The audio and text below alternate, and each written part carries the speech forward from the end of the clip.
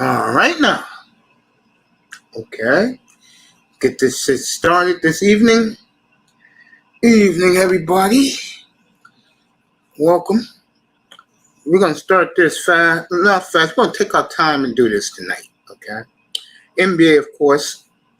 The big trade that happened about 3-4 hours ago was Rudy Goebert. Mitchell is next, by the way. So I'll get to Mitchell. He's next to leave. Rudy Goebert going to the Timberwolves. Let me give you the details of this trade. Utah's going to get 4 number ones out of this, all guaranteed. I mean, all they can cash in on the number ones. Alex Rodriguez and the new GM who they fleeced from the Nuggets. This is how you do deals, baby. All right, we're going to do Rudy Goebert right now, okay?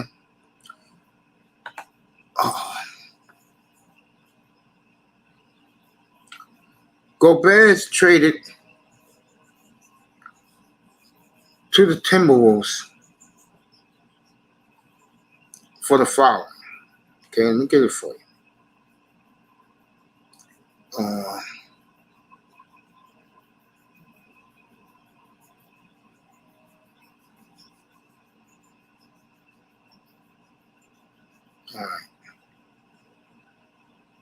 Trying to get Patrick Beverly is in this trade.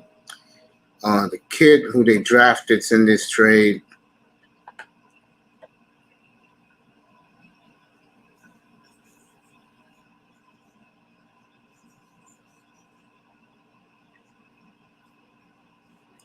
Trying to make sure I get you the particulars in this trade.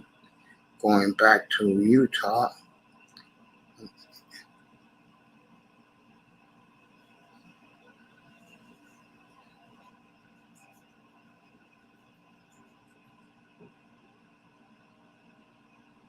All right. Beasley, Kessler, Vanderbilt, and Leandro Bolmaro are all going to Utah along with Minnesota picks in 23, 25, and 27, and in 29. So Minnesota basically have traded 4 of their number ones for Rudy Goebert. There'll be alternate years, 23, 25, 27, 29. Okay? All unprotected except the 29 pick. That will be protected in the top 5. You gotta love this trade for Minnesota. By the way,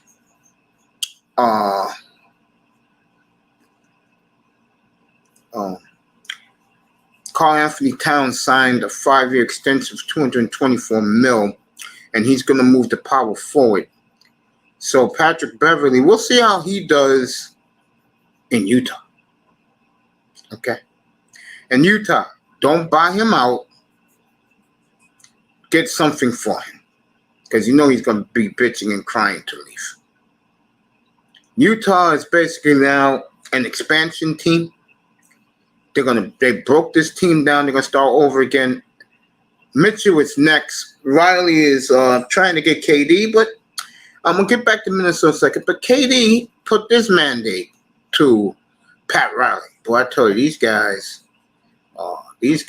letting Pat Riley know that you want me, I want my stars around me. Okay.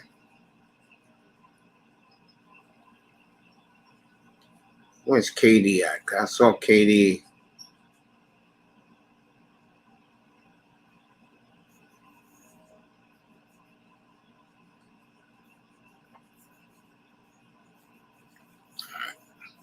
I'll tell you, this is giving Brian Windhorst a big comeback for him.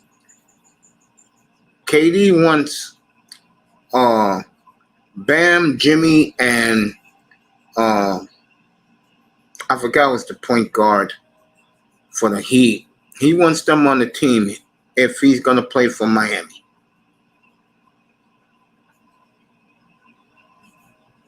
Let me get over here. All right, here you go.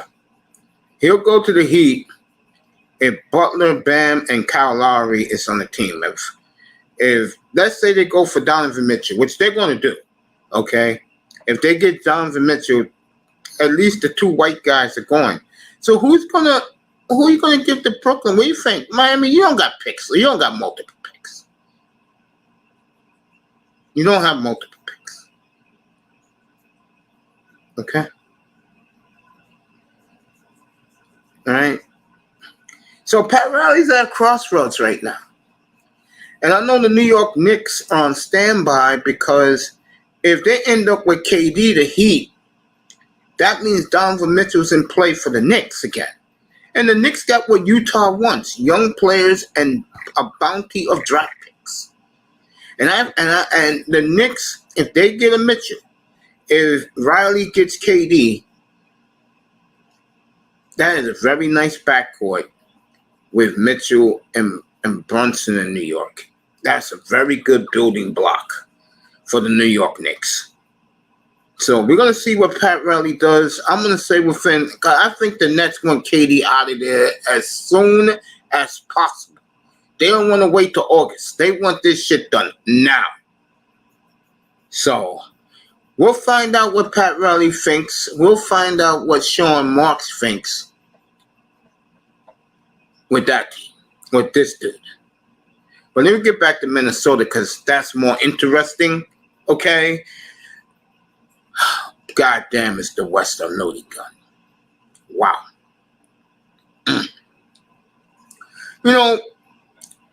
People, and I could go racial here, but I'm not going to do that right now. I'll wait till I do my podcast next week on Anchor, and this is one of the topics I'm going to talk about is the new NBA coming.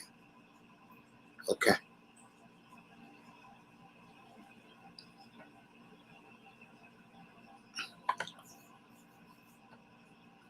When you look at a team like Minnesota right now, they have catapulted to Western Conference championship contention. Give them a lot of credit. Like I said, I told people this over and over again. Golden State can win the West again. Denver can win the West. Memphis can win the West. New Orleans can come out with a motivated Zion Williamson. And he is motivated. The Clippers. And Minnesota making this power move. They could come out of the West now. But the difference with Minnesota and the other teams, Anthony Towns and Anthony Edwards have to come and bring it every fucking night. You know Goebert is bringing it every night. All he has to do is rebound and block shots. Okay? You know that he is going to bring it. But right now, Minnesota is with the group now. But the only thing about Minnesota I don't like is the coach. Because he lets the inmates run the assignment. And when you let the inmates run your team like Minnesota did, you ain't going to get that far. I think in time, probably a year from now, they have a better coach and a new head coach there a year from now. Okay, that team is talented.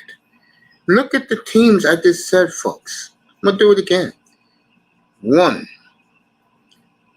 Golden State. 2, Denver. 3, Memphis. 4, Dallas. 5,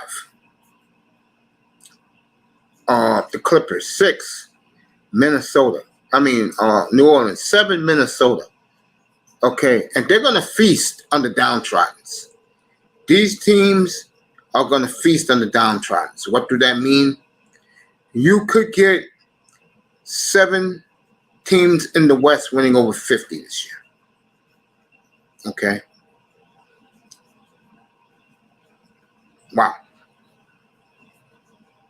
And I didn't even mention the Lakers yet. Think about what I just said to you. They can get Kyrie. To me, age is what's going to kill them.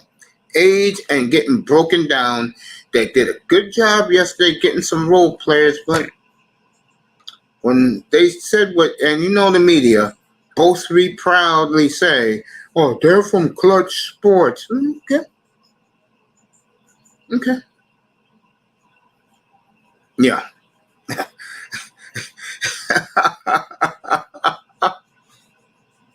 Yeah. Mm-hmm. Clutch Sports. I'll get to him. Matter of fact, let me do him now. Okay, let me do his ass now.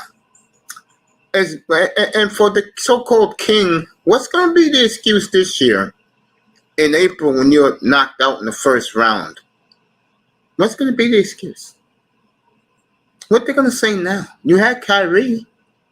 You're not getting KD because now that Riley knows what he's working with, he can pull off KD now. He can pull it off. Okay? Well, that's pipe dream that the media has. Lakers are desperate right now.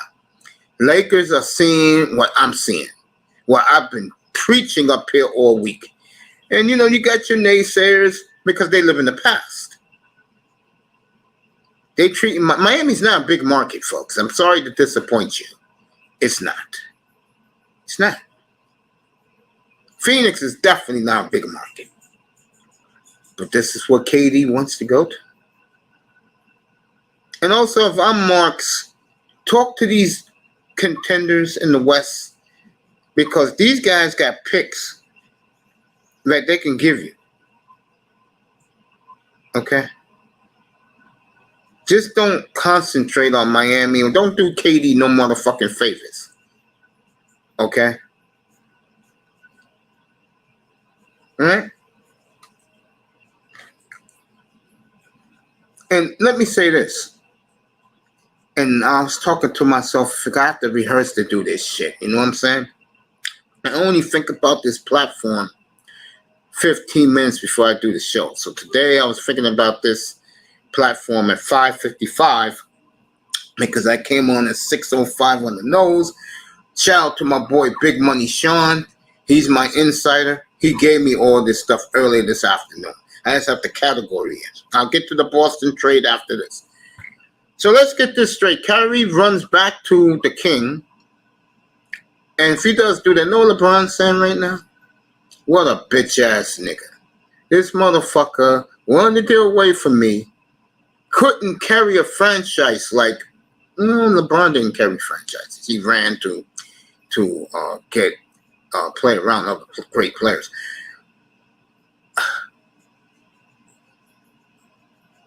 Bottom line, he's LeBron. LeBron is his.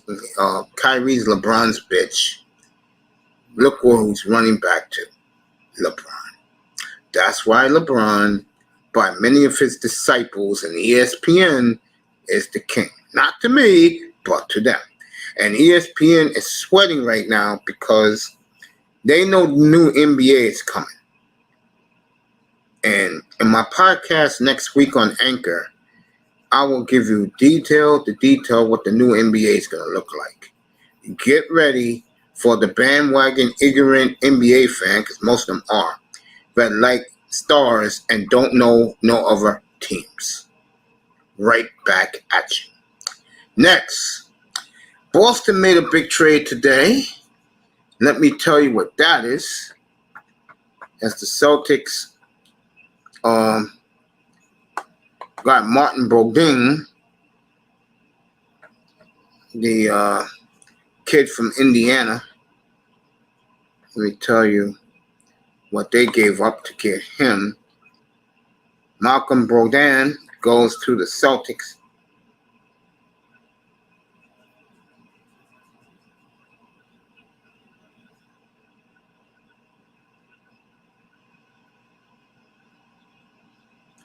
They gave up Daniel Theis, Aaron Nesmith, Malik Fitz, and Nick Stockis. In other words, and Juwan Morgan. In other words, Boston gave up some of their 11 to 15 players. That's what they did, because Indiana don't want to pay anybody. They gave up the end of their bench and a first-round pick to get this kid who's making money. Is it a good, very good addition for Boston? Yeah. Puts them where they were before. I mean, right now, if I have to look at the East right now, I want to see what KD, where he goes. Let's see what Pat Riley does there.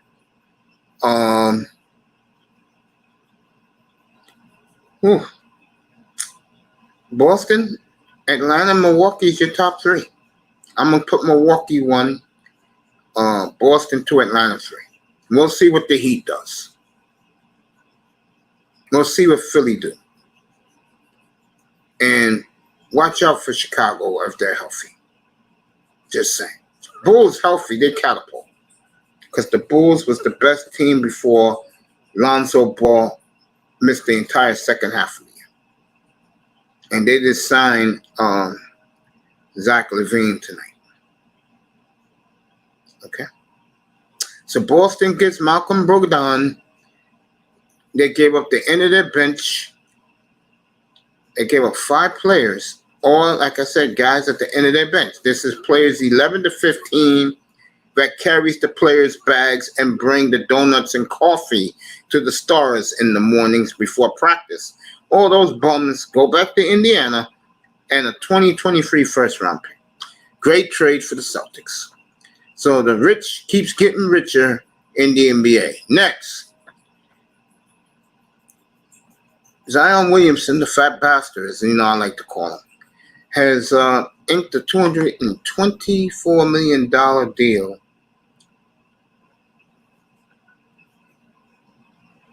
make a $231 million deal with Zion Williamson. So Zion will be making, let's see, 44, 3. He'll be making $47 million a year for the next 5 years. Okay. The question is, do you think the Pelicans did the right move? Zion in shape, flexing his brand new body, the muscles. Zion looking real good with all that money around him. Willie Green ecstatic that he has a deep roster and a deep team. And like I said, this team here in Atlanta are going to come out like gangbusters this year, folks. When you get to the All-Star break and you look at New Orleans' record and you look at Atlanta's record, you guys going to say, how? It's easy. I'll do New Orleans first. They got a taste of the playoffs, and they love that taste. And these kids are going to come back motivated. Okay? They're going to come back ready to go in September. When you get a taste of success a little bit, and you have a good ball club, and then you add your supposed franchise player in shape back to the team, that's a very, very beautiful problem to have. Willie Green is ecstatic. He loves this deep, young roster. And because he lost the weight, look at this bench. Herbert Jones, Jose Alvarado, who made a name for himself in the playoffs, Trey Murphy III, and they added Dyson Daniels and E.J. Liddell.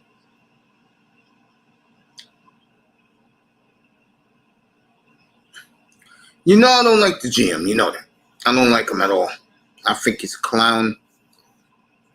But hey, they're beginning to redeem themselves, folks. And the Pelicans are going to be right in that mix in the West. So, congratulations to them. Willie Green got a group of kids that respect him. They play defense. They got the Phoenix Suns style of running gun basketball.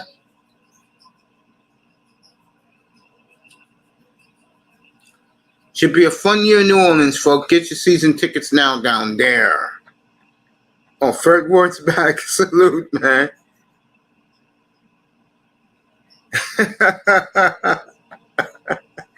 Oh, I'm going to have fun with Fred Ward right now. I am enjoying this. So let's do the rankings again, folks, in the Western Conference, in my opinion. Golden State 1, Denver 2, Memphis 3, Dallas 4, Clippers 5,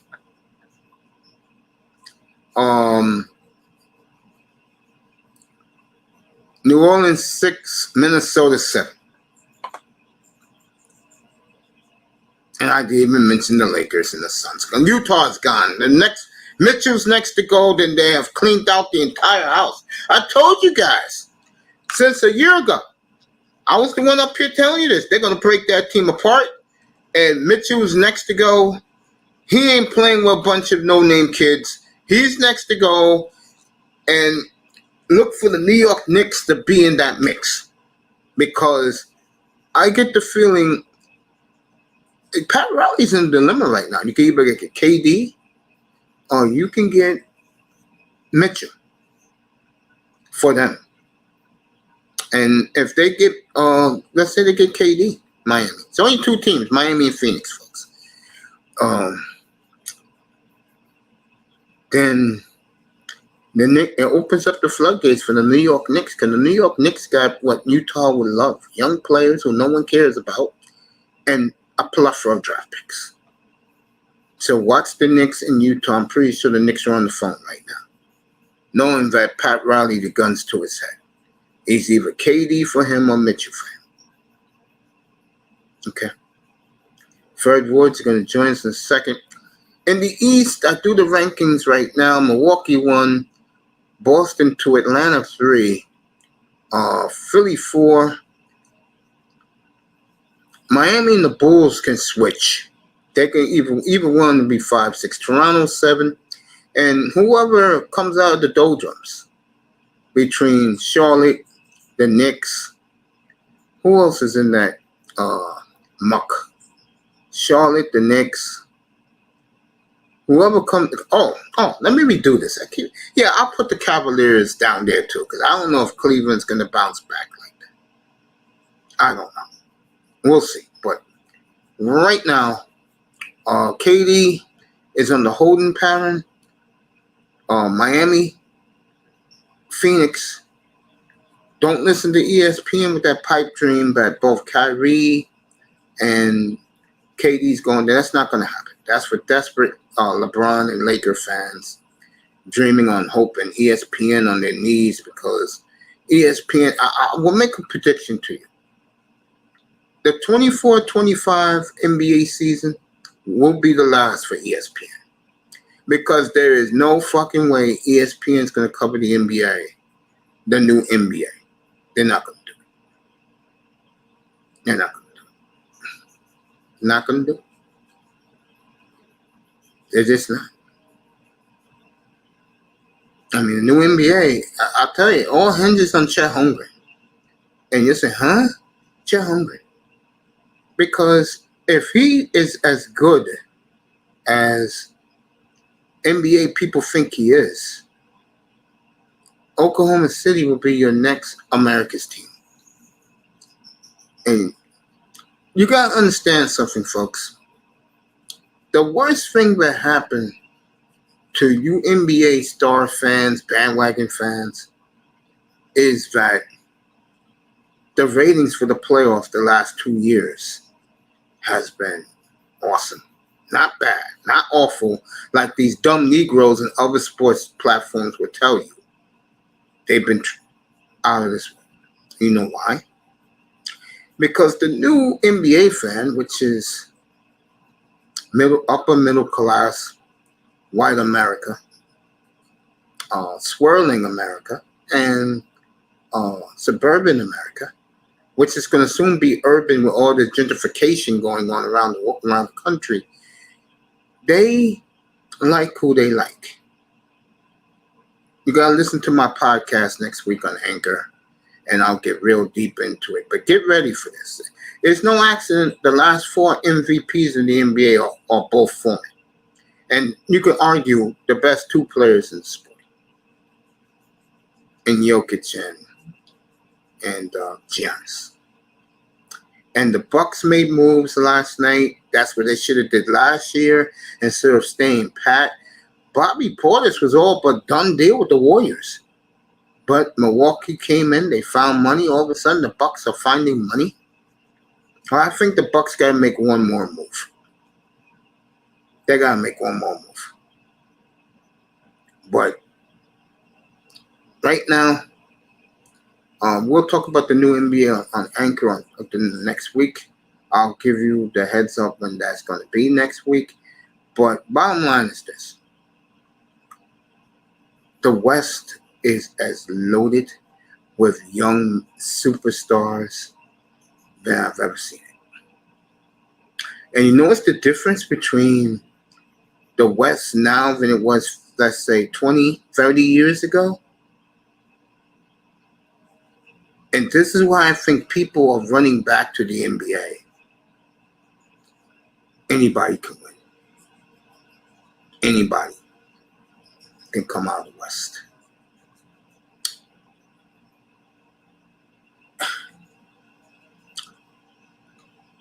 I look at it as Golden State, and I picked them a year ago at this time, but when Klay Thompson announced that he was 100%, I said Golden State's winning the title.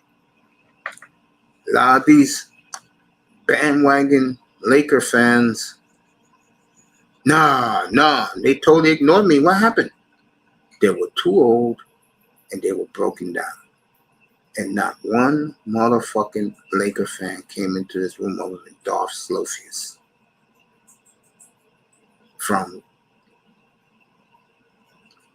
Thanksgiving on.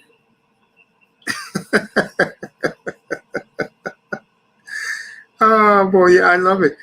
The Lakers, again, did some good things last night. They really did. I applauded them up here last night. What they should have did last year, they did this year. Okay, the only problem is they're all Clutch Sports clients.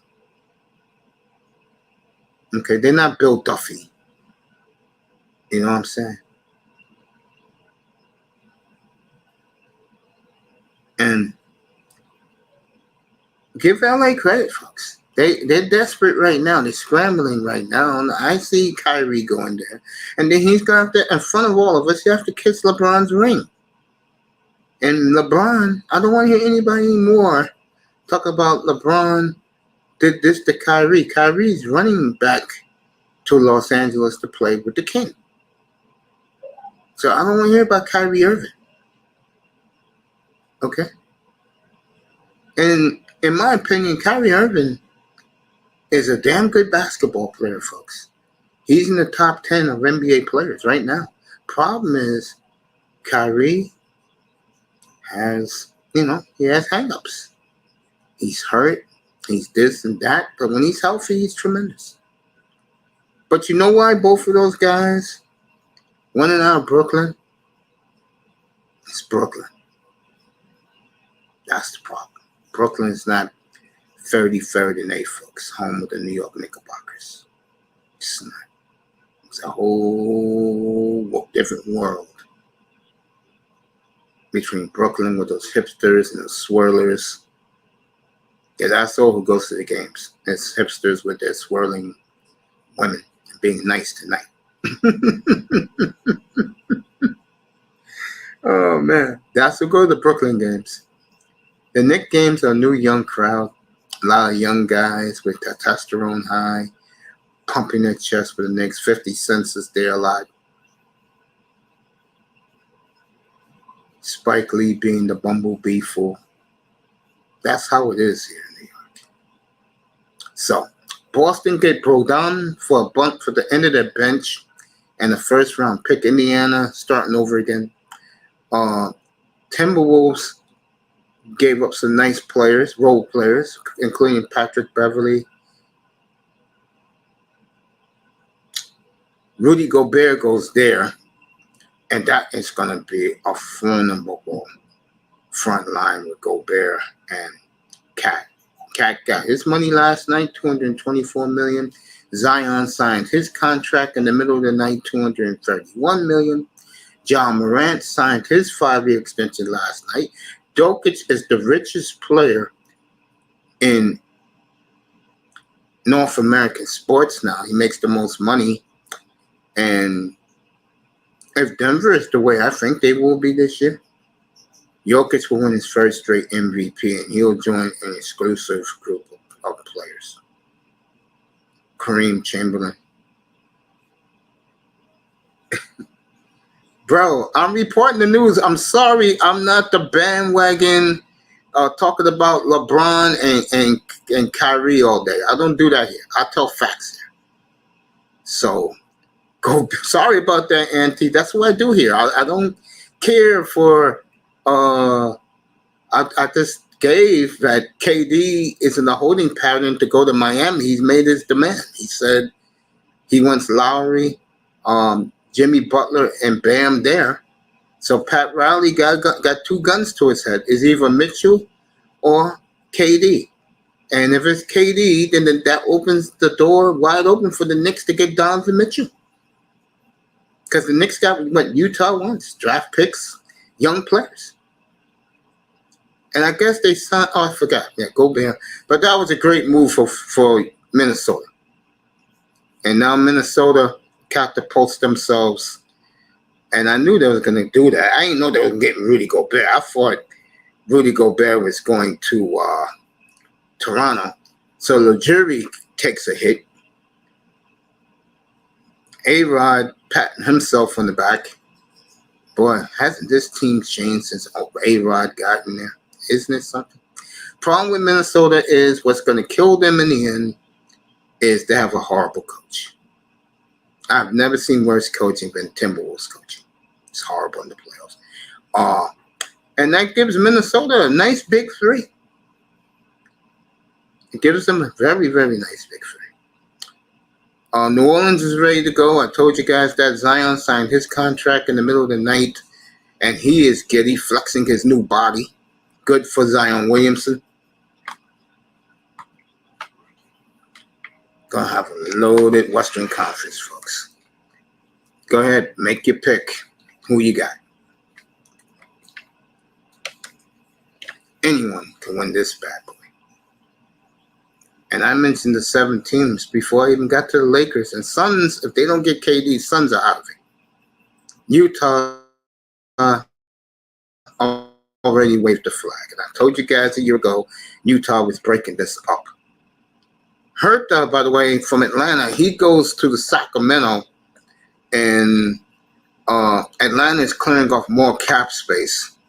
So the Hawks keep moving along in a very, in my opinion, a very winnable Eastern Conference. Very winnable. Willie Green ecstatic that he has a squad that can compete with anybody in the West. He is absolutely correct. And I'll tell you one thing about Zion. He has been in the weight room the last couple of months, folks, because he is buffed right now. Got a picture of Zion Williamson right now, the new Zion. And the Pelican fandom, they're in the mix, folks. And that team will be highly motivated to get this started. I told you guys, I've been telling you guys, 2 teams that are going to be ready to roll on New Orleans and Atlanta in the East. And Milwaukee made some nice moves last night, but I think Milwaukee got to get one more piece. They got to get one more guy. Boston's ready to go, stealing Brogdon. So the Celtics, I think they'll have a fallback early in the year, but come March and April, they'll come out like gangbusters because they know how to get to the top of the mountain. So Boston's gonna be highly motivated. Udoka is a hell of a basketball coach. Proud of him.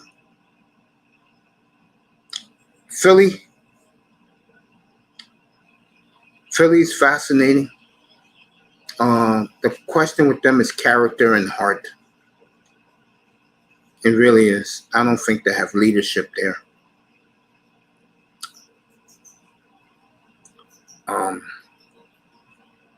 Miami, let's see what they do. Let's see what Pat Riley can pull off. Let's see what Riley can do. And the West, Kyrie will end up in LA. So the Laker, we need a star bad. Again, when that clown goes to LA, Kyrie, that motherfucker should get on his knees and genuflect and kiss LeBron's ring. And LeBron is vindicated. That clown proved he can't do it without the king. Okay? Los Angeles is going to be very interesting. Because, again, if it doesn't work out, and with them, age and injuries is going to be their downfall. But they made some pickups last night, which I was up here applauding. I said it's about damn time. They should did this a year ago. Again, what changed the Lakers' fortune, in my opinion, and all these Laker fans were getting on me because, of course, these bandwagon guys are ignorant. They don't know the NBA. They don't even know the guy they follow. Okay? Most of them are ignorant people. I said, Lauri Markkanen, you go get him, get rid of Davis. He'll space the floor, and you know he's not going to get hurt. I'm laughing right now. I'm keeping it. No. We need AD. And let me say this about AD for ESPN. He is not a top 10 player in the NBA when he's healthy. No, he's not. So cut the bullshit, ESPN. I'm getting tired of ESPN. I'm getting tired of them. That's why I don't watch ESPN. Okay. All right. Toronto falls to me to 7. And then 8, it could be Charlotte. It could be the Knicks, depending on what they do with their next move. I'll tell you right now, KD goes to Miami. I'll tell you right now, Knicks are pouncing off that phone to Utah and said, you could pick any young player. We don't got stars. You could pick anybody you want. Anybody. We'll give you the boatload of picks you want. Bring Donovan home. Okay. So Pat Riley got the gun to his head. The pressure's on him now. He's going to have to make a choice. Mitchell or KD? Mitchell or KD? Mitchell's 25 years old. KD's going to be 34. There you go. That's the drama right now in the NBA. That's your drama right now. Who will Pat Riley land between Mitchell and KD?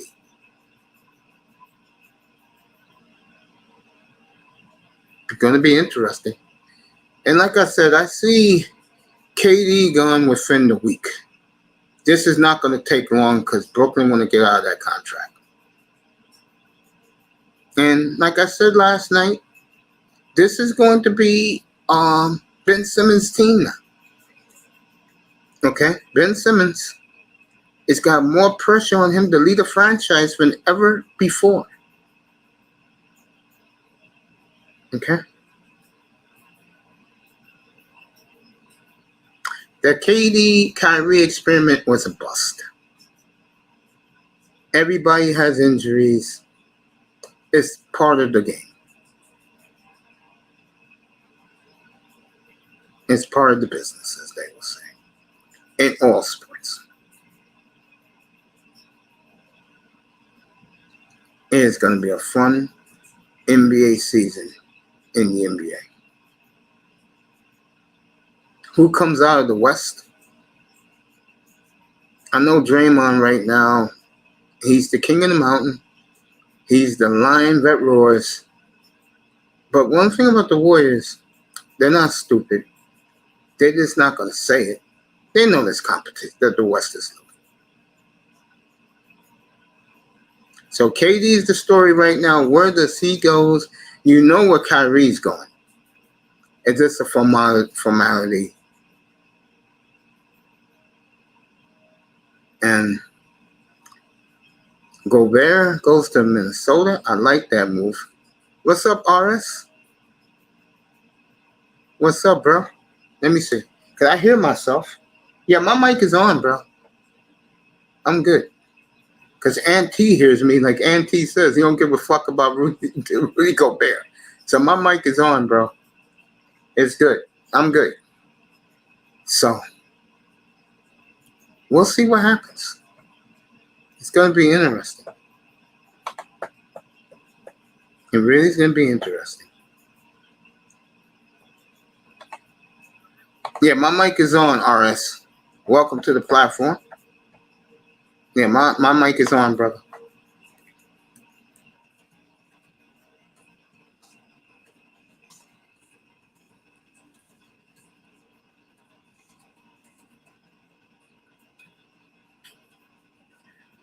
So the Heat, the camera's on the Heat right now. F the Lakers is on the Heat. We know Kyrie's going there. Oh, you want him to go to Phoenix? Yeah, Phoenix is in the mix. Phoenix is definitely in the mix. It just depends on what Pat Riley does, what the Nets do. Let me ask you a question, RS. Who would you give to, what players would you give to Brooklyn to get KD? I'm curious. Let me know the players you would give up to get KD.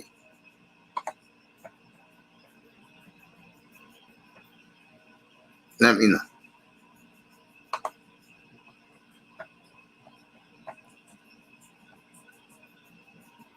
You know, I'm sitting up here right now, chilling. I'll let you know what else is going on. But right now, we are waiting for KD and Sean Marks. Pat Riley, like I said, he's out there feverishly trying to get either KD or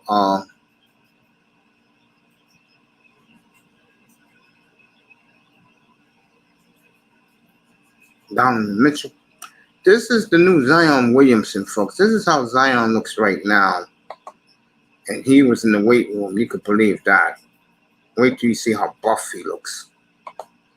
And like I said, New Orleans will be ready at the start. Two teams that will be ready at the start in the NBA season, New Orleans and Atlanta. They'll be ready to chomp at the bit. You know, the Warriors will start off slow. Nooney, if Suns don't have to, but maybe Ayton. Yeah, that's why I would give up Ayton, and I would give up Bridges for KD. That's what I would do. This is the new Zion Williamson, folks. This is how he looks right now. He's flexing. Got his money last night in the middle of the night. Happy. Look at those biceps, man. The gut is gone. I'm going to show you him right now. The gut is gone. There you go. That's Zion Williamson as we speak. Got his money last night. He's happy. He's in shape. He's in phenomenal shape now. It's amazing what 2 months of hard work will do. There you go. That is the new Zion Williamson as we speak. You don't think he's going to be raring to go? You don't think? Shit. That kid's a mountain. He will be raring to go.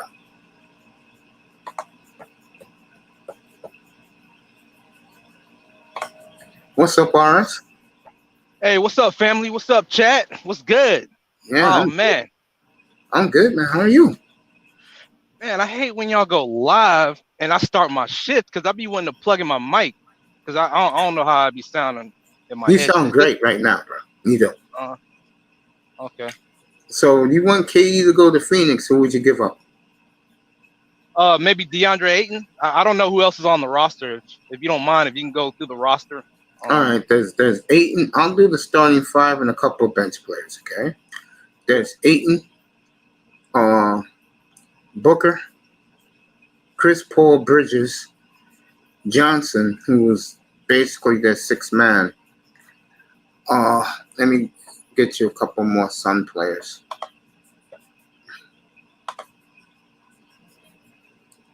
As I'm talking to you. The Brooklyn Nets currently right now they have Ben Simmons is questionable, right? He's still with the Nets, right? Yeah. You got they're gonna build their team around him once they get rid of these two. they got DeAndre Jordan. And who else do they have? James Harden. No, they don't have DeAndre Jordan. DeAndre Jordan's in Phoenix. Oh, okay. I know you talk about Brooklyn. All those guys are gone. They traded Ben Simmons for James Harden, Philadelphia. Oh, okay. My fault, man. I've been out of the loop a little bit. Yeah, okay. You got DeAndre Ayton, Devin Booker, Mikal Bridges, Jay Crowder. I'm naming you the star players. Cameron Johnson, JaVale McGee went to Dallas, Cameron Payne, and they have a solid roster. KD, if he doesn't want to be there, he doesn't want to be there. Let the man go. You don't want to have a gloomy locker room. Well, Pat Riley, he gave Pat Riley a demand a little while ago. He told Pat Riley, I want Jimmy Butler, Bam, and what's our point guard for them again? Kyle Lowry. He wants them on the team if he's going to go to Miami. In other words, go ahead. KD, he wants them to sign him and not Donovan Mitchell. Okay. Yeah, you mentioned Donovan Mitchell. I saw some trade rumors of Rudy Goebert leaving to go to Minnesota Timberwolves. They traded him to the Timberwolves today. Yeah. Oh shit, man! They got the Twin Towers and Goebert and Karl Anthony Towns. Yeah, that's why I said yeah. And they got Anthony Edwards. Yeah. I tell you, the Western Conference is loaded, man, and these guys are in denial about how good these teams are. I mentioned 7 teams in the West before I got to the Lakers with Kyrie. Okay. Mm-hmm. I said Golden State, Denver, Memphis, who signed John Morant to a 5-year, $193 million deal last night. Dallas, Clippers healthy, New Orleans with a healthy Zion, and Minnesota. That's 7 teams right there. Yeah, shout out to Minnesota Timberwolves. They're gonna do a lot better than they did last season. Who did they get exited by? Memphis Grizzlies? Yeah, Memphis. Yeah. Okay, that makes them better than Memphis coming into the season if they were facing each other. I still think Memphis is better. With Rudy Gobert down low defensively? Yeah, I think Memphis is better. You got Karl Anthony Towns 3-point shooting, and they're already drawing equivalent to Anthony Davis being like LeBron James. And how did that work out for the Lakers? No, I mean Anthony Edwards, Minnesota Timberwolves. He's drawing comparisons too. Yeah, it's gonna be interesting. I know guys don't like hearing me talk facts, but hey, those 7 teams in the West can win the West outright. And if KD don't go to Miami, I think no team in the East. I give Milwaukee a chance, but the other teams in the East, they can't beat any team in the West, man. Yeah, even Denver, man. Yeah, Denver, I got number 2 right now. KD going over to Denver. No, he wants either Miami or Phoenix. Suns. Okay. Yeah. Yeah. I see him going to. I don't know where he's gonna go. I don't, but look at that team, man. I don't know. I just think the West is so loaded right now, man. I do. I think it's going to be great basketball for the NBA. East, like I said before, Boston, Atlanta, Milwaukee, then Philly. But Philly, to me, has no leadership. And then Miami. We'll see. Chicago, I think, is the wild card in all this because with Ball's healthy. They were the best team in the East before Ball went down a year ago. So we'll see. Talking about the Bucks, if Chris Middleton comes back healthy, they can probably come out the East. The East again? Yeah. They could. Yeah, to me, they're the only team in the East who could beat the West. It's him, Giannis, and that group, because they know how to win championships. Well, all the action is going to be in the West. So if you're an NBA fan and you have a team in the West that is among those 7, because 8 through 10 ain't going to really matter. I mean, you could see the Lakers and maybe Minnesota flip-flopping. But if you're looking at those first 7 teams, folks, those are some strong, young teams. Hey, if you're online in a few hours, I'm driving. I'm going to reach Pennsylvania in a few hours. But if you're still online, I'll be on. Don't worry about it. I'm going to plug in my microphone. All right. You know, show my studio equipment inside my truck. Hey, tell me this, man. Do you have any favorites coming out the draft? Nah.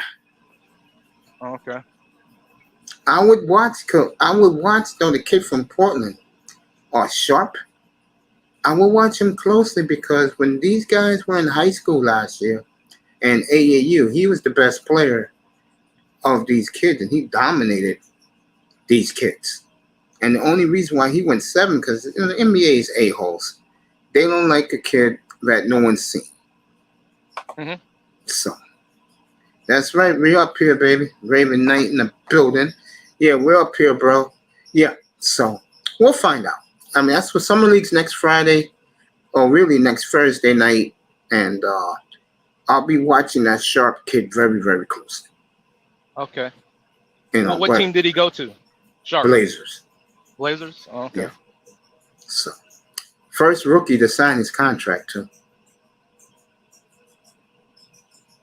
So. Damian Lillard, is he staying with Portland? According to this, he did not sign, and I'm proud of him because I was going to roast his ass. He did not sign his $100 million extension. So it's coming out right now, folks. I didn't touch on it. This is for you since you asked. Damian Lillard is not, when you say isn't a sure thing that he's going to sign that extension, I could have told Portland this. Not happy. You could read between the lines. He's not happy with the moves that is going on with him. So, and in reality, they didn't do anything.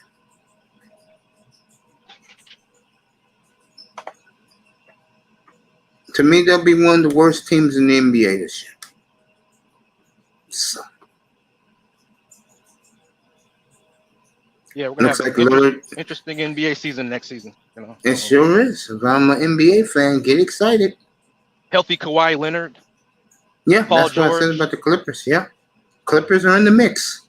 They got John Wall a couple of nights ago. Oh, did they really? Oh, okay. That's what's up. Yeah, he's working out with the Clippers right now. So right now in the Western Conference, it is stacked. And to me, any of the first 6 teams can get out. Any of the first 6. Any of the first 6 teams can get out of the West. Okay.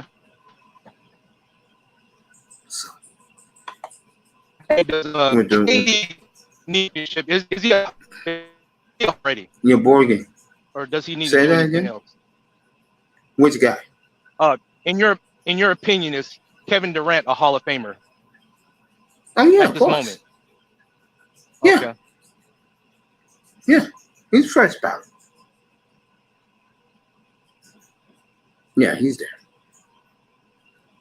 He's up there, no doubt. I think what hurt him though is that what's our boy? Steph Curry won another title without him. And I think that hurt him big time. I do. So I think that KD's gonna have to. I know he wants Miami, but people are gonna say, "Bro, that wasn't your team, bro. Phoenix, that's not his team." And he's beginning to look like a LeBron. And We'll and find. I like to look at the good side of things. I'm not a real KD fan. I would like to see the floor general Chris Paul, get a championship ring. I do I too. mean, you know, him getting defeated by Dallas Mavericks. I mean, I'm not going to take anything away from him. So um, I hope he does get a ring. I do too. I like Chris Paul. I think he's one of the all-time greats. I like him a lot. Big Money Sean's here. I'm gonna read what Raven said in a second. What's up, brother? Yup. Yup. What up? Oh, what up? Oh, snap! I just dropped my phone. You're Yo, welcome, Raven. What's up, RS? yo. I think KD will find similarity to playing with Golden State. Over in the Sun. Because you got a point guard and Chris Paul. The ball's gonna rotate around a lot. Plus, you got a 3-point shooter in Devin Booker. He's like a Klay Thompson over for the Sun. Okay. I don't know the stats or percentages of who shoots better, but I like them both. Well, if it ends up in Phoenix, you're gonna have fun watching those three play together. Oh, you headed to the liquor store? Okay, Raven. I'll be up here. This is my first hour in, and Damon Lillard has all of a sudden have gotten out of my crosshairs after what he said tonight. Good for him. Because if you look at that roster, and this young man, DeVille, 28, asked me, "Did you like the moves?" I said, "Hell's no." Because I'm a Blazer fan. Good for you, Damon. And I think Damon sees what I see. It is time to get the hell out of there. Oh, wow. I'll talk about that later tonight. Because you're Damon Lillard, and you're looking at a starting lineup of a group of guys playing small ball.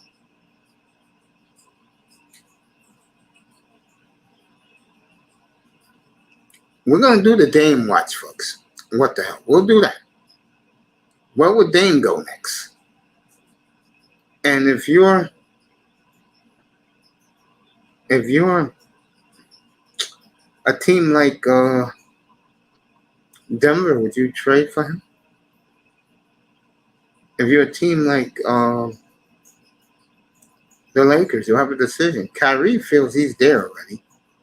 But would you rather LeBron play with a real leader in Dame Lillard, or would you rather play with a bumbling buffoon like Kyrie Irving? Interesting. So the Dame Lillard watch will begin. And good for that young man. I know his reputation grabbed him around the throat and told him, "Nigga, where's the star at?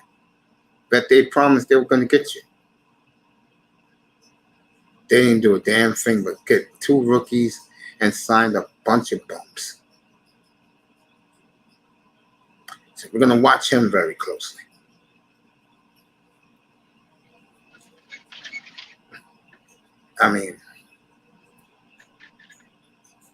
I know Portland ain't gonna want Kyle Lowry back. Cause he's joined his buddy in New Orleans. I mean, if they get him with a healthy Zion, I would put them as the goddamn favorite in the West. That could work. Yeah. Yeah, that can work. They got a boatload of picks. I wonder if the Knicks now regret signing Brunson now that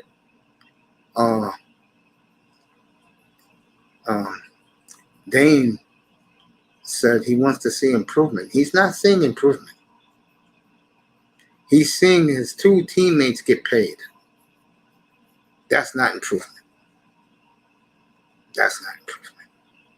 And CJ McCollum is laughing all the way to the bank because he got a healthy Zion. Sean. Yo, what up, bro? I'm going to show you the picture of the new Zion Williamson. Wait till you see this. Well, I saw a video of him, but I didn't see a picture. No, you're going to see the picture right now. This is Zion Williamson as we speak, folks. The new Zion Williamson. How was your day, man? That was okay. Good. Always good seeing you. It's nice talking to you, too, today. Yeah. We usually don't do that much. I don't like to bother people. I'm one of these guys. I'm one of these guys, but I leave people alone. And T will probably be up later to dispute all of this. And, of course, Ferd Ward said he was coming. So we'll see if these guys are coming.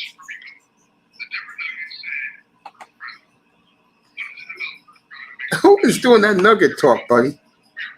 This guy, Spiker Cam, like you could say he's, I think he used to play college ball, if I'm not mistaken.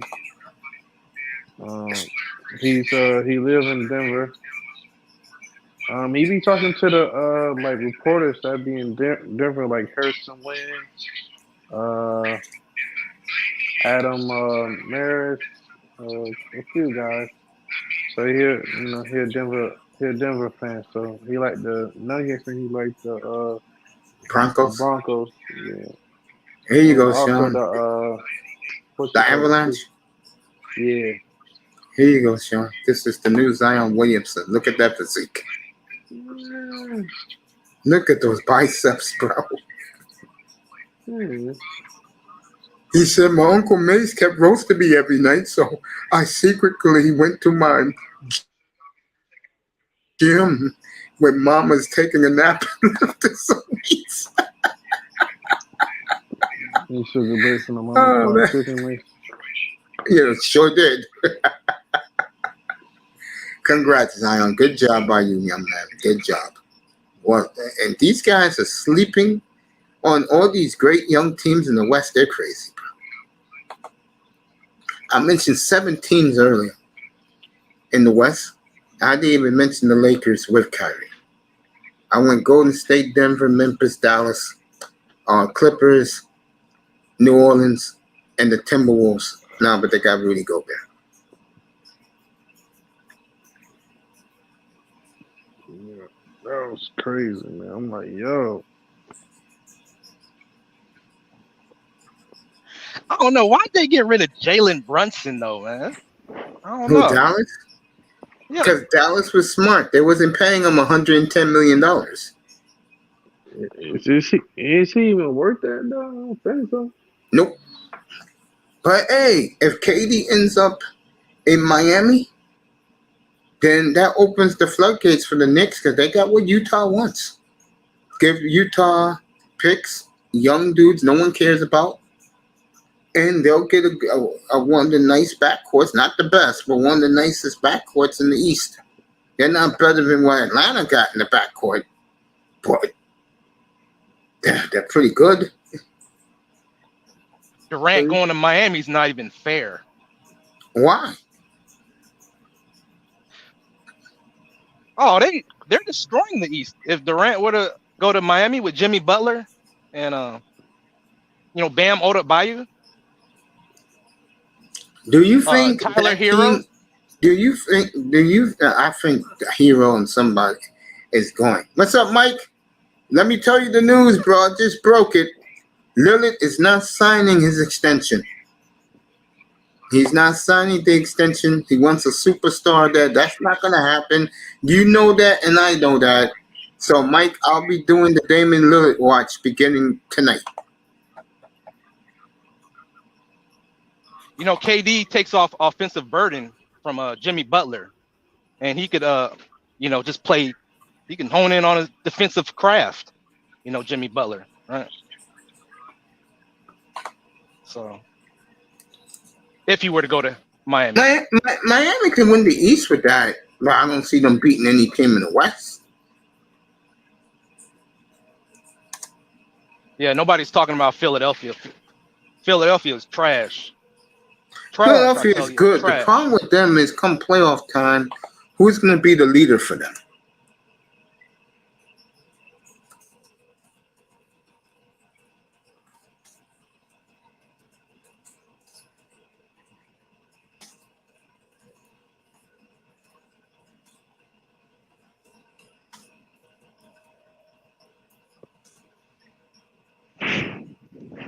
No, I'm right here. I'm just writing something to my man Mike in the chat room. Big Blazer fan like me.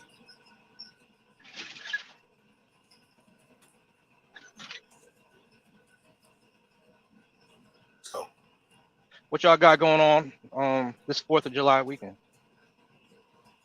me, I'm chilling. I'm taking Sunday off, so unless news happen, I'll be off Monday too. Okay. There you go. That's for you, Mike. Wow, really, Mace? You and I are not surprised. No, we're not. I promise you, next spring I'll be out there. I'll be out there. I promise you, next April. It'll be good to go back to my home, away from home out there. Can't wait to get back out there. So Dame told the Blazers tonight, not so fast signing that extension. Smart man. I don't see him doing it.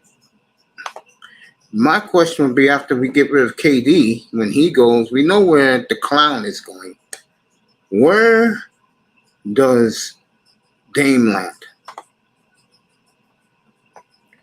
I think the Knicks jumped the gun with Brunson. Hey, RS and Sean. Imagine him teaming up with Doncic. You know how scary that would be? Wait, so what, man? What you say? If Dame, who is not going to sign his extension, are teaming up with Doncic, bro. You talking about Luka? Yeah.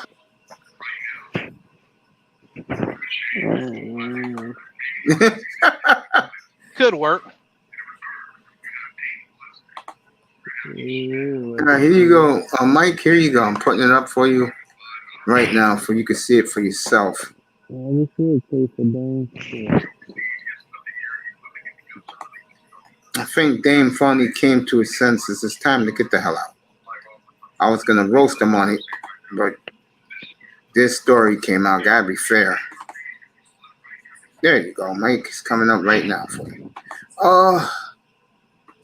This is why I love doing this, man. As my insiders with me in the room. There you go, Mike. Dame Lillard, rumors, stars, new contract with the Blazers isn't a sure thing. I could have told people that. Because why would you want to sign an extension with an expansion team where you can get out right now? And we'll give you a standing ovation. We'll cry to see you go to a championship contender. But we'll wait. But we know you're going to go get a chip. Now, your Pat Riley don't got what Portland was.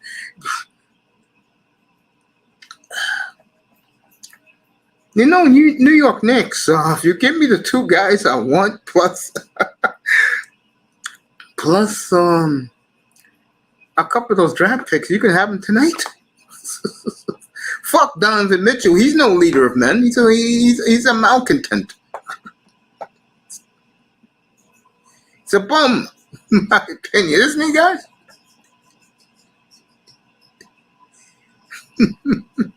So there you go, Mike. Isn't it sure thing, baby? Smart man. Smart man. Good boy, Dame. I'm proud of you tonight. Good boy. Yeah, Luca is great, boy. You put those two together. Philly, Maxie straight up give us a pick too. It's yours. Take them. I'll do it right now. I won't even hesitate. Good boy, Dame. Good boy. I'm proud of you. Dame Lillard off my crosshairs, and I would have hated to kill him. But he sees the light now. Hey, you guys had dinner? What'd you guys have for dinner? I'm a New Yorker, so I had a slice of New York pizza and a beef patty. Oh, okay. Yeah, I had dinner a couple hours ago. I knew I was going to do this for the long haul tonight. But I am very, very happy that the NBA is giving us something. Hey, Sean, you like the Nuggets picking up the kid Brown? Huh, Sean? Yeah, Bruce Brown. I like that trade for you because not only does he give you a backup point guard, this guy is fearless and he's a leader. I watched him almost every night with Brooklyn. He's clutch too. Yeah, that's why I like him. Nuggets fans like this one. They've been wanting him or. Let me show you this so you know what you'll know what you're getting. Look forward for this because they're customizing it. Where is NBA store?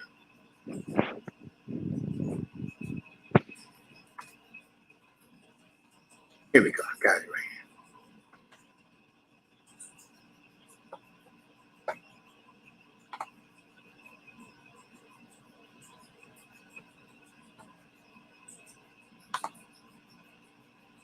One second, bro. I gotta do something right quick. Yeah, go ahead. Sean, you there?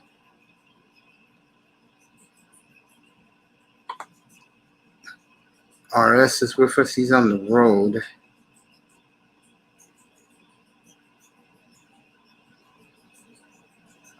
Make sure he gets there safely.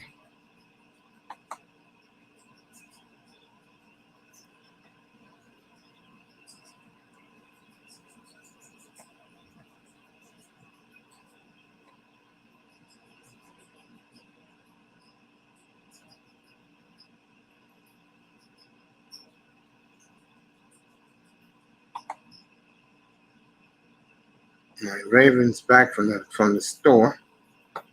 Let's see what Raven's saying.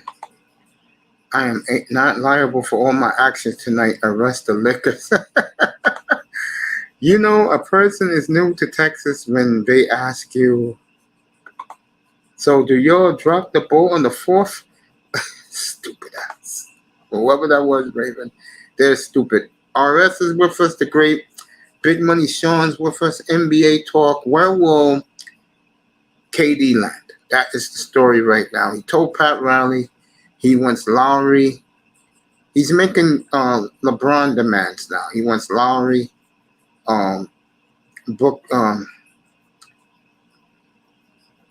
he wants Lowry and Bam and Butler on the team if he goes to Miami.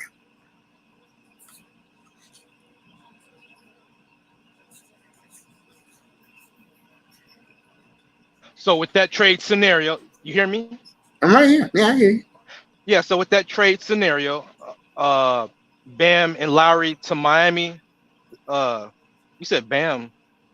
Bam to KD wants Bam, Lowry, and Jimmy Butler to be on the team when he gets there. If he gets there. Oh, he making demands. Yeah.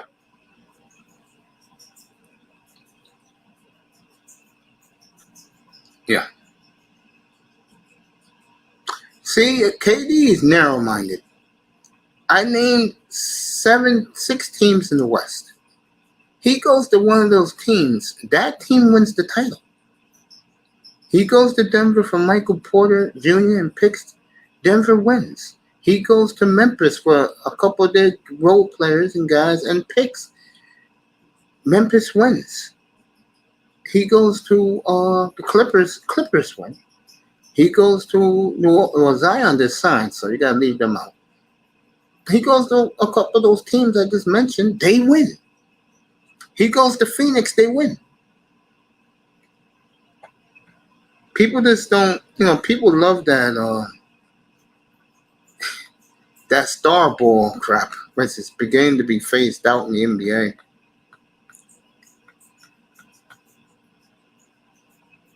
So, I'll be me, Tackman Clan Killer, and the beautiful Miss Melina. We'll be doing the NHL draft next Thursday night. That's an all-night thing, folks. So, the great guru of drafting, the great Tackman Clan Killer, on the docket. KD's on holding pattern. Everybody was coming in here. Is either Miami or Phoenix for KD.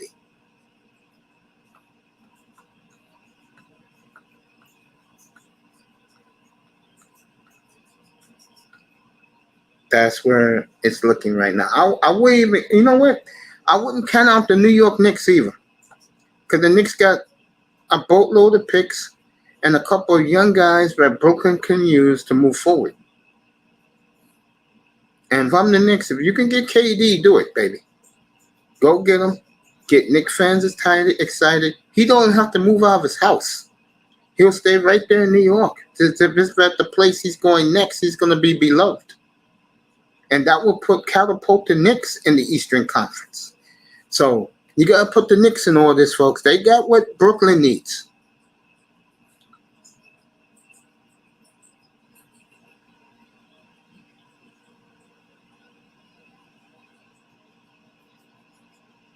So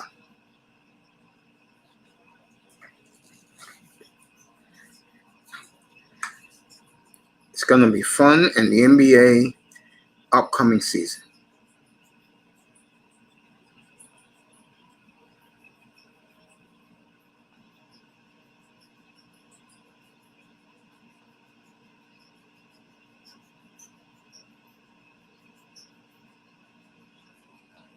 I'm so happy for the NBA. I'm smiling right now, folks. So KD's on holding pattern. Kyrie, as soon as KD is gone, most likely he'll end up with the Lakers. Okay, and LeBron will be vindicated.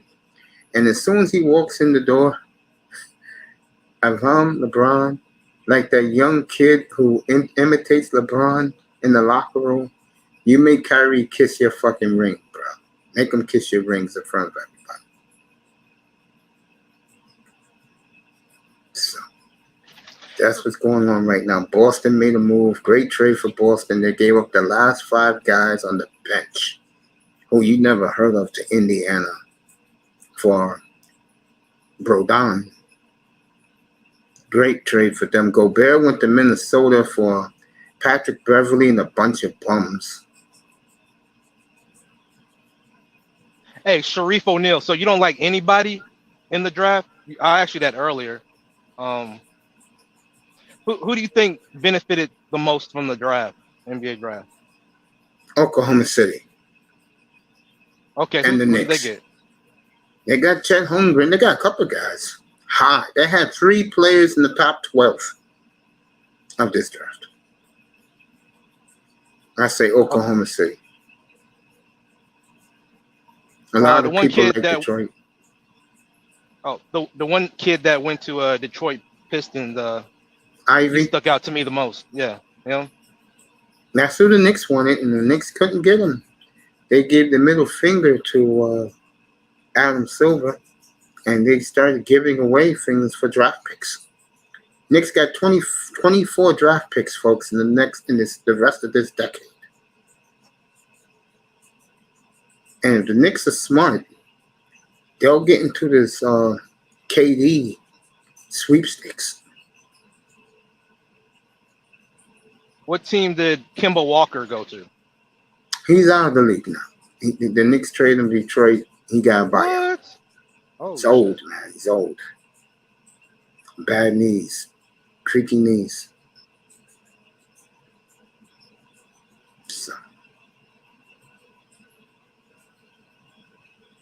Sharif O'Neal went to the Lakers, right? Yeah, but he wasn't drafted. Oh. Neither was Pippen's kid. Wasn't drafted. Don't see it for the Lakers, man. Even with Kyrie, I don't see it. Age is going to be their downfall. Age and injuries again.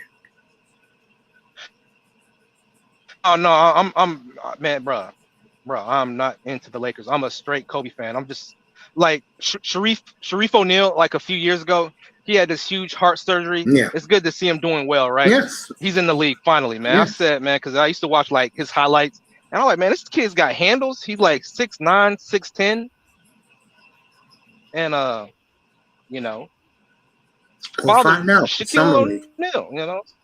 So We'll find out in summer league yeah. because I think the NBA needs a high-flying player, and neither him or Pippen's kid is that.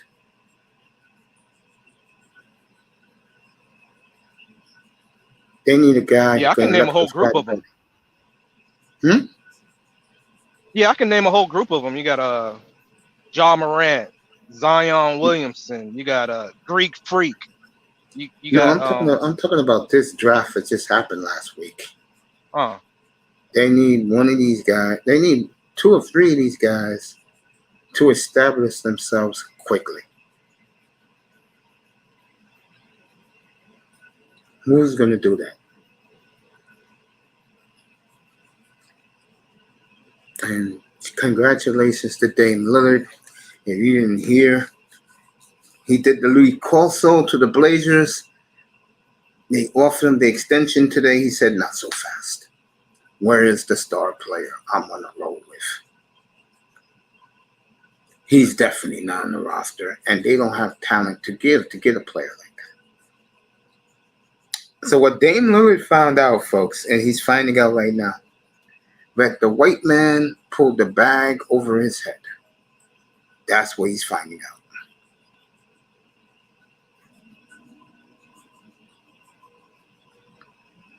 He really believed with blind loyalty that they was going to get things better.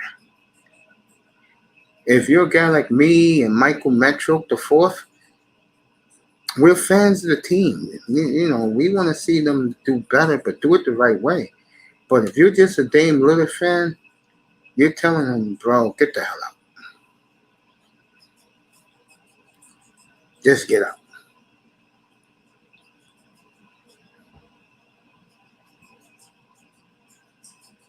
Just get out. It's a bad, bad situation out there. Bad. But back to KD and these guys, the real players. Sean is nowhere to be found. He said he'll be back. You know what? Fuck that. He's busy. I got RS up here with me, talking NBA free agency. Bleacher Report has been the topic today. Training camp in 3 weeks, everybody.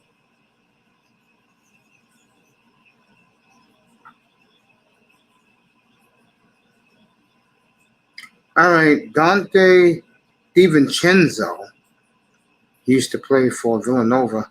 He just signed a 2-year deal with the Warriors. He will replace Gary Payton II, who went to Portland late last night.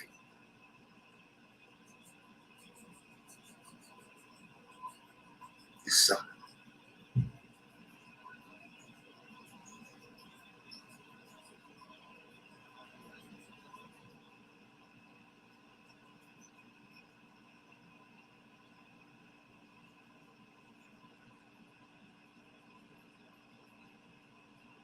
Hey, Mace, let me step away for a second. Got a phone call.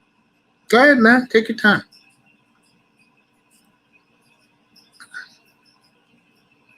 So, this is the up-to-date in the NBA as we speak tonight. Good stuff, folks.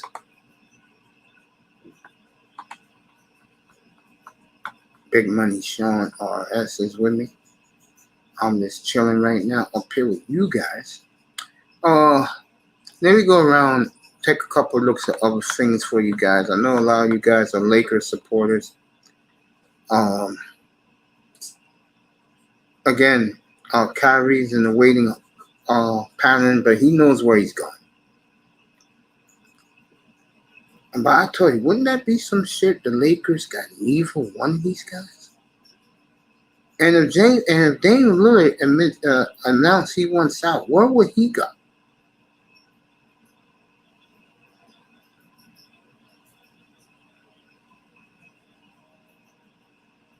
Where would he go?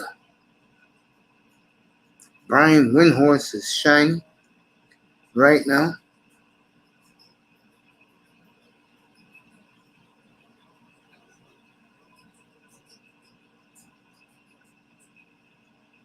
Luke Cornett signed a 2-year deal with the Celtics.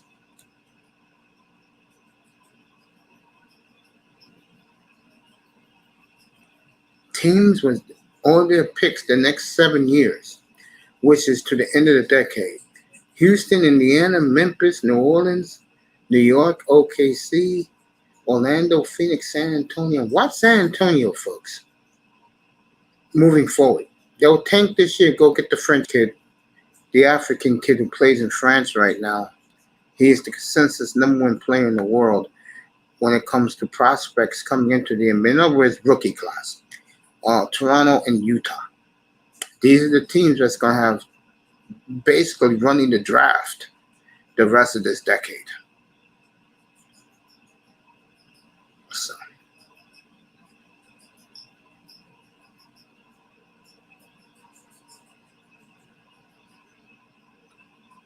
Interesting. John Wall, like I said, he went to the Clippers. And Zion Williamson has signed his 5-year extension. And he is a happy man right now. It's amazing what $230 million can do. Well, look at this. Would you like to come up and say hello, stranger?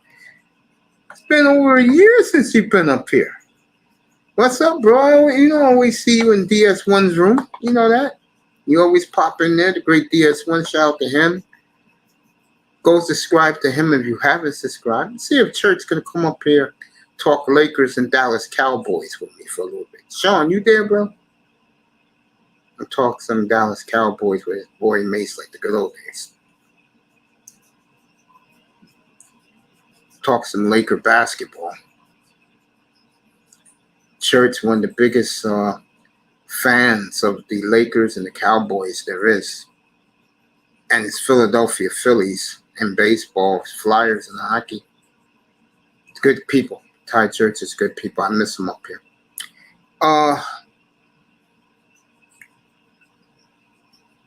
You got 8 teams in the West, folks. Golden State, Denver, Memphis, Dallas, Clippers, Hornets,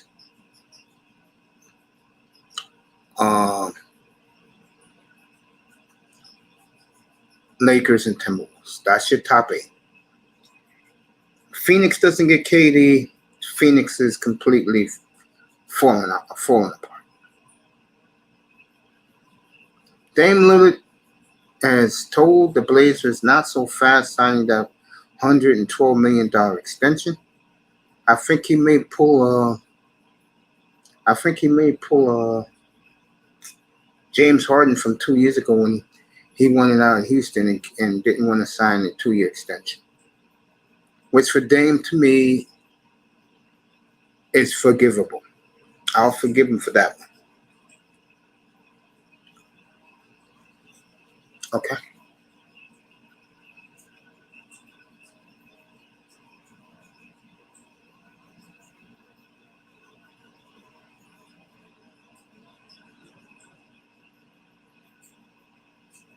Interesting.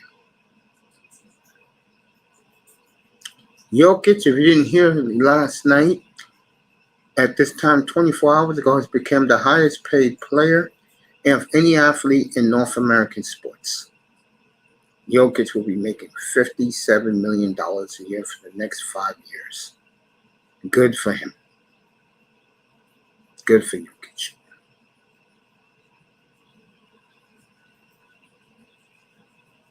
He'll be making 57 a year, folks.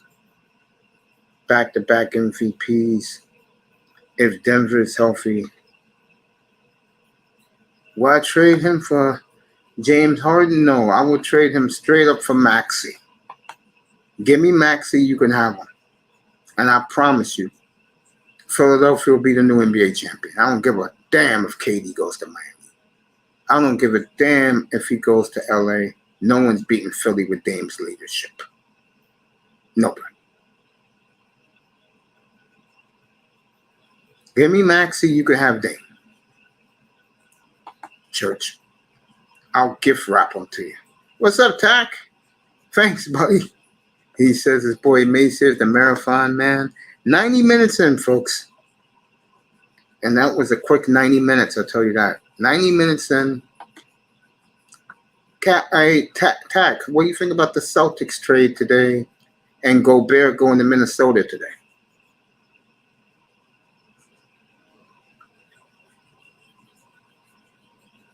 KD's in the holding pattern right now. Maxey's untouchable. Oh, man. This is why I love Ty Church, man. This is why he's my boy. Oh, Tack said that. My apologies, Church. Tack said Maxey's untouchable.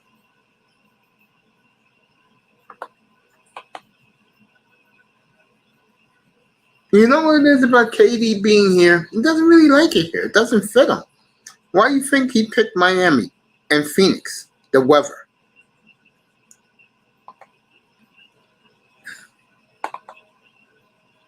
Oh, yeah. I like that trade for Minnesota also. Two soft big men. The Wolves are trash. Yup. I think he's saying yup or what I said for about KD. Yeah, KD wants to play in warm weather. That's what it is. And the two hottest places when it comes to weather this time of the year and all year long is Phoenix and Miami. Celtics didn't give up nothing, Tack. They gave up the end of their bench. Players 11 to 15. That's what they gave up to get broke down.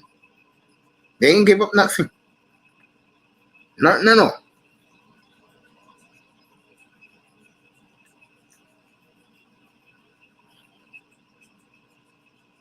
They didn't give up anything.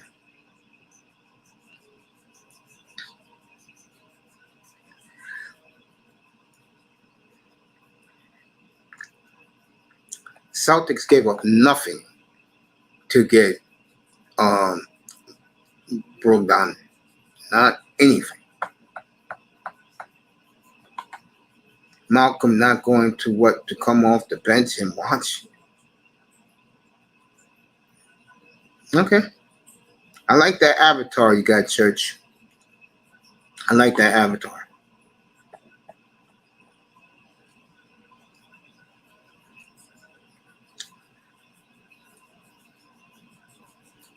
Just chilling up here, my boy Big Money Sean and myself up here chilling. Trying to get you some more NBA news if I can get it.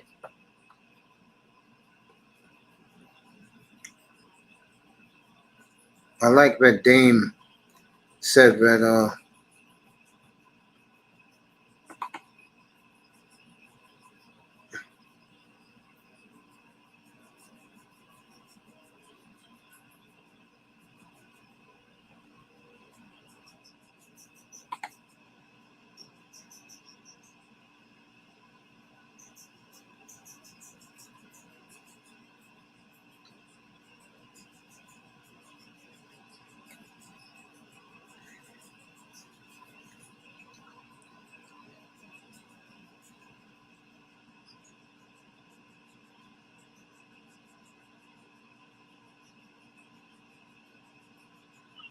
Yo, Mace. what's up, Money? I'm back, Money. Yeah, let me show you what you're getting. Hey, Golden State signed that point guard from Sacramento. What's his name? Yeah, the guy, don't know. The guy used to be on the Bucks. He used to be on Villanova when they won the title. What's his name? I'll give it for you right now. Yeah, I announced that while you was gone, but I'll give him for you right now. Golden State. Okay, cool. All right, got him. DiVincenzo. Dante Yeah. DiVincenzo. 2 years, 9.5, 9.3. Yes, sir. And he replaces Gary Payton Jr. Mm-hmm. Otto Porter went to Toronto. Yeah. Nuggets fans also wanted him as well. So. Interesting. Yeah, I don't think we was gonna be able to trade for Durant because there's some kind of rule that they got that you can't trade a player that was on a rookie extension, something like that. So which guy they can't trade for Durant? Basically MPJ. Oh, okay. All right. Let me show you something. Where they're at.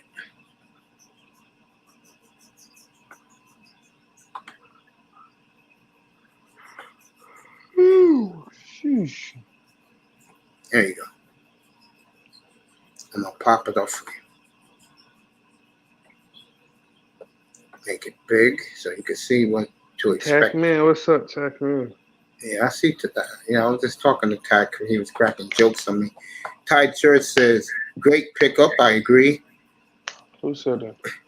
Ty Church. Malika Andrews, bra strap. Which pickup you talking about, Tyrone Church? You talking about for Golden State? Yeah, DiVincenzo, yeah. Nigga Chenzo, former Villanova. Wow. Nigga Chenzo, former Villanova. Okay, let's show this young man what he's expecting his mailbox. That boy Tackman is ridiculous. The Warriors, yeah. He said that was a great move for the Warriors. The Warriors don't care about the salary cap because the owner got billions of dollars and he has chips. He has championships, so he's happy. Mm-hmm. All right, trash. Tyrone Church, the Timberwolves. Come on, man. That was a good trade tonight. Here you go, baby bro. Expect this in your mailbox. You see that? Yeah. Yeah, that should come early next month. I like this jersey a lot, too. Okay. Nikola Jokic. Okay. I'll rock it. Gonna be the only one in South Florida rocking. I'm like, yo, I had to put his whole name so y'all niggas know who this is, man. I'm like, you pussies just had a last name. You can, but you know. Oh, man. Fucking RS. Come on, man. Or you could put the N. Jokic. You know how they do it in college? Yeah. Yeah. Well, I'm glad you're happy with it, man, because I felt horrible. Nah, bro, you good, bro. I'm grateful, bro. I said, bro, let me tell him the truth. I said, let me call him and keep it real with this young man, bro. Instead of opening the box and going, what? What is it? Nah, I would have liked. I was like, I probably was like, dang, the whole name. But I would have been good with it though. I was like, Nikola Jokic. I'm like, okay. As long as it's spelled right on there. Yeah, it's spelled right. You are an easy dude to please, man. Yeah, I am, bro. That's I really am, bro. Look for the cap the week after next. So you'll have the cap already. Okay. All right, bad. Appreciate that though. The next guy. Man, I'm a simple dude, bro. I'm not. I am too. I'm not extra, you know. I ain't with that extra stuff. I'm not superficial, bro. Yeah, man. You got a great future ahead of you, bro. I appreciate that, bro. Thank you. Very That happy means a that lot. Dame Lillard saw the light tonight, folks, and tell Portland, not so fast. The leak also. Hey, Not Mace, so I'll be right fast. back. I'm about to take out the trash real quick. I'll be Yeah, right go back. ahead. Take out the trash, buddy. So Dame Lillard is not going to sign that extension yet. He wants to see a star come. The PDX.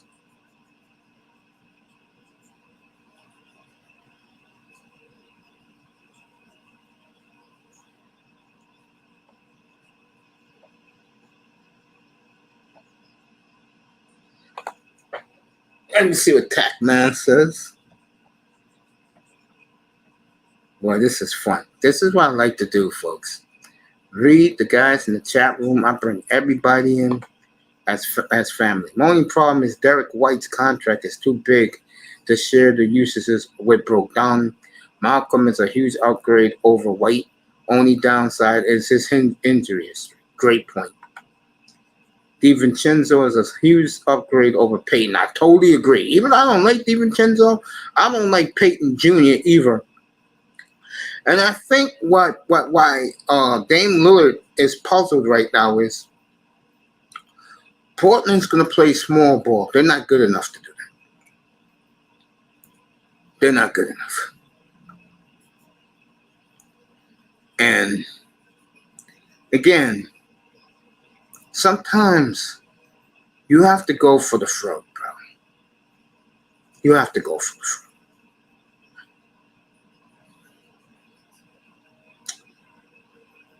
There's stars on losing teams you can go get. To me, the only thing that's missing with this group is a true power forward. You know.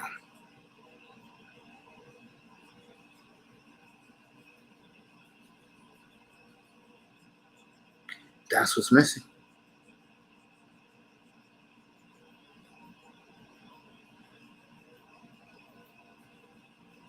We'll see, though, for them. Right now, I got them 12th in the Western Conference, maybe 13th in the West, Portland. I got them at 13. They're near the bottom. Thank you for people joining us in the clouds.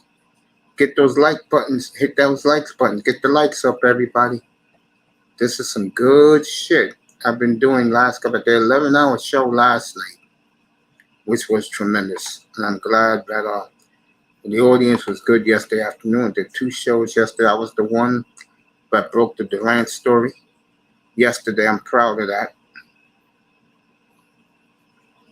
And it was good to see, folks. Let's get those likes up. That's all I care about. Likes and subscribes.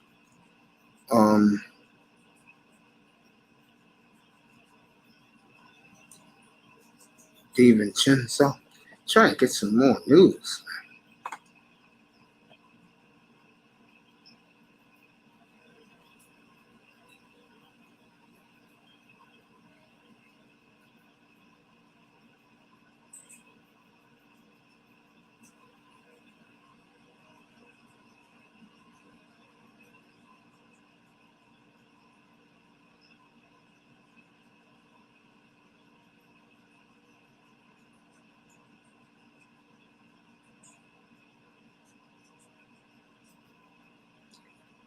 Next was Sean getting a Michael Porter Jr. jersey. That's going to be hard.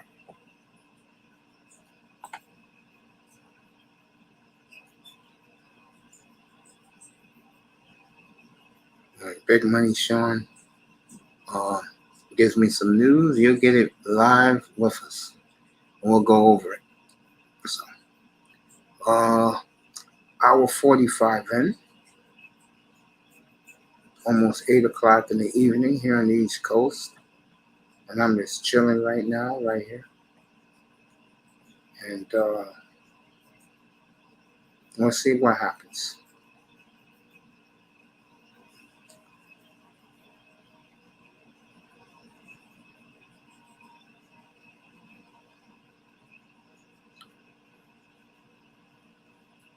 Go get me a snack real quick.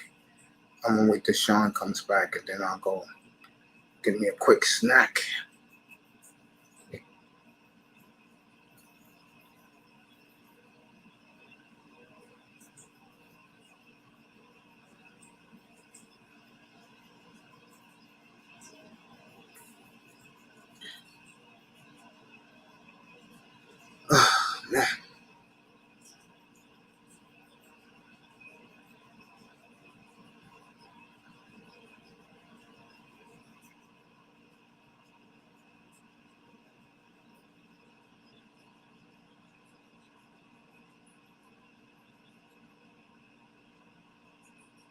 So, KD on a holding pattern is either Miami or Phoenix. If he goes to Miami, he wants Bam. He's really making Sean Marks look like a punk. That's what he's doing. See, if I was Sean Marks, I would trade him to the West. I don't care what he cares about it. And get what you need.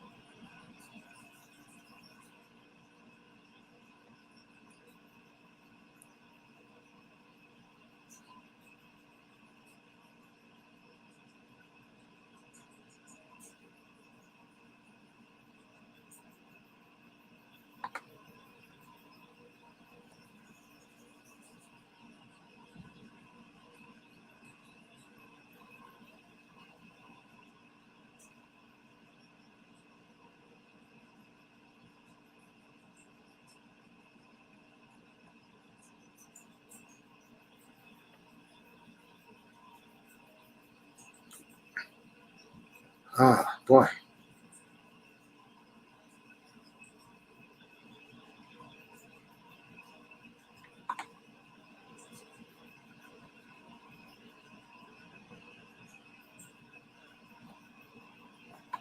Hey Max, how you feel about this Le'Veon Bell and AP fight? I think it's stupid. The battle of the running backs. I think it's real dumb, but that tells you the mindset of those guys, bro. It really does. My boy rocking, baby bro rocking his Jamal Murray jersey down South Florida. Yeah, I definitely gotta get some shoes to go with that. What type of shoes you like to wear? I don't know, it depends. I can wear Nike, Adidas, of course Jordans. What else? Did I say Puma? Puma. I'm starting to get into Puma a little bit. How's the new Pumas? The new Pumas? Yeah, like the ones you look at. Yeah, those Pumas. Those are new ones. They ain't like the old ones. I don't think. Well, I got a pair of Pumas. They okay. Okay. Yeah, all right. What else? What else? I'll order that hat in the morning for you, bro. That's about it. Oh, thank you, bro. I appreciate that. Yeah, you gotta have something to match. Yeah, I know the hat gonna be more dope than the jersey though, cause I like the hat that you got me, bro. You like rocking it backwards, right? Because it's the Nuggets logo in Yeah, I the like back. that. Yeah, I Yeah, I do usually too. rock it in the front or I rock it in the back. Either I see one, you yeah. got me. I see you got me fitted. Of course, we can get your piece of shit snapbacks, bro. Those are fucking white boy caps, bro. Fuck out of here. Shit. That's fuck funny. out of here, bro. I get no fucking snapback. I appreciate that. I ain't getting you no damn smack back, buddy. Remember I asked you months ago before I got sick again, I said, what size you wear? Then you finally told me. I didn't forget. Yeah. I didn't even know these motherfuckers had a Puma store here in New York. I have to go down there. Yeah. Yeah, they got one, yeah. Yeah, I'm pretty sure they do in New York. Shit. I like the Nike store though. Yeah, I know. The stores down there be nice.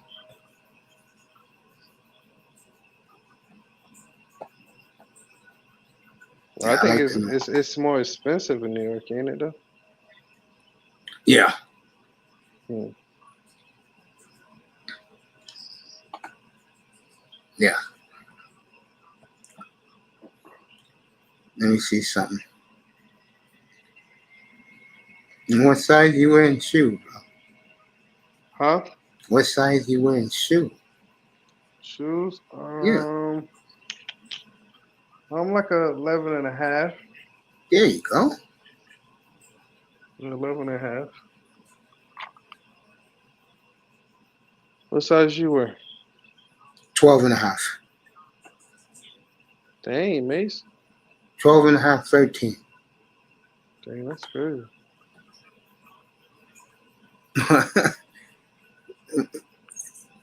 Let me see.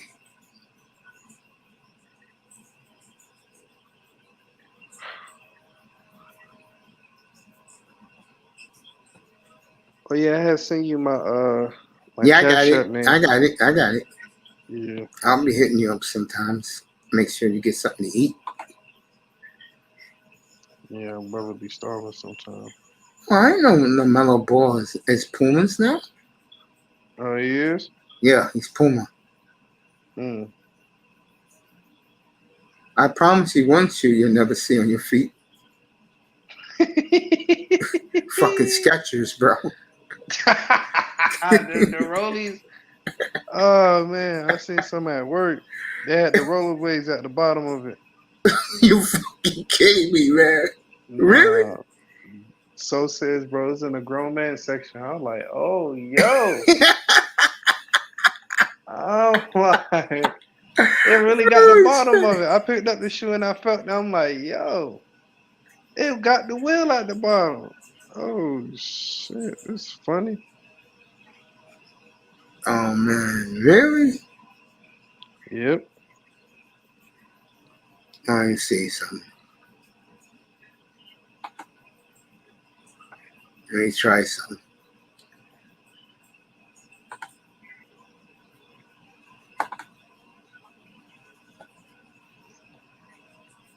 Take this out. There we go.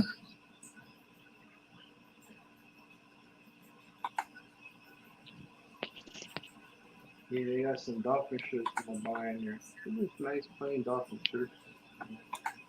Oh, they got dolphin shit there? Yeah. It's just they got dolphins, they got the NFL logo, the plain NFL logo on jackets and shirts and stuff and pants, like sweatpants. I might get me one of those.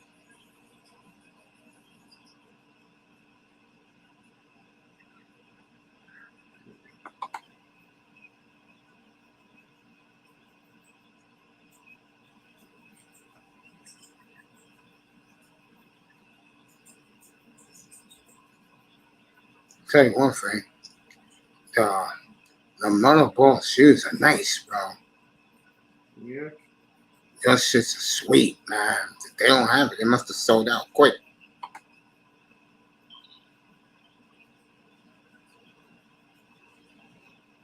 What you on the Puma website? Yeah.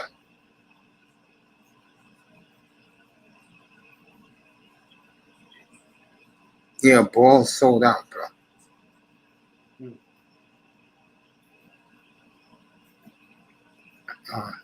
Folks, I don't do the I'm sorry, I don't do I don't do unisex, folks. I'm sorry to tell you.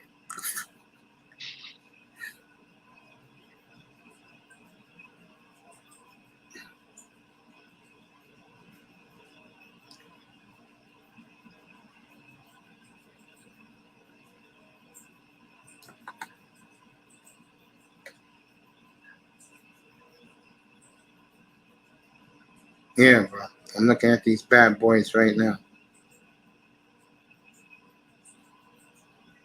And Ball got them in the Nuggets colors too.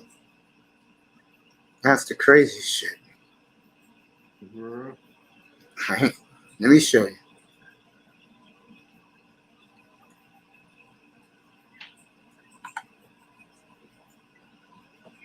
Let me show you these bad boys. Don't worry, folks. Something happens. This man right here I'm talking to, he's my insider. He'll give it to you. And everybody will hear it at the same time. That's what we do up here.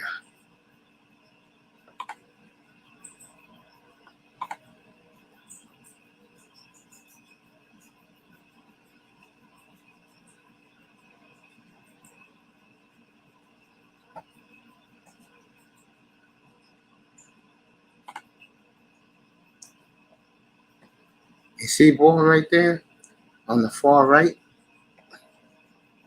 I'm going to blow it up for you.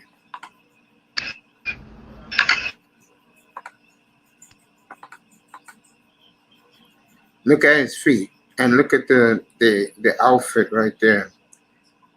Ain't that Nuggets colors? Oh, you talking about the shoes that he got on? Hold on. Yeah, and look at the shorts he got on. I can't really see because the Explorer Puma hoops thing is in the way. Oh yeah, that's what they tell you. Yeah, you can't get that out of there, unfortunately. Yeah. But it look nice, bro.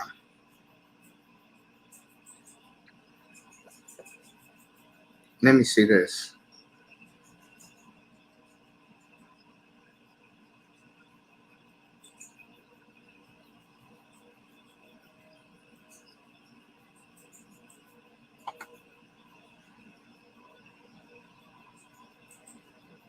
No, them nice. I like them. Yeah, I think that's Hornets color, so if I'm not mistaken. I know, right? You seeing what I'm seeing, right? Mm-hmm. That's the Nuggets right here, bro.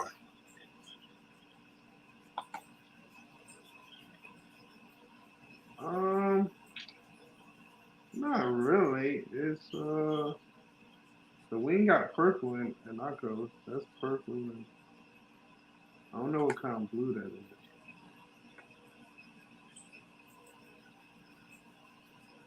Plus the lime green sucks. But the shoes right there, those are nice. You like these? Yeah, I like the color on them. Them shit's hard. But click on them. Sure. These are called UFO low. You like these? Yeah, I like the color on them. I like the design and stuff. Yeah, the design is nice. Can you switch it around? Like I know there's a button on there. Here you go. They don't switch it around. But Okay. they show you different angles right here. Yeah, that's what I mean. Okay. These are LaMelo Ball shoes because that's the Hornets colors. Right. I got Melo in the back. Yeah, them hard, bro. They tough. I like them. I like this. This decides to me, should I buy a shoe or not? You know what I'm saying? Mm-hmm. Yeah, those tough. I like them.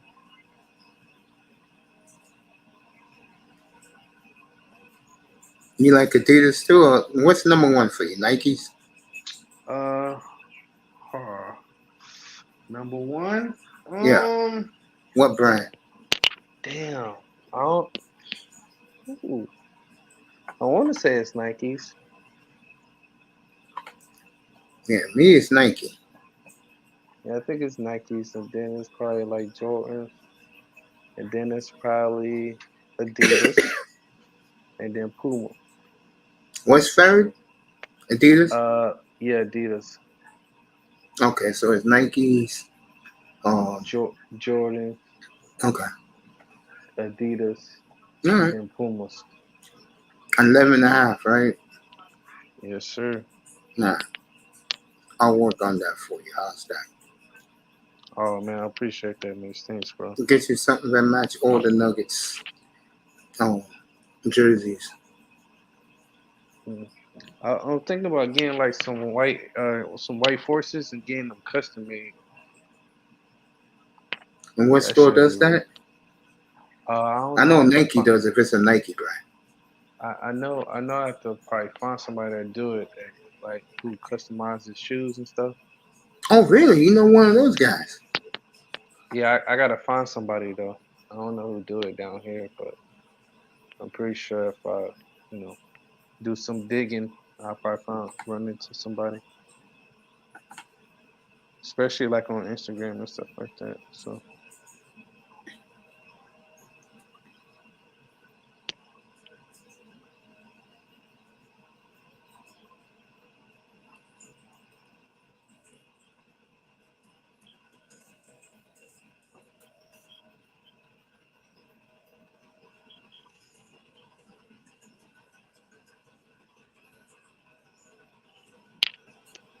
Let's see.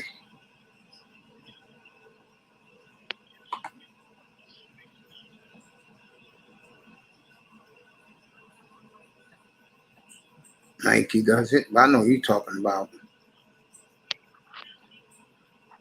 yeah, just like basically like some Air Force Ones basically, and you just get somebody to design it, make it look nice, but What's your zip code again?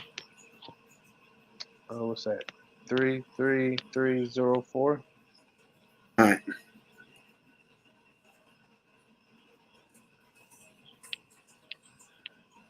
So 3304. I got it.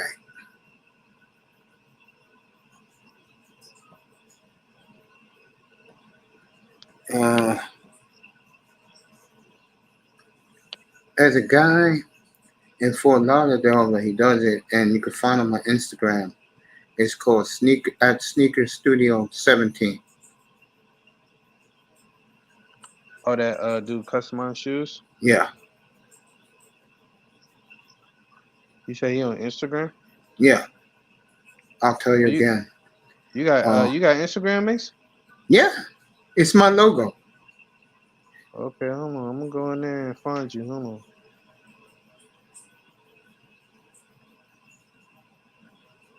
Mace, lowercase, Tiger 64. You'll find me.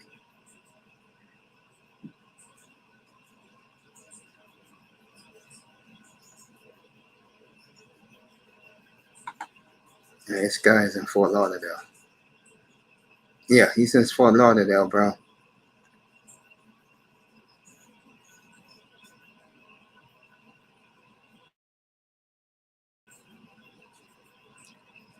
Let me show you to you up here. Me and Sean is chilling. And we get some news for you folks. We'll give it to you. Matter of fact, let me check that right now before me and Sean go deep. Let you know what's up this evening. NBA. Celtics delighted that they made their trade. Portland is stunned that Damian Lillard did not sign the 2-year, $112 million extension.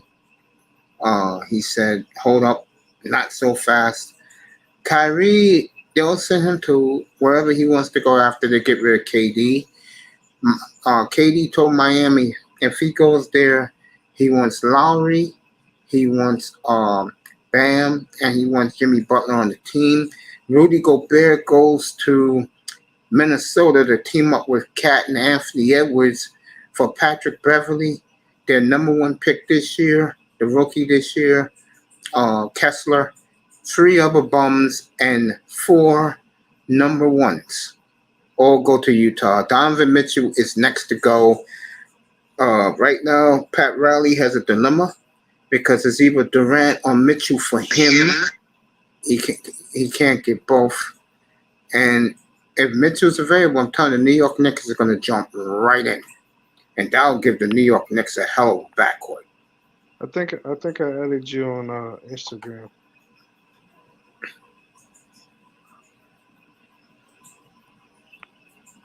All right. It was your name and then it was your logo.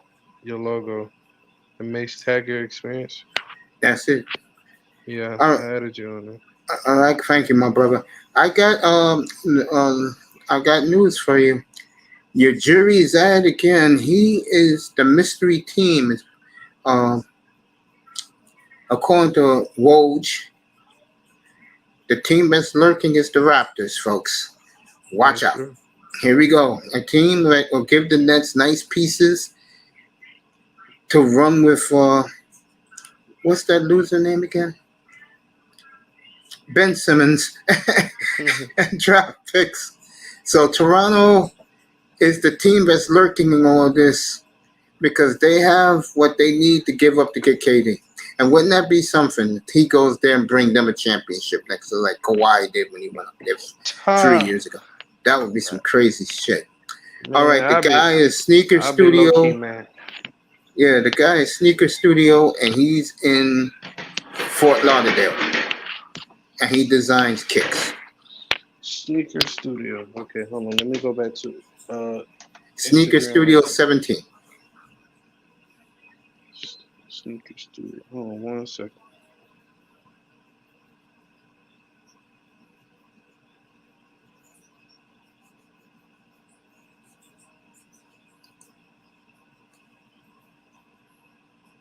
So Toronto is exposed themselves, according to Adrian Wojciechowski, as the mystery team and the team that is pursuing Kevin Durant for feverishly as we speak right now. That's the update.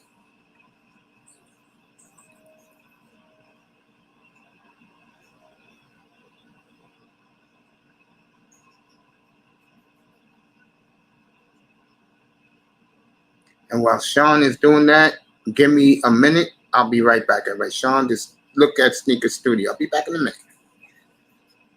Oh.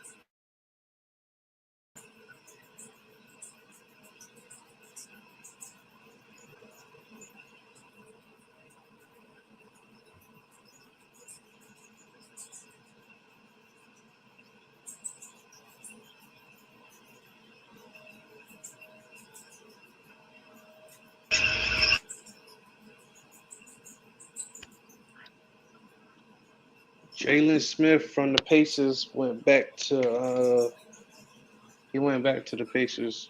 Officially resigned a 2-year deal with the Pacers. Jalen Smith. I think he a point guard. I'm not sure.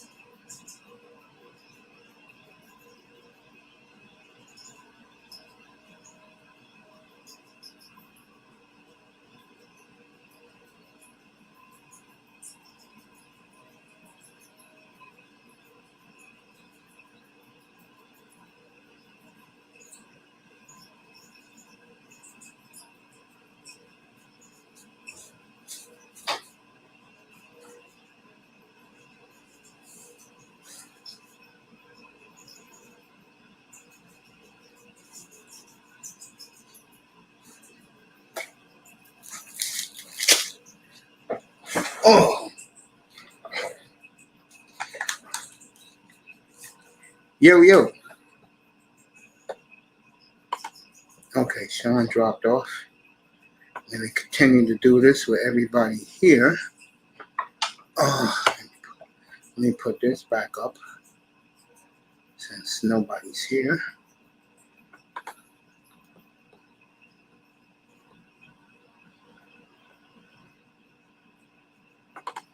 There you go.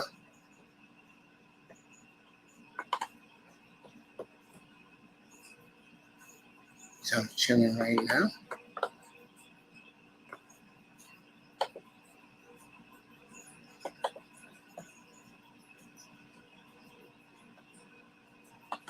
All right, let's do this. Let me get the latest for you off the wire.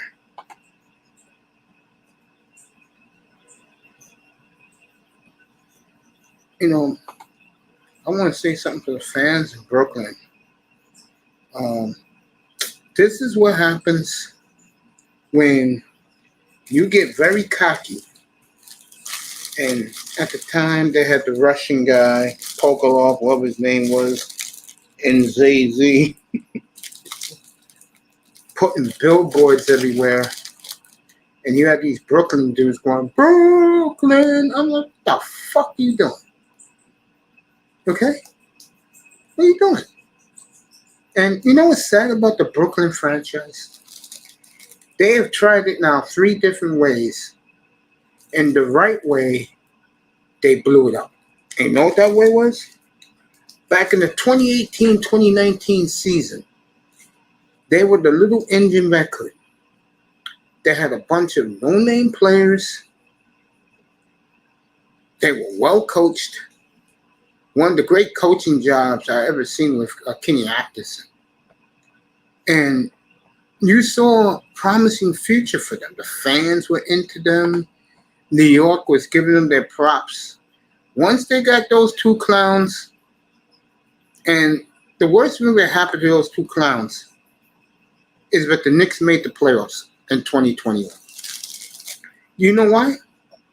Because here in New York, unless you're a true Brooklynite,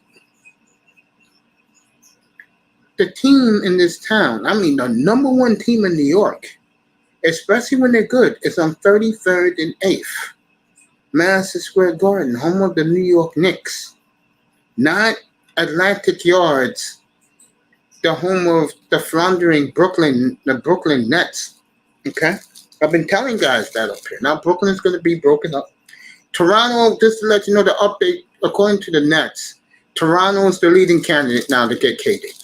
So they got plenty of young players and plenty of picks to give to Brooklyn. That's what Brooklyn wants. They're going to build the team around Ben Simmons. So, and remember, Ben Simmons is Australian. So maybe him working with some foreign, because the foreign guys who play in the NBA, they stick together. They respect each other. They admire each other. And maybe bringing in a bunch of foreign cats to play with Ben Simmons may do something for the Brooklyn Nets. I'll tell you right now, Toronto gets them. Toronto shoots all the way up to top 3 in the East, top 4 with Boston, Milwaukee, and Atlanta.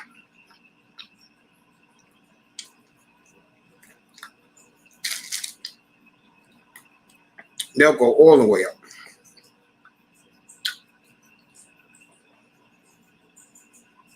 So that's the latest from the Nets side of things and Adrian Wojciechowski. It's looking more and more like Toronto is the leading candidate for KD.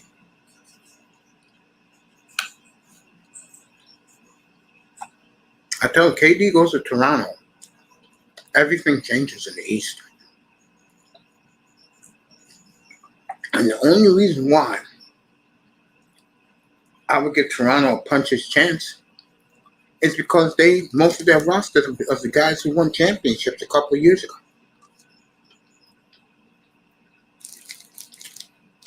Siakam is still there. Van Fleet's still there. So,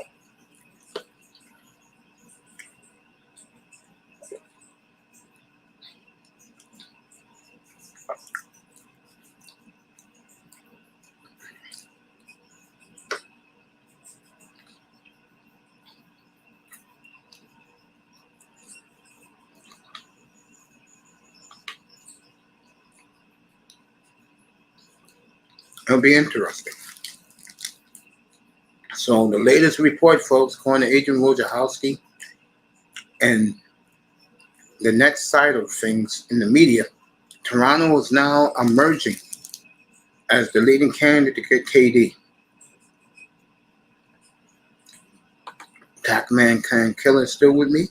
Nick Nurse won't tolerate BS from players. KD better show up. No, KD is a good citizen, bro. He keeps quiet. The main problem there was Kyrie. And as far as KD goes, they're just mad at him because he said, fuck it, I quit. At least Kyrie, this was his option year. The Nets are more mad at KD than Kyrie because they think KD is quitting on them.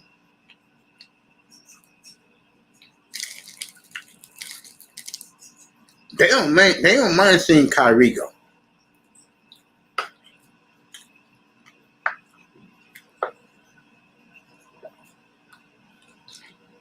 So that's the latest update.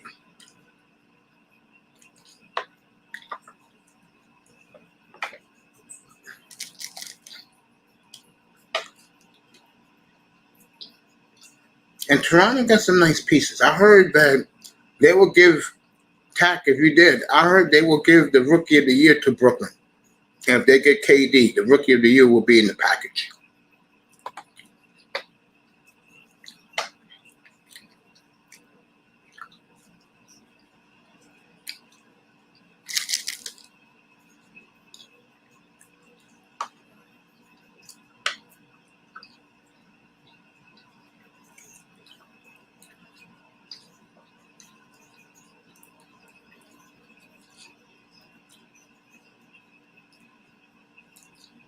Dame Lillard said tonight, he told the Blazers not so fast in signing that extension because he got common sense. He's looking around. That roster they got right now, that's not working for a guy like Dame. Dame should have left when he had a chance.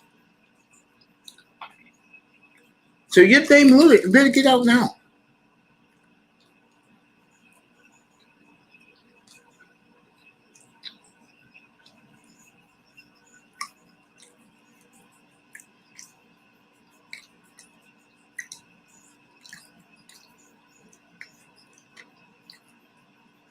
Maxey for Dame would be a hell of a trade for both teams. Dame Lillard go to Philadelphia for Maxey. Philly, you got to make that trade.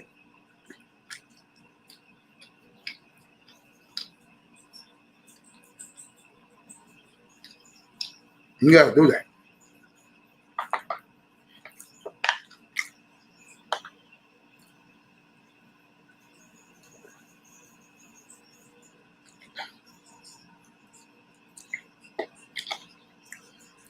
So the Toronto Raptors have emerged, or emerging, as the first team get. See, let me talk about the bandwagon fans and the bandwagon teams. Okay.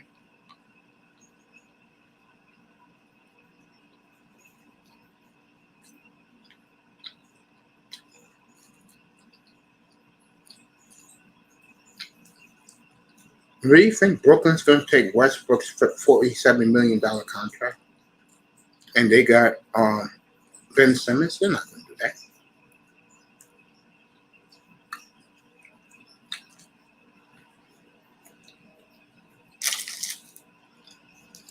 You think they're going to take a broken down AD who you Laker fans worship? No.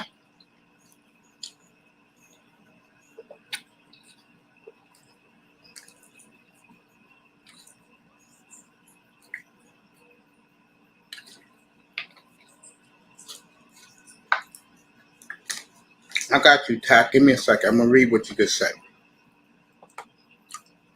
KD and Siakam? I say the same thing. Interesting.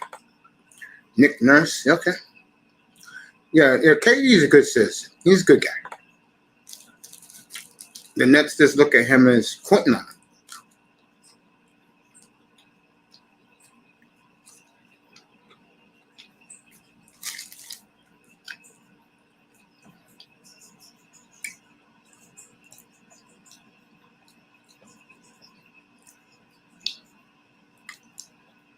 this KD thing is going to be interesting. I would say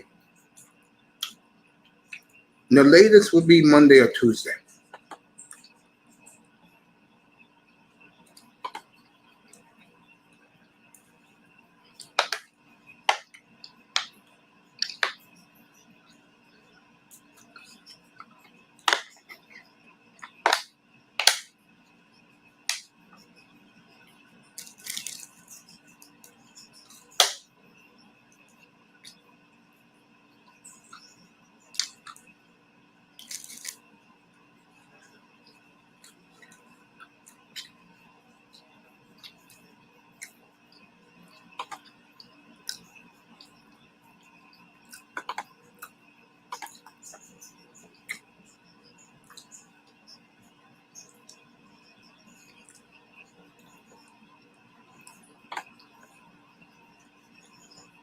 So that is the latest on KD. Toronto is lurking in the weeds to get him. I could tell you right now, and this is for the Brooklyn Nets fan, you're going to get a nice couple of pieces, including the Rookie of the Year, to come back to Brooklyn to play with Ben Simmons. And I think Ben Simmons is going to like having his own franchise. I really do.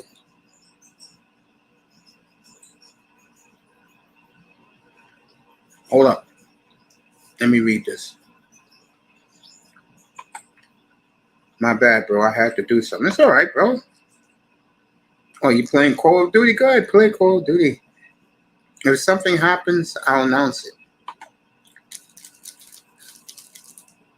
For anybody getting traded, there's no free agents to sign, folks. That's dead. Zach LaVine went back to the Bulls.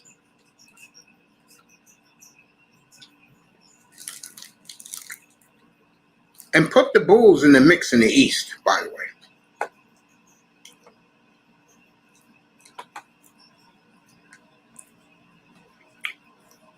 Sean's cracking up playing Call of Duty.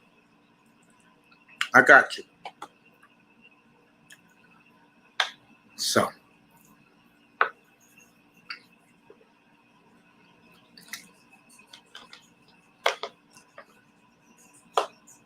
Having some fun up here. Thank you guys in the clouds for showing up tonight. Rudy Goebert goes to the Timberwolves for Patrick Beverley, a bunch of bums, and 4 first-round picks. The first 3 are unprotected.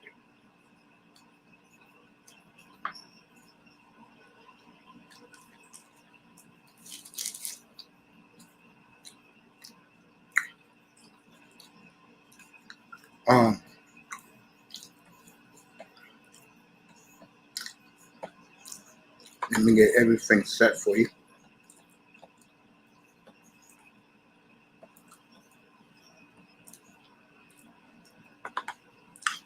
Celtics gave up the last 5 guys on the bench.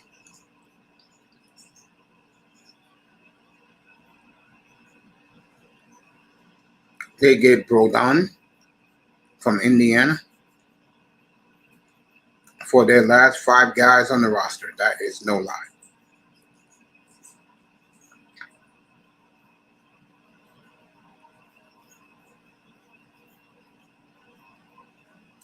They also got Danilo Gallinari, so Boston is loading up. We may have a great NBA this year, folks. Boston, Milwaukee, Atlanta. We'll see what Miami does with either Mitchell or KD. And if KD goes to Toronto, you got to put Toronto all the way up there.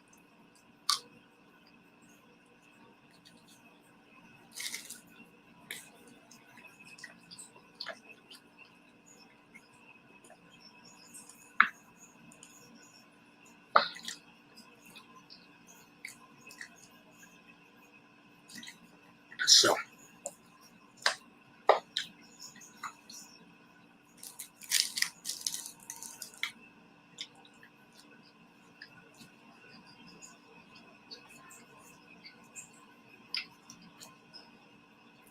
Boston did good today. Minnesota did phenomenal today.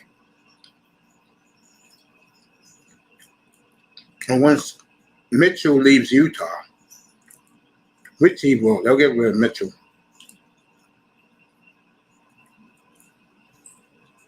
The Utah Jazz was done something I told you guys they was going to do a year ago. They broke that team up. Mitchell ain't staying there playing with a bunch of bums.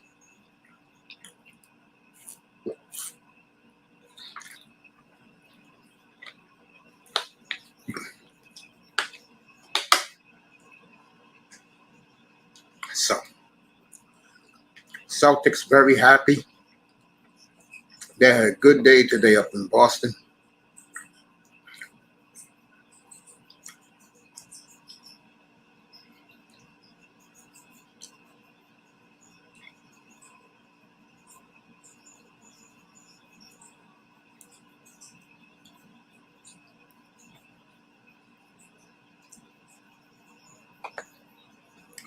Kendrick Perkins on live television a little bit ago said he's just tired of talking about the damn Lakers all the time. He's absolutely correct.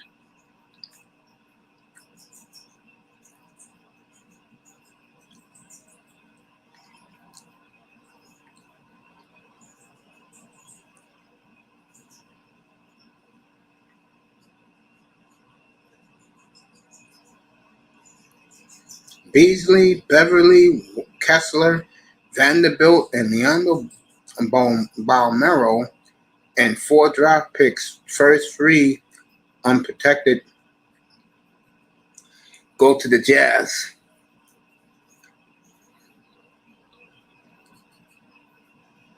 Rudy Goebert is the big winner in this, I agree.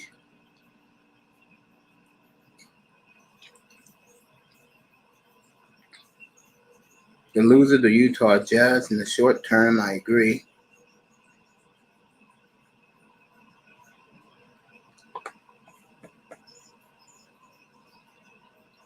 Karl Anthony Towns is a winner.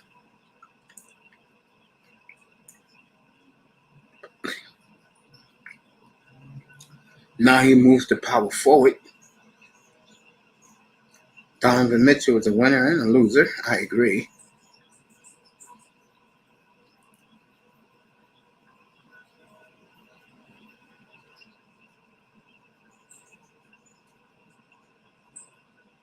So,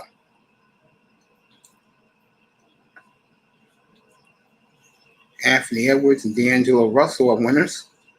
They got Rudy Goebert. And the Utah role players are the big losers. They got nobody to play with. That is very, very true. Quinn Snyder is the one he'll get to coach this crap. He's taking a year off. So, that's the breakdown of the Utah-Minnesota trade.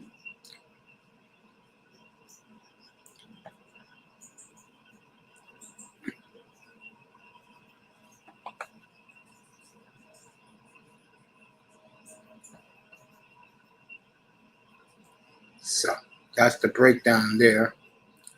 Dame Lillard not signing, but taking the extension from Portland. And once KD goes, we have to do the Dame Lillard watch. You'll get that up here.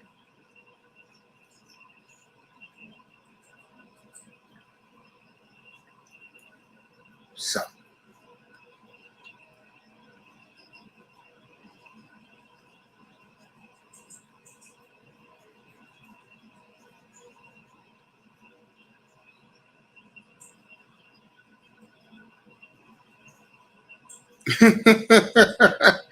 so Kevin Garnett is the latest to rip Anthony Davis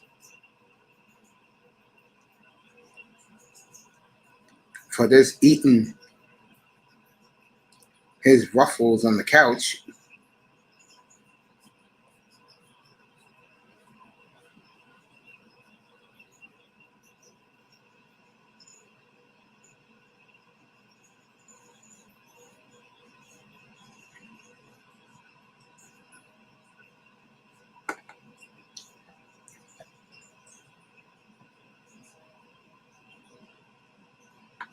And John Wall will rock number 11. for the Clippers. Thank you, Sean. Appreciate that. As my insider, Big Money Sean playing Call of Duty right now. And no, it's not like the Dodgers situation with some 23-year-old punk with fuzzy hair is calling the pitch count for the Dodgers. It's not like that, okay?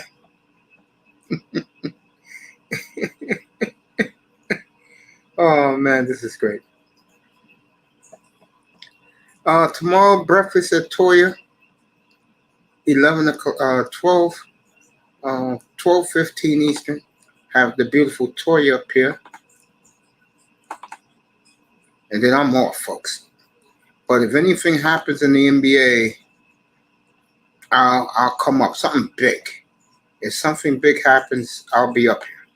Like I was yesterday to break the KD once out there.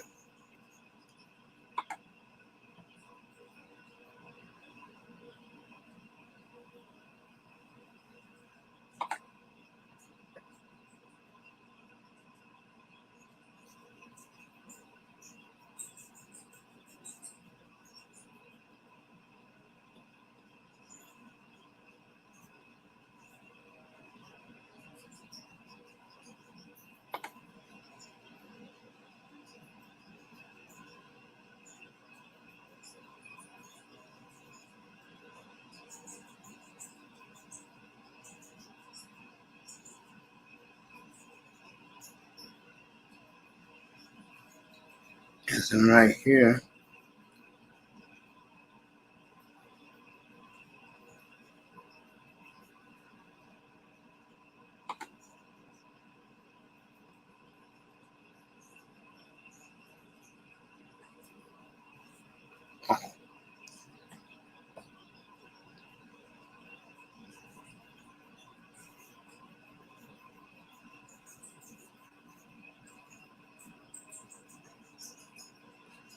And it's right here at the cloud.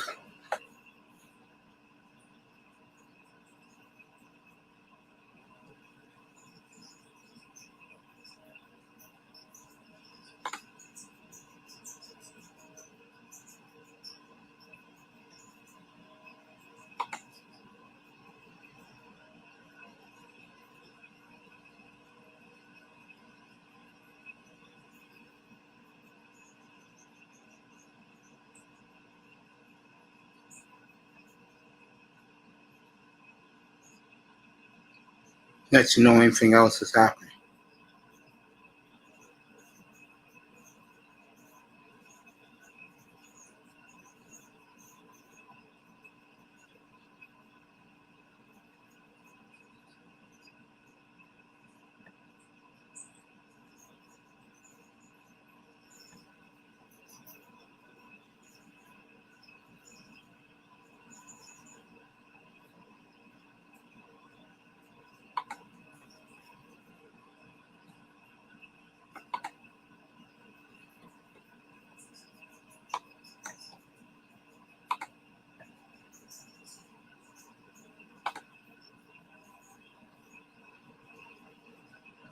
All right.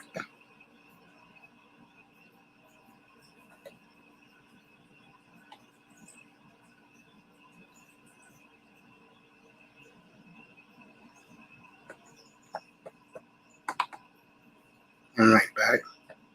John Walls got picked his number.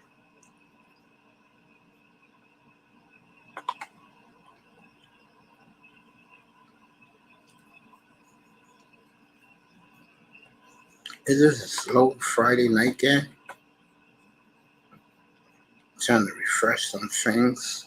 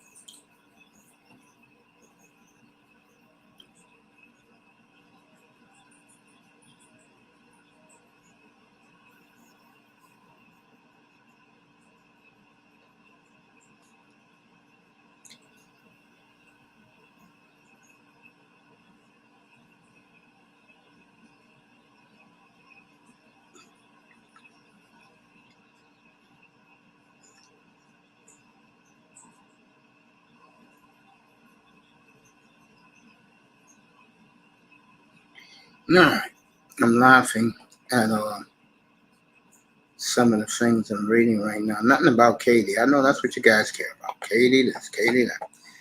And I'm going to shock you. I don't blame you. He's the biggest star available left.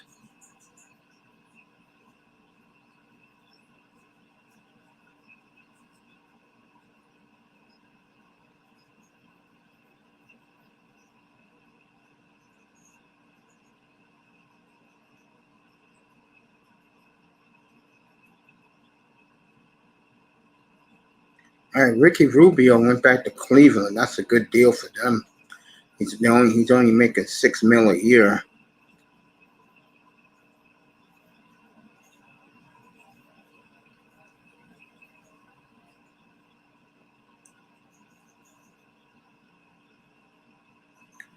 All right, Bruce Bowen is going to the Nuggets. That must be his son.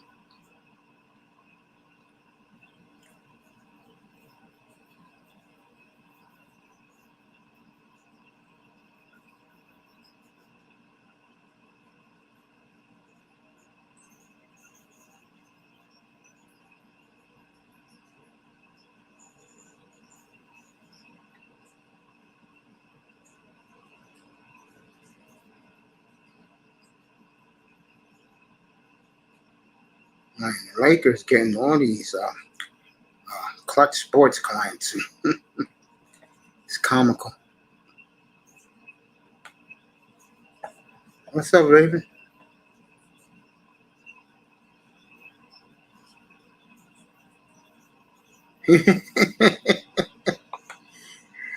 KD couldn't handle a night with Lena Rhodes. He's a bitch. You don't know who Lena Rhodes is? She's a porn star, I assume.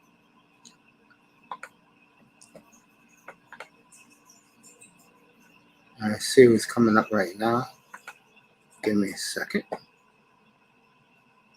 Oh, it is Raven Knight. What's up, kid? Raven Knight. What up, bro? What up, man? I'm fixing my drink. I'm in the house. I'm fixing my cup. What up, man? Let me ask you this. You said something earlier tonight that Toya's been on your mind all day. She actually helped me get through the day, man. There you go. Gotta take her on a date, bro. I think it'll be cool. I mean, I was kind of taken aback with your combo last night for her. Never heard that type of conversation before. It's not me, bro. She's funny. I know she is.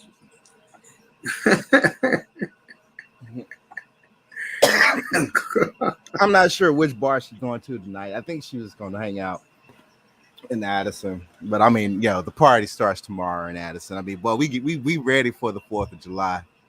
That's the way they do it down in Dallas. I mean, they pulling out all the stops, and it's nice, it's good, They pulling out all the stops. So tomorrow the party really begins, and my drinking begins tonight. There you go. Yeah, I chill out. I chill out throughout the year, and then the 4th of July come around. That's when I go ahead and show my Texan side. I got my Modelo. I'm feeling good. Oh, you like Modelo? Oh, yeah. It's replaced my Heineken. It's that good, huh? It's that good, yeah. Okay. Especially the black. Yeah, the black. I mean, yeah. Just make sure it's really chilled and enjoy your beer. Yeah, I'm a big believer that when you're drinking your, like I say, beer, a little wine, and of course water, it should be chilled. I drink water when I'm drinking Crown. There you go. Yeah, I learned about that. Yeah, I learned about that. Raven Knight's with me. We're just chilling up here. I I'm following the NBA for you guys. Toronto looks like it's becoming the leading candidate to get KD now. So, having a little fun. Real Raven, mute your YouTube. Yeah, let me go ahead and put that over there. There we Thank go. you, sir. All right.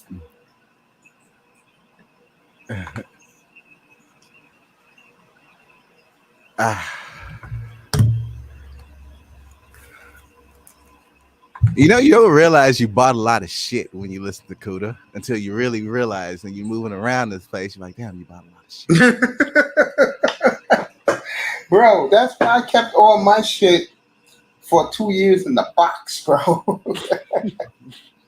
I'm gonna start opening once my nephew gets here to do me and him gonna do the room together and see what goes where, what should go where.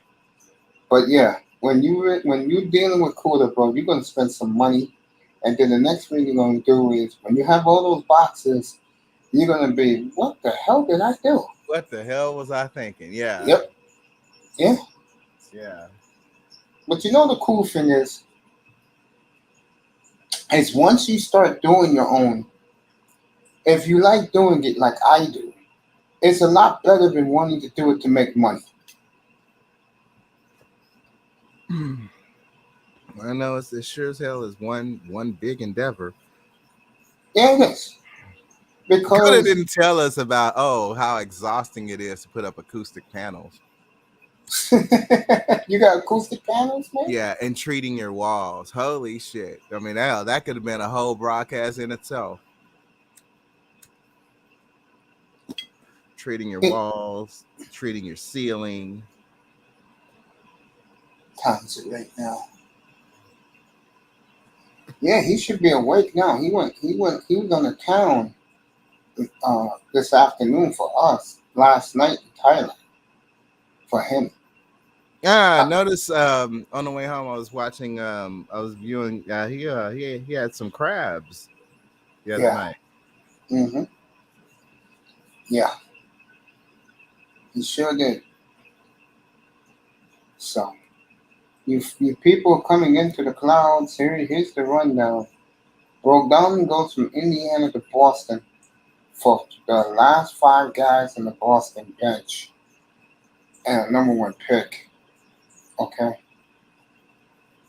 Rudy Goebert goes to Minnesota for Patrick Beverly, 4 bums and 4 number 1s, with 3 of them are unprotected for the rest of this decade.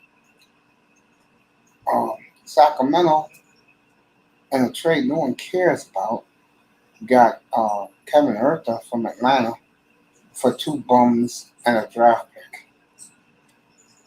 KD, now here's 2 things for KD. Number 1, this is where a lot of fans would like to see him go. If he goes to Miami, he basically wants Miami to give up their garbage and a draft pick to the Nets. But right now, as we speak, according to Adrian Wojciechowski, the Toronto Raptors have come out of the weeds, and they're working on a major blockbuster with the Nets to get KD. So stand by with all this. And once KD goes, you guys, you Laker fans especially, will get your wish. Most likely, Kyrie will go to the Lakers, but also Dallas is interested in Kyrie. And that would be interesting, him and Luka together.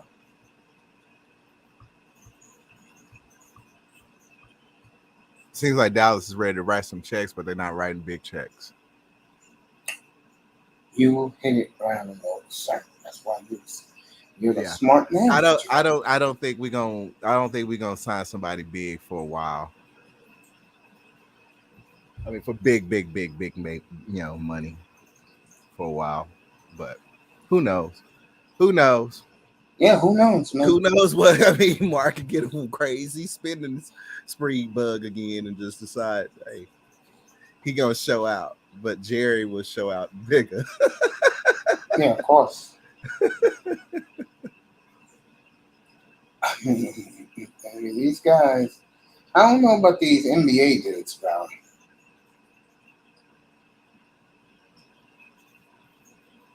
and wrestling. Well, I mean, it's two different breeds. I mean, that's how it was in high school. The brothers that played football, the basketball brothers that played b-ball, you know, they're their own separate personalities. Yeah, I can see that. I mean, to me, basketball players are very arrogant. They the niggas with the most skinniest, smallest knees. You can take your knee out, your whole career is gone. We can take your foot out, your whole shit is gone. We can break your hand, you can't shoot right. Football, we break arms, break limbs, legs. Hey, we just heal it up and go right back to playing. That's true. Man, I've been lucky. I didn't break a bone, but I came to a close fracture, and it was on my first hit. Someone at cornerback hit me, and that's when I'm like, oh, I'm done with football. Oh, yeah, you get hit by All-State cornerback, you gonna remember that. Yeah, yes, you will, especially down in Texas. Oh, man. He didn't lay me out. He had me up in the air. All I could do was just brace for the ground, brace for it. I just saw it coming. I'm like, oh, this is about to hurt. Yeah. And I like going up in the air. I mean, I do like going up in the air for the ball, and that was my fault. But yeah. I feel you, man. I was like, hey, coach, I'm done. I'll be right over in the wrestling class. I'll go over here in the wrestling. I got that. Yeah. Oh, I know. Like, long live Greco-Roman. Yeah. Great night with me. Enjoying this tonight. Yeah, man. It's just been great. You had a good week this week? I worked my ass off this week. It felt good though, but yeah, I worked my ass off this week. There you go. In my new role, so yeah. You like your new role? It's culpable. I'll be able to manage it, but I see a lot of improvement, and unfortunately, this organization has been kind of chaotic since the pandemic. Everything is still chaotic. So I mean, we're pulling it together. That's good. I'm making rich people very, very happy. That's all. That's all that matters to me. Yeah. I mean, I helped out. He was the starting pitcher for the Oakland A's. Jesus Christ. Football player Bosnick, spoke with him, helped him out on his home. I mean, shit. Nice. Yeah, there's one family I couldn't necessarily save tonight. Unfortunately, they got their boat towed. I just hope that boat isn't a fucking yacht. Yeah, I know what you're saying with that. Somebody gonna be upset on the check they got to write on Tuesday morning. You towed the wrong fucking boat. Are you out of your fucking mind? How do you get that? How do you fuck that up? Yeah, that's what they say. What were you on? It's true, bro. How do you do that? Okay. Do the update for the fans and the supporters.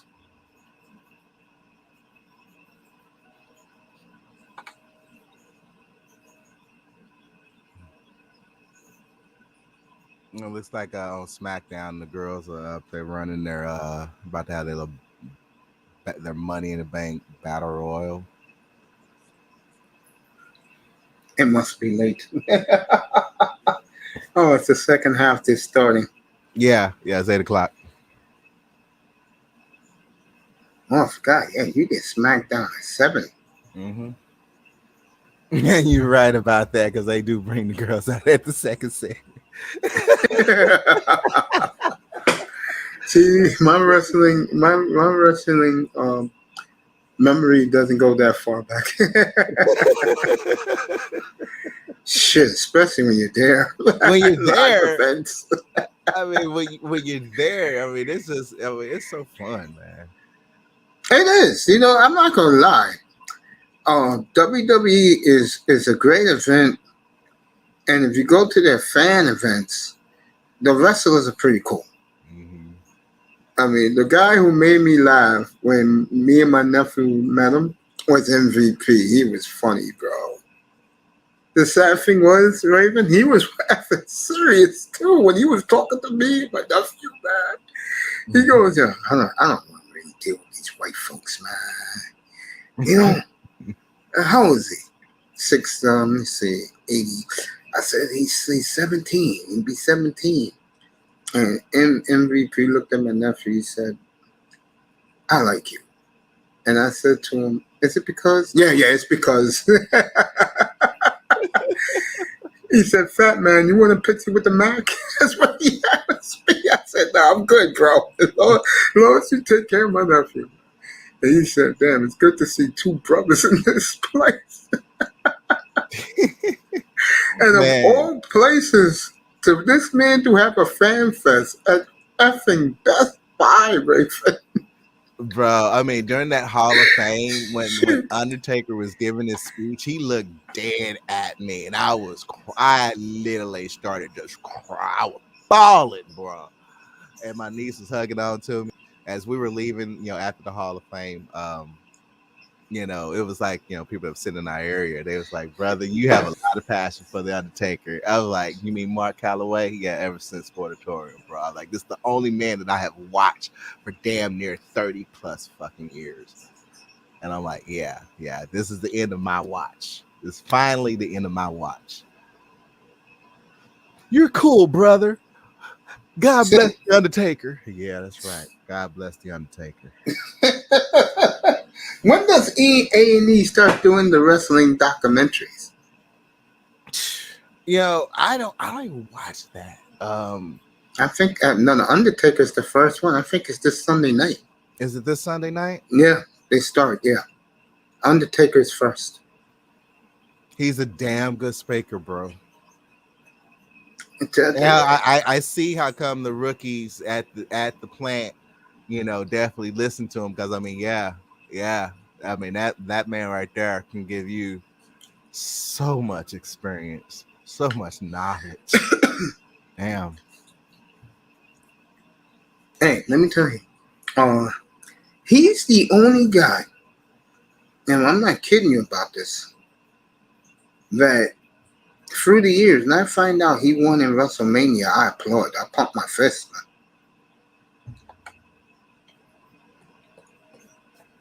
That's how much respect I have for him.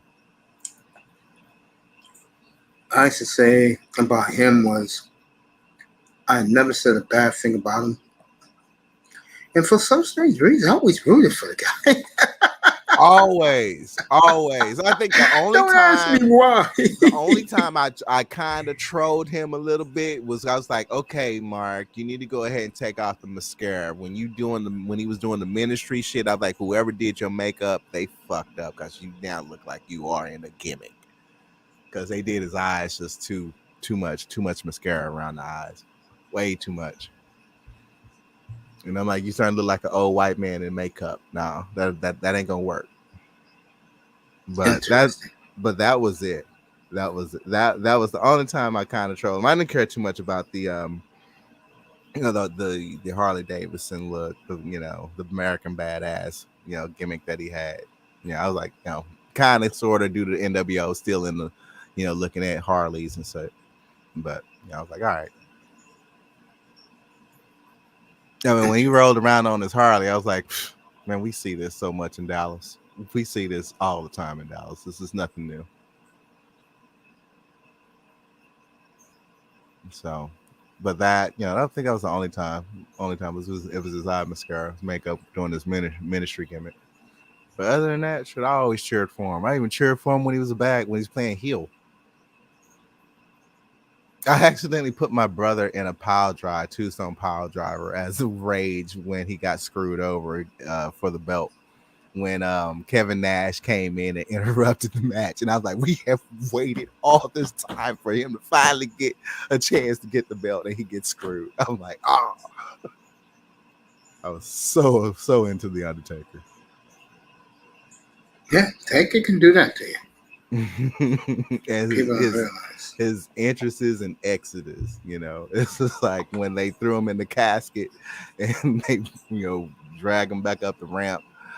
You know, lights went out. Next thing you know, you see this electric silhouette of the Undertaker fly up on the Titantron. Rest in peace, Titantron. We miss you. And Paul Bearer. There was some entrances when Paul Bearer was just coming at the right angle and it kind of looked kind of, you know, slick gothic. You know, like, yeah, that's how you do it. I'm like, these motherfuckers actually have the best entrance in sports entertainment. I remember when David Von Erich used to come to the ring with a rose and his yellow jacket, but you know, and Kevin was he hardly ever wore his top. He was just come on down to the ring with David, and so did Kerry. David did have a long robe. I remember his robe. I remember Kerry's robe. But Kevin, he pretty much didn't come out. He didn't come out of robes. But David had the iconic yellow rose. And, Okay. you know, that was like the Texas thing, yellow rose, because it's related to a Western song. So yeah, that was good. And Ric Flair, you know, down here before he got, you know, well, I mean, he was already famous to me. I mean, he was huge here in Texas, bro. Everybody knew about the Nature Boy just from his lines and the woo. But what really got him over, and one reason why I think, I mean, pretty much he was my grandmother's favorite wrestling because they knew each other. And, you know, she was always like, she liked the robes because he had the feathers and whatnot. And yeah, she also had robes like that. I remember as a little boy, she had them feathery ass robes around the, you know, on your shoulder and shit. And she's like, yeah, that's how I relate to Ric Flair, the Nature Boy, because he has some nice robes. Okay, grandma. But yeah. Yeah, she loved her some Ric Flair. And he was very nice to black women. Ric Flair? Oh, hell yeah. He hugged her and everything. Hugged her, knew her, held me when I was a baby. I guess she was like a wrestler, a regular at the Sportatorium. Interesting. But I gave him, yeah, when I started really giving a damn about the Sportatorium over the history, that's when, you know, unfortunately the city demolished it. And I was like, that's fucked up. All that history that we have right here, all these stars that you are seeing now in WWE on, you know, worldwide televisions, and their careers pretty much started right here in the city. And you gonna demolish that, you stupid bitch. I'm so glad we got that bitch up out of mayor. I mean, she was so bad. She was terrible. Cowboy Stadium could have been built in the southern section of the city, which would have brought so many jobs to black people, the Africans in the city. Pretty much would have made them not take them from the below poverty line to actually upper middle class, and maybe even more. But nope, she didn't want it because she didn't like Jerry Jones.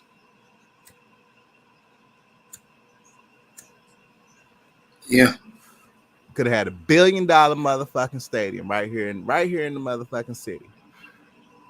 But Arlington knows about big business, what's good for business. That's why they have everything out there. They got the Rangers out there. They got the Cowboys out there. Oh, they set for life. Interesting. I'll stop my rant. It's the liquor. No. Dude, you're good, bro. You're good. Listening to you is cool, man. You're not a problem. And I always hope the young talent, the rookies, or someone in the city, you know, felt that vibe that we could try to rebuild, you know, get the Sportatorium up again. You know, because I mean, it was so much talent that came through back in the day, Mace. Junkyard Dog. I mean, pretty much you name it, they've been here. Wow. Mm-hmm. that many legends have. Many legends. Even Andre the Giant set foot down here. Like King Kong Bundy basically was here. I mean, King Kong Bundy did a set right here at the Sportatorium. It was a major motherfucking heel here. Him and Skandar Akbar. That was his manager back in the day. Wow. Yeah. It must have been fun as a kid going there to watch live matches. Well, we didn't have to go there because, I mean, they go ahead and broadcast it locally. So that's how the whole city was just, they didn't, I mean, the Sportatorium wasn't big. No, that's old school. That's old school. Very old school venue. It wasn't big at all. It could fill up pretty quick. So, they broadcast it locally. So you just sit back in the day, watch it on Channel 11 at 10:30 p.m. Yeah. World Championship Wrestling. No, World Class Championship Wrestling. That's it. Yeah, back in those days. Mm-hmm. Raven Knight with me, trying to get you some late news on the NBA for KD. Lillard said he's not signed that contract extension yet. So, Big Money Sean was great all day, breaking stories for us. I wouldn't mind taking Tanya to a toy. I have a habit of saying Tanya. Damn. Toya, she hates that shit. Tanya must have been one of she your. cusses me out over that shit. Tanya must be one of your former ladies. My motherfucking name is not Toya, nigga. Damn, sorry about that. It's okay. Damn. I'm obviously, I tell you, I'm already in shock. Say the shock because she already went off on me all this shit. I want to take her to a WWE event, but I think she lost the kid in her. She don't know how to be a kid anymore. Toya? Yeah, she's too old. She don't know how to be a kid anymore. She don't watch it. Go like, wait a minute. Let's take your ass down to a live event. Maybe you just see these dudes bleeding and shit. Maybe that'll get you hot or something. Because I go to the fucking event to see the chicks. And then if it's a big star that's on my watch, I'll go for that match. But other than that, I'm there to see the Divas. That's the only reason why I went to motherfucking WrestleMania. Because Sasha Banks, Bianca, and all the girls are gonna be there. That's the main reason why I didn't complain about my niece saying, hey, we got another ticket package. We got to go to NXT. Oh, really? Oh, I know they got the girls over there. I'm about to go see my motherfucking Mandy Rose. Shit, yeah. Hey, fuck Bray Wyatt. I don't want to see him. I want to see mad. Oh, man, that's so cool. And I had no idea Mandy Rose looked that damn good in person. That was my first time seeing her in person. Shit. Wow. Shit. There you go. It wasn't my first time seeing Sasha. I mean, Sasha looks damn good in person, bro. Yeah, you told me. And Naomi, that booty looked really, really nice in person, bro. No, I'm not watching SmackDown, Iman. Welcome tonight, buddy. Good to see you, Iman Perry in the house. No SmackDown for me, buddy. Maybe Raven's watching it, but not me. Yeah, I'm watching the Wire, see where KD goes. Toronto has emerged as the leading candidate, Iman. So we're gonna sit back and watch this. Yeah, shout out to the chat. We drinking 4th of July. I'm being a little bit loose tonight. Shit. Yeah, boy. Wow, bring on the football season, shoot. Yeah, we're 3 weeks away from that. Ain't nothing to do, you ain't lying. There's nothing to do. I mean, this is a perfect weekend to go down. I mean, if you have the capabilities of going down to that beautiful water, get you some nice fishing in. Man, sit back, watch the ladies in their little bikinis, and avoid the sharks. I mean, man, it's a nice little chill weekend, 3-day vacation.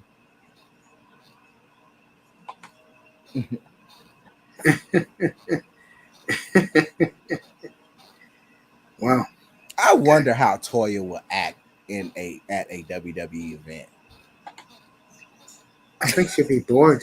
I think she would be bored too. It's better to. I think she would be the only one in the crowd with a long face. And if we got on camera, WWE would zoom in on her and be like, okay, you are not. This is what you better do, bro. You're not exciting this woman at all. Bro, you got 7 teams in the West. Pick one and take her to a Mavs game next year, because she told me that's one of the things she wants to do. She wants to do a Mavs? Yeah. Mavs she loves it. She loves the NBA, and she knows the NBA. Okay. So there you go. Take her to a Mavs game against a good team. Like Denver, Clippers, something like that. Or the Heat, Bucks. She'll go. I mean, pretty much through the work calendar. I mean, shit, we used to go out to the Mavs games just to hang out. We got that, nice Tuesday evening, nothing else to do, open, There you go. There you go. I think she would enjoy a Mavs game. I mean, Mark, he's made it fun. I mean, it wasn't as boring when we had Don Carter. Hey, go back. Take her to a Phoenix rematch this season coming up. Oh, bro! Now get the airline wars back. That game, I can tell you now, that game is gonna be hard to get tickets because everybody's gonna be there. Everybody gonna be there. I mean, we want to watch that for TV. Because I will go down there. We're gonna surround the building for them hoes. Shit. You watching that shit outside, waiting for you, right at Victory Park. Waiting. Bring your motherfucking ass on, see? Shit. Yeah, they're gonna need police escort getting the fuck up out of Dallas. We are playing. Yeah, that game right there, I can tell you that those tickets gonna be a little bit hard to get because those gonna go off. Those gonna sell first. Oh man, those gonna sell first. Go see San Antonio. They're downtrodden. They're part of the equation of the airline wars. We don't like the Spurs. I know you guys. We don't like them. Fuck the Spurs, bro. Why would Tim Duncan? Oh, I hated them niggas. Oh, I hated them niggas. Tony Park, you French light-skinned nigga, fuck you. I was like, I ain't gonna watch no fucking shit Eva Longoria's in because of the Spurs. The Mavericks couldn't beat the Spurs if you paid them. Goddamn. Man, I'm crying up here. That's so funny, man. I mean, man, we went through so many obstacles trying to get to where the fuck we were. I mean, the Spurs was the one that's always kicking us in the nuts back then. And then it became the Phoenix fucking Suns. So, I mean, shit. It's like, damn, can y'all just leave us the fuck alone? Shit. Like, damn, can we have a peaceful season? Damn, them motherfucking Suns. Them Suns pissed us off. Shit. We mad in the motherfucker at them goddamn Suns. It don't even matter about with Stephen Curry and the Warriors. We want the Suns. Shit. Bring them niggas back here. Fuck a rain. Fuck a roof. Let it flood. Shit. Oh, man. Oh, man, I'm crying up here.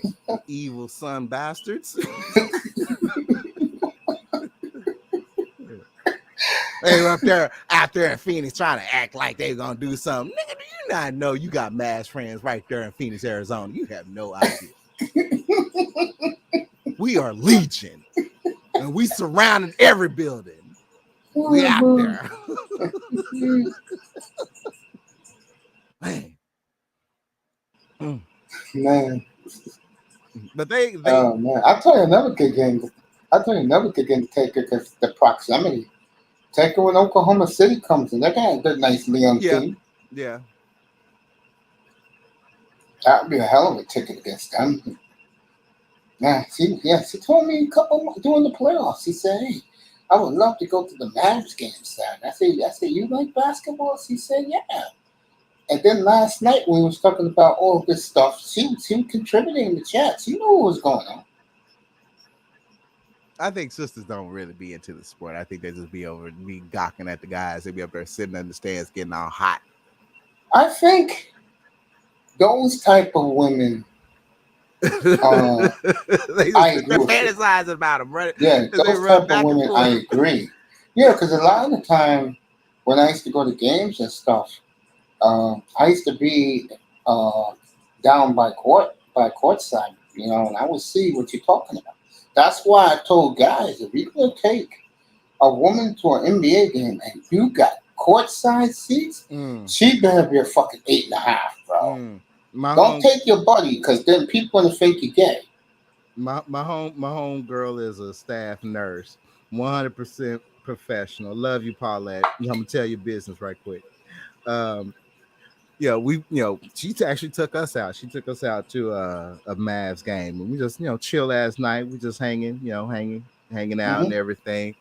Mm-hmm. And I forgot which team they were playing against, but whoever it was, I mean, she knew the players' stats. The best type of woman to be with. And I'm like, how the fuck do you know that? And back then, she was basically looking at, whatever ESPN highlights. And then she even went further because they also would have stats in the newspaper printed out. And so, yeah, she actually knew these players' stats, the college they went to, all this and that.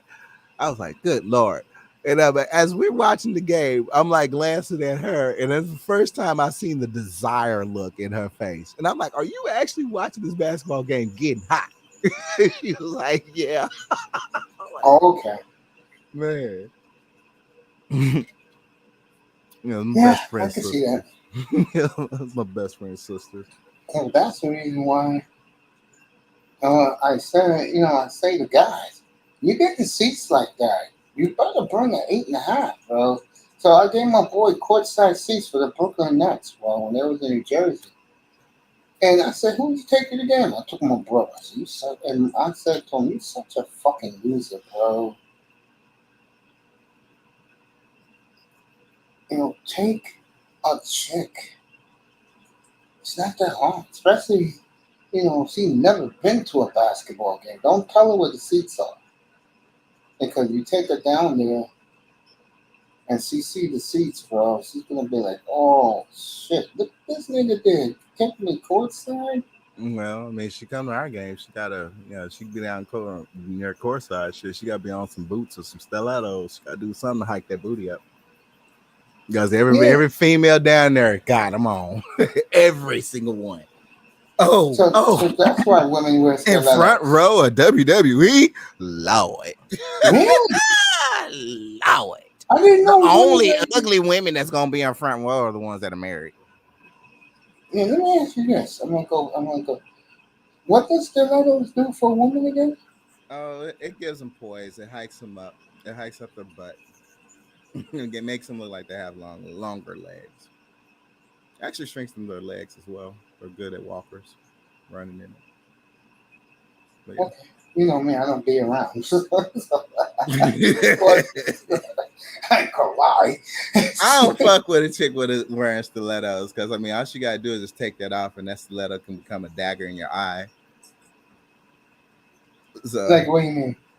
Oh, like in the movie Single White Female. Yeah, she killed Bridget Fonda's boyfriend with the stiletto, stuck it in his eye. She just, pow!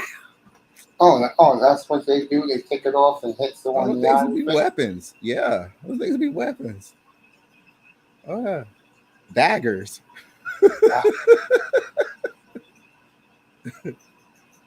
And they even have some now where I guess the cushion is off, so it's like an actual. You just you pop off the cord. The thing is a dagger. It's a knife.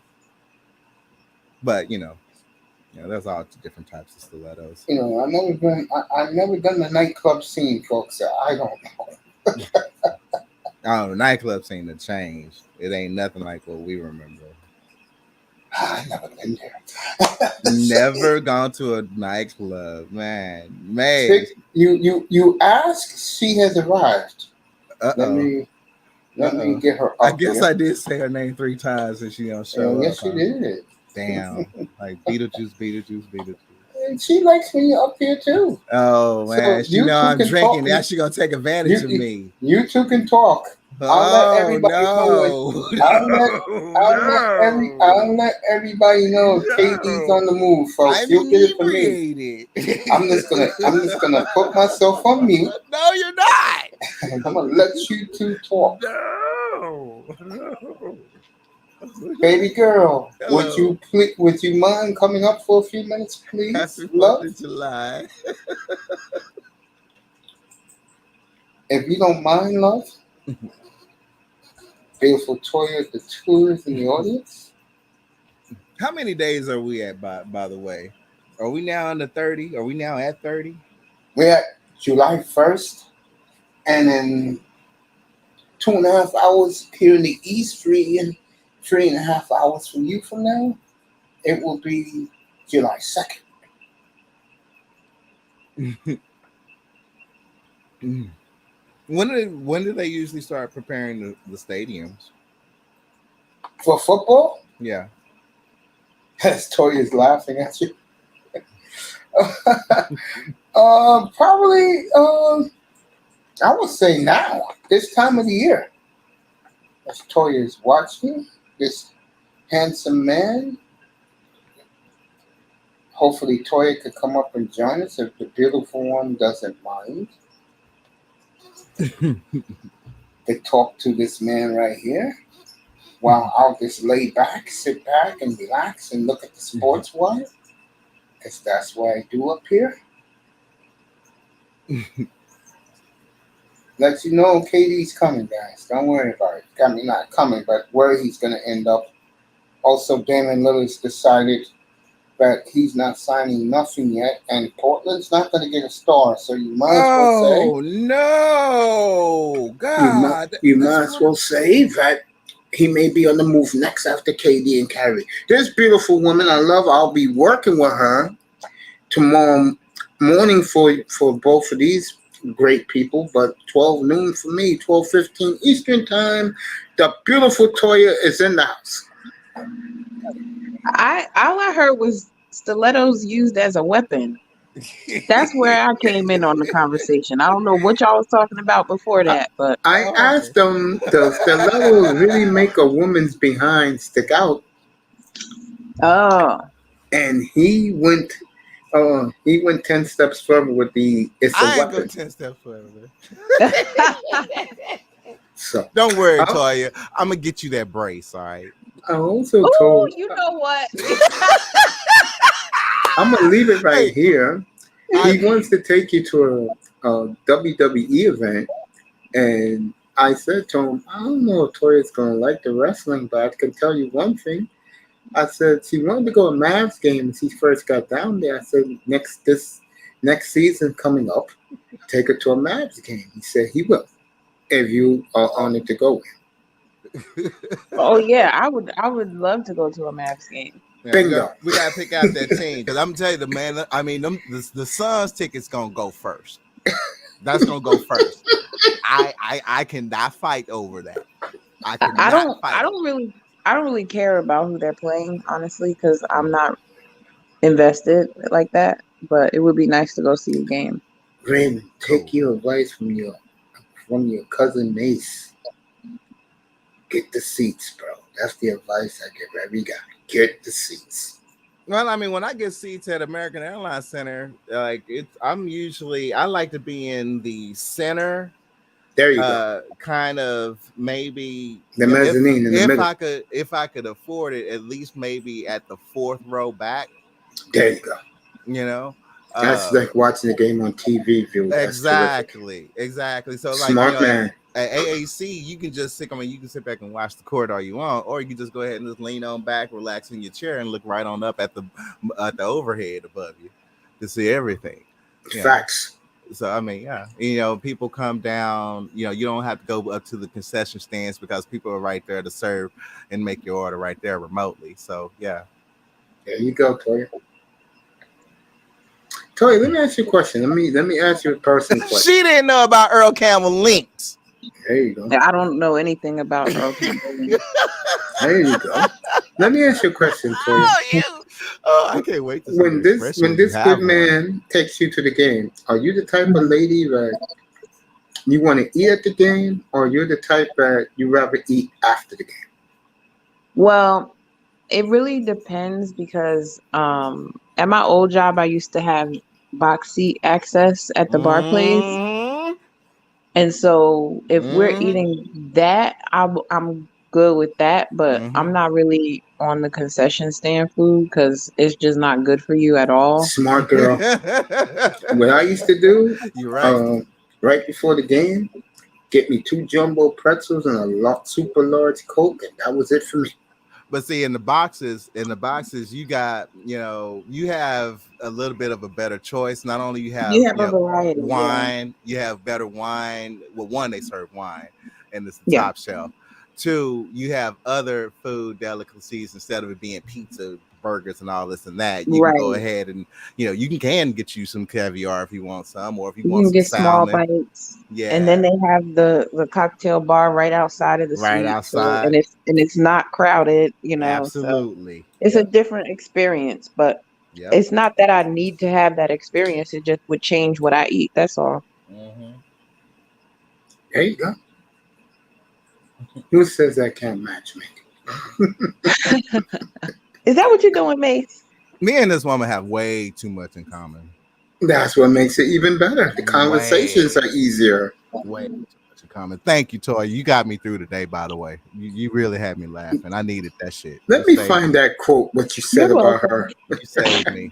You saved me. I wasn't even expecting to get a text from you until I got it. I was like, okay, maybe she could talk to me throughout this whole day, get me through it. Thank you. You did. You're welcome. I owe you one. I owe you more than one. I was about to say, is it Those mezzanine seats better be where you could reach out and touch Iluka. But you do got that that's really, really nice. You just need to know how to bring it out. Don't be shy, all right? I don't know what you're talking about, Raven. I don't know what you're talking about, Raven. Raven's off the rails right now.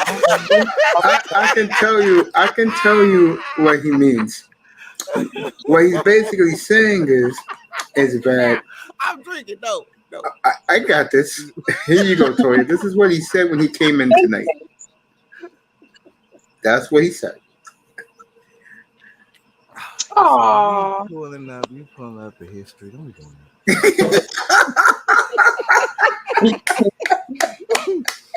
Let me say this again. What I was going to say. What he's basically trying to tell you, Toya, is he thinks that you're very attractive, and he would be flattered and honored. She said the other night. I think you got my type. And he would be very flattered and honored. She's scary. That's all it is. If you look like the best woman on the planet, he takes you out. She's scared. She's scared. And I'm like, I don't think so, bro. I'm just that type of nigga. You Raven. Yeah, you scared. I'm telling you right now, Raven, when people like me and Toya, what we've been through in our lives, if you want her to dress to the nines, she's gonna do it for you. Can you handle it? That's gonna be bro. Yeah, don't forget, I'm a Leo, so I put on. Yeah, I know. I don't know. Raven is gone. I'm gonna let you two talk. Don't give me an excuse. Raven, no, I'm here, but Raven is gone. I know if the stage is set, that lioness is gonna come all the way out in her mane. Yo, seriously, I should have snapped a shot of that.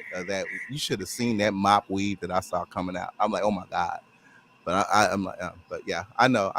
You would definitely show out. Oh, I know she is. Especially going to an NBA game, she will show out for you. And that stance that you sent me, Toya, I'm like, oh yeah, yummy. Don't worry, I'm gonna buy you a brace. We're gonna help you out. You are not buying me a brace. I don't know what that is. You don't need it though. You just gotta understand, you are not buying me a brace. I am not in your office. Where did you take those pictures, if you mind me asking? I was at work. Are you serious? Y'all acting a fool. Man, when Toya used to come up here, like last year, she was always at the office when she used to come on my show during the day. All by herself in the office on the computer, listening.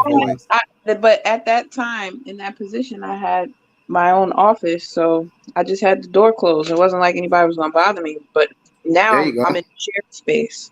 Mm-hmm. Yeah. with that WebEx voice. Just keep being a good boy, Raven, and in time, just Yeah, get keep those being a good good boy. seeds. Keep being a I'm a good boy. You're boy. gonna get your wish. You'll be the I best looking ain't. woman at the AAA.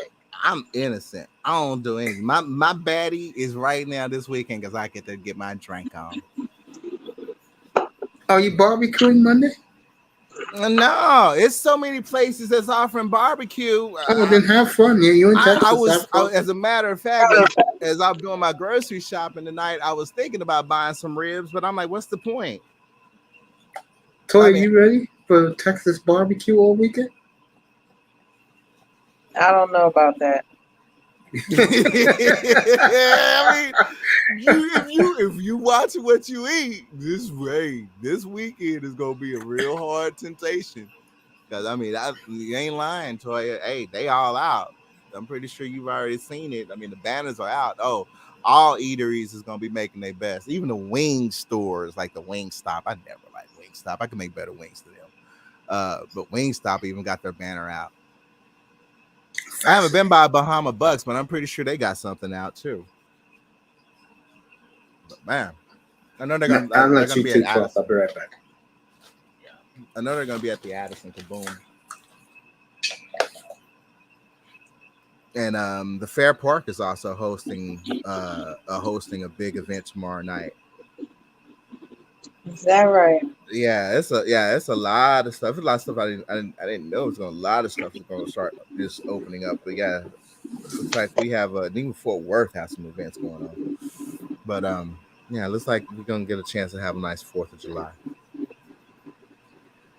And then that heat gonna come. So oh well. So how are you? Did you ever go to a basketball game in New Jersey? Yeah. Okay. Often? Did you go often? No. Or only when you okay. Was that through your so you had it through your company? Yeah. I mean, I have gone to basketball games outside of the box seats or whatever, but you know, I was in close proximity to MSG and the Barclays, so Nice. I was going to those venues often for lots of things. Mm. The only box seats that I actually had an opportunity to sit in was at Baltimore, off of my company's perk. Yeah. Yeah, I got a chance to sit back and watch an actual Baltimore Ravens game. I loved it. Yeah, it's a really cool experience. It is. And then my companies that I work for, I've always had Mavericks tickets and Stars tickets, but they're not box seats, of course.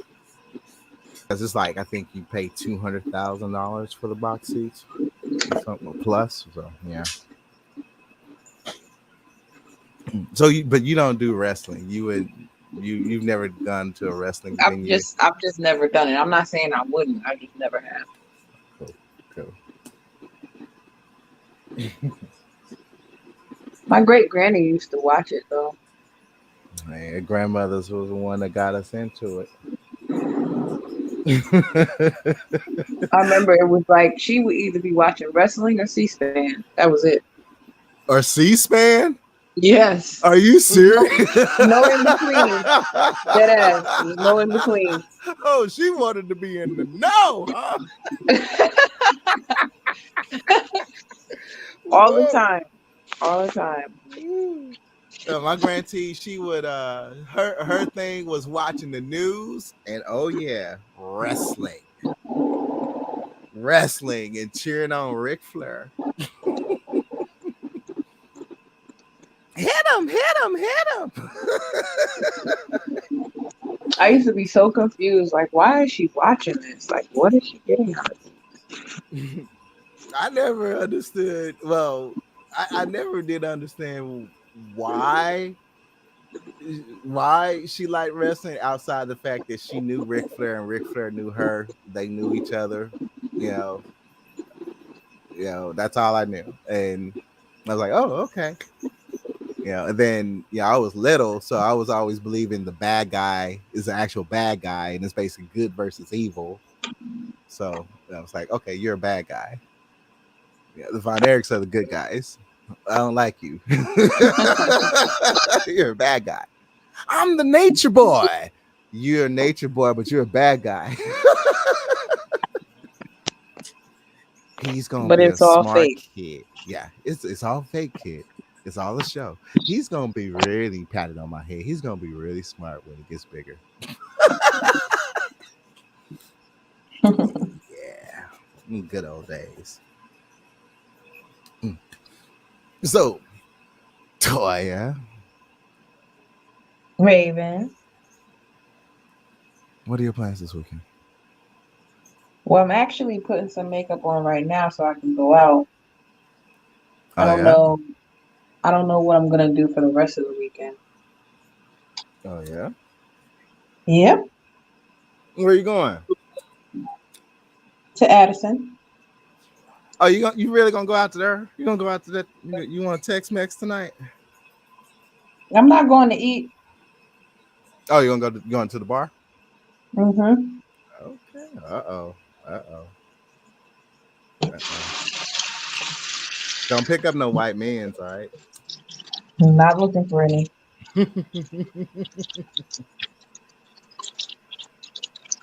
Definitely not my ministry. Mm-hmm.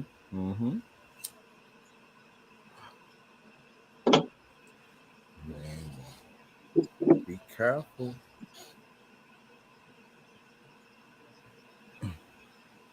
So talk, y'all. Why y'all so quiet? I'm trying to enjoy my drink. Well, don't let me stop you. No, talk. I don't feel like I'm babbling. Sure. I'm not gonna be the spectacle tonight, no. No? No, not me. No. Why not? Because Somebody's got to do it. I'm in a good mood. That's all. And we want you to stay there. I'm gonna try to stay in a good mood. I'm not in a bad mood. I don't think I'll be in a bad mood. What you sipping on? Oh shoot! I got my Modelo Black. I got me a bottle of Crown. I made me a nice little Crown of Coke. Okay.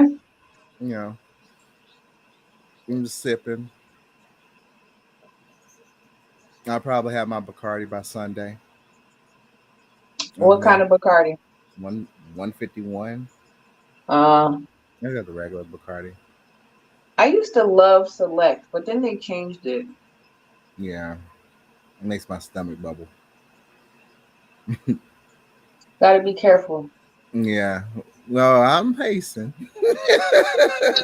I'm a lightweight, right? I'm a lightweight. I ain't gonna lie, true. Unless you get me talking. Now, when you get me talking, that's when I can go ahead and down some things. But yeah, look out. Look out. I may pass out. Wow. I may not pass out. I may just say, it's time to go ahead and designated driver. You done told on yourself now. Designated driver, hey.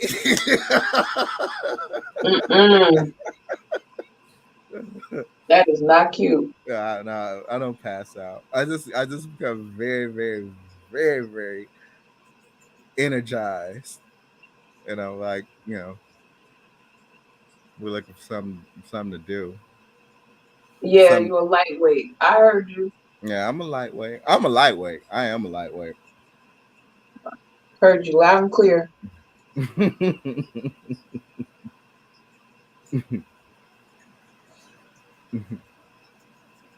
But I wanted to go to Seasons and try one of them little, I want that chocolate. I want that chocolate dessert. I want that bad. You sound like you've been lusting after it. Yeah, I have. I'm like,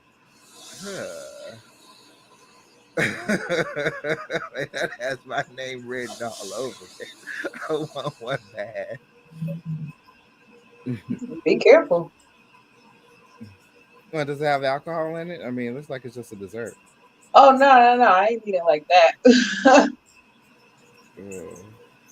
I mean, that's I, the I type don't of even. dessert I like to put on bodies and eat off of instead of eating out of it out of shot glass. I mean, it's like something fun you want to do with it. I'm not even sure what dessert you're talking about because I've never eaten dessert there. You never had the dessert. You never looked at the desserts. No. But there was no. You know the one. You know who I'm talking about. The because you said the one you wanted to try was the coconut, I believe. No, I've never looked at them. Wow. That must have been the other Toya. Nah, it was you. No, it wasn't me. It Because I don't was even know. I don't even know what they have on the menu as far as dessert goes. Oh, oh, you ain't even. Honestly, I've seen them carrying out that little thing with the shot cups, but I don't know what any of that is. Mm. I typically don't eat dessert when I go out. Oh yeah. Yeah, they have the coffee cake mini. The coffee cake looks good, but the chocolate has my name written all over it. I mean, the Belgian chocolate s'mores mini. Oh,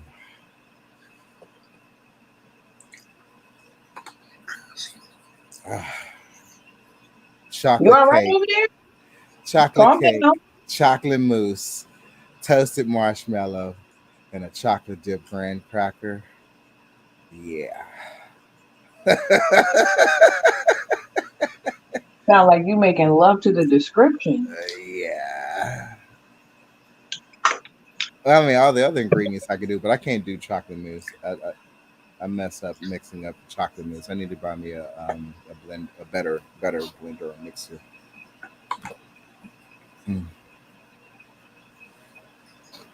Mm. So what do you have on? Nothing yet. I'm putting makeup on. You gonna wear a bodysuit? What you gonna wear? What you gonna wear out? You gonna wear a A dress? dress. Yeah, I'm Oh, gonna wear a dress. oh. You gonna have your brace on? You know what? I don't have one of those. So no, I'm not. All And you're right. gonna stop referring to that. Okay.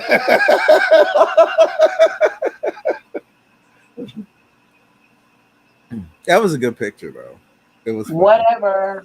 I don't know what he's talking about, y'all. I don't have no idea what he's talking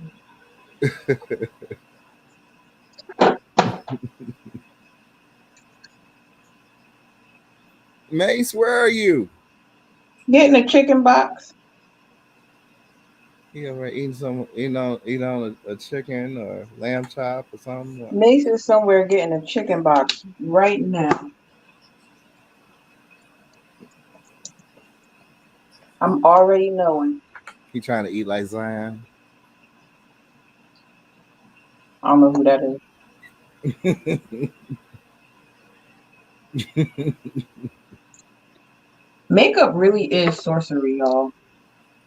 It really is. You can really do some things to your face with makeup. What, you painted on a new face? No, but I'm just thinking about all the things that you can do. Whenever I do put makeup on, half the time I be wanting to wash it right off and like just say fuck it. But I do like how it enhances certain things about my face, but then at the same time I like to take breaks from it because when you wear it every day, it's really not good for your skin. Mm-hmm. Like I don't care if you're using the best makeup there is that even has skincare in it because they do make that. It's still just good to give your skin a rest. Yeah, yeah. I mean, the only thing I don't like about makeup, I mean, I don't like foundation. That shit tastes nasty. Okay, Okay, why are you eating it? guys, I'm not eating it. I didn't find out that the motherfucker had it on until I went to kiss a neck, and I'm like, "What the fuck? You got this It foundation shouldn't on be your on your neck?" neck. Nasty Shouldn't be on your neck. I don't put foundation on my neck. Definitely shouldn't be all the way down there. I can see on your jawline, but not your neck. Yeah. Mm. But I digress. I digress. Mace, are you back? Are you eating that chicken leg? What? Where you at?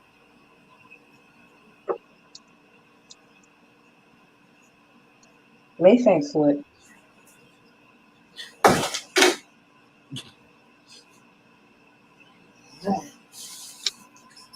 Careful. Make waves. There he is. You eating on some chicken? Where you at?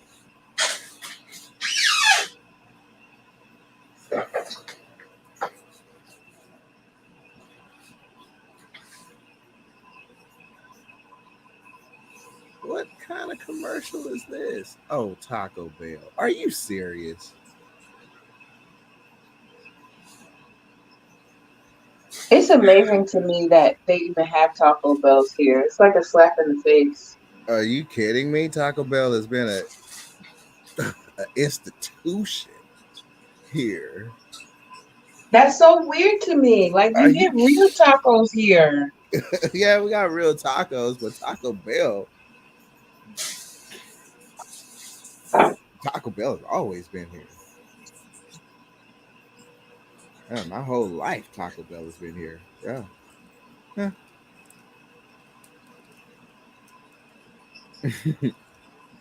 But the street tacos just kick Taco Bell's ass. Yeah, like, Yeah. that's not even close. I had some from downtown with black beans. Man, they were good. Good God, they were good. Mm. I ordered from some place called the Green Public House, I think, today. I ordered it from DoorDash because I left my wallet at home like a dingbat. So I ordered a salad and some queso.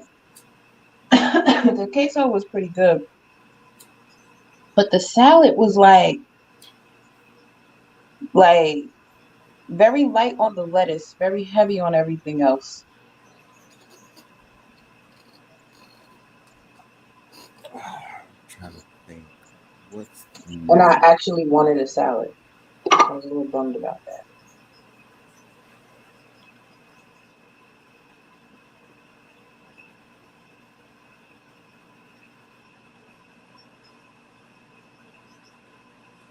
There's yeah, that's what it's snappy salads. Have you eaten there yet?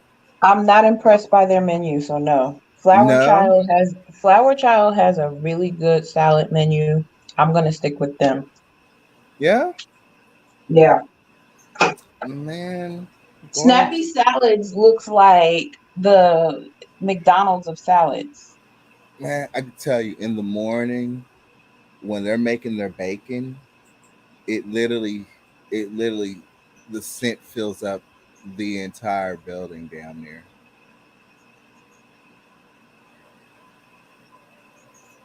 Yeah. I'm still not moved. Like, I gotta like the way your ingredients look before I purchase anything.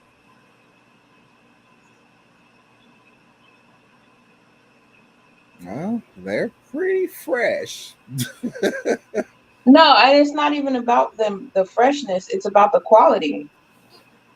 Like you like seeing your salad made in front of you.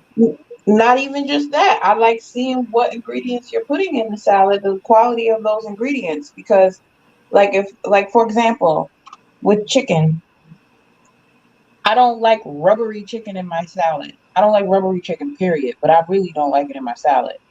So if I'm looking at their chicken, it looks very light skinned and not grilled. I need my chicken to have some grill marks in it. I need it to look like it's been marinating and it was cooked well.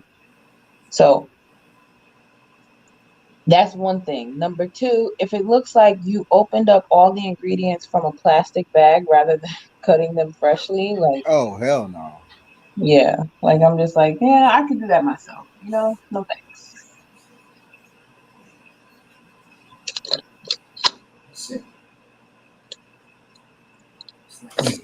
Rubbery chicken.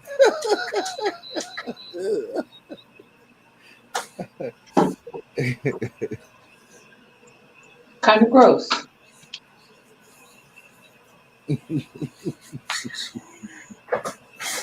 If I ever had some rubbery chicken, I'm suing. Like, oh, what the hell? No, but it is bad. It really does happen like that. Like you'll go someplace and order something, and then it's like, wow, that was a letdown. And the Really? That pictures don't happens? always tell the truth. That's how I felt about Humperdinks. Humperdinks used to be great for them. Now you gotta go to certain ones that are good.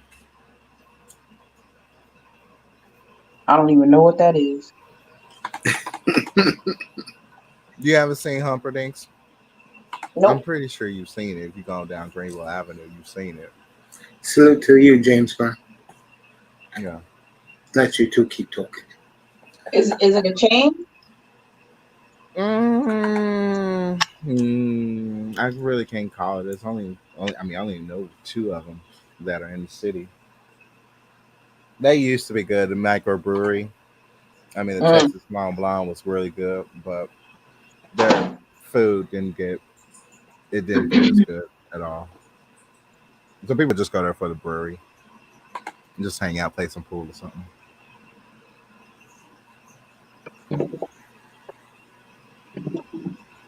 Maze, how come you never go to a pool hall? When I was younger, I used to live in a pool hall, but not to play pool, but I know the activities. I used to be a couple of tables down playing air hockey. I used to be at the pool hall all night playing air hockey, taking people's money. Me and my boy back in the day, on nights like this, Mm-hmm. we would just wait till about 10 o'clock, and then we there used to be a reggae pool house. Mm-hmm. Nice. So we used to go down there just to drink Red Stripe and Genghis while listening to reggae and playing pool. Nice. What about you, Toy? You used to hang out in pool halls, sweetheart?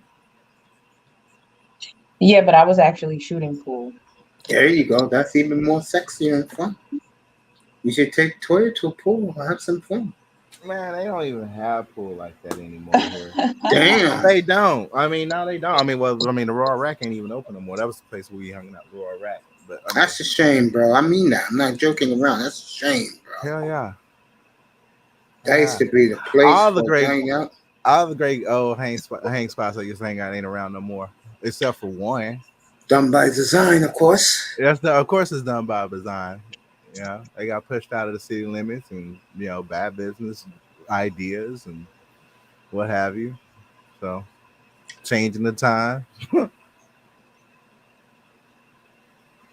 If it wasn't for the damn pandemic, I mean, I literally was actually moving to a goal of because I wanted to open up a nightclub. I still do want to open up a nightclub, but once that pandemic hit and I saw how the lockdown, I was like, oh Lord, if I would have invested in a club right there, I would have lost some money. Shit. And the first time seeing the strip club industry stop. What? Oh hell no! I can't even make my money back if I wanted to. No, I'm glad. I'm glad I didn't move in that direction. But I wouldn't mind open up a night spot where there's age requirements as well as a dress code. I'll tell you, I want Toya's opinion about this since she used to live here. The one thing guys have told me, my nephew told me this too, here in the New York metro area, they don't let brothers in the club no more. Is that true, Toya? I really wouldn't know. Okay.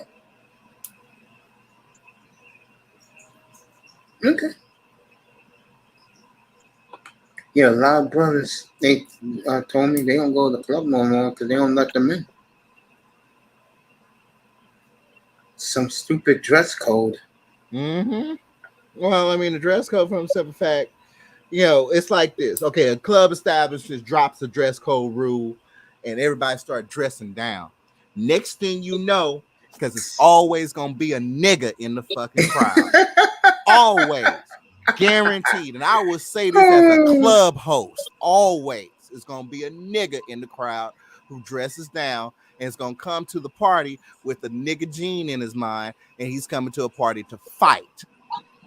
Okay. He ain't coming there to have a good time. He ain't coming there to kick it with his boys. No, he coming there just for the simple experience of something, or somebody accidentally bumping into him, marking up his fucking sneakers, and now he's ready to fight or shoot somebody over it. Yeah, I know young men, my nephew's friends, these guys are in tech. Every payday, they get at least two $350 pair of Jordans. Yeah. And then once that oil get into them, oh man. Oh man. Shit go down. And then another thing clubs out of bad is they drop the age restriction because they start hurting for money. So next thing you know, where it used to be 25 to get in, now we're gonna go ahead and drop that shit down to 21. Oh yeah, you're gonna get the young heads up in there, and they gonna want to fight over the smallest stupid shit. Toya, do you mind if I say something? Please don't get offended. Go ahead. I'm just listening. Do these young dudes realize the women that they're acting like fools don't pay them no attention? Do these guys realize this? Jeez. Everybody's putting on a show for each other. So, that's one of those things where it makes no sense, because guys are doing it to put on a contest for each other, and girls are doing it in the same regard. Yep. So, nobody really wins. So that's why I never really was into the club scene, because I'm not going there to compete with whomever, you know what I mean? Like, I'm not doing that. I'm good. Oh, and in Texas, the girls are taking it to a whole different level. They show up in packs. You got group fights going on. Austin done seen it. If we've already gone viral, Austin done seen it. San Antonio done seen it. Hell, we got a YouTube content creator. It's called Texas Raw Fights or something, Longhorn Fights. I mean, you Google it. Longhorn and you Fights. will see these battling bitches fighting in damn back alleys, jumping in cars, running over each other. Yeah, see, that's wild. Yeah. I don't understand these people. I really don't. I am glad that I have never been to the club in my life for stupidity like that. Well, I mean, the scene got like that, so I got into, hanging out at places where, okay, the age requirement is you got to be at least 30 or 35 to get in. And, of course, you with older folks, the best place to go is where married couples can actually hang out and have their romantic nights and their night out.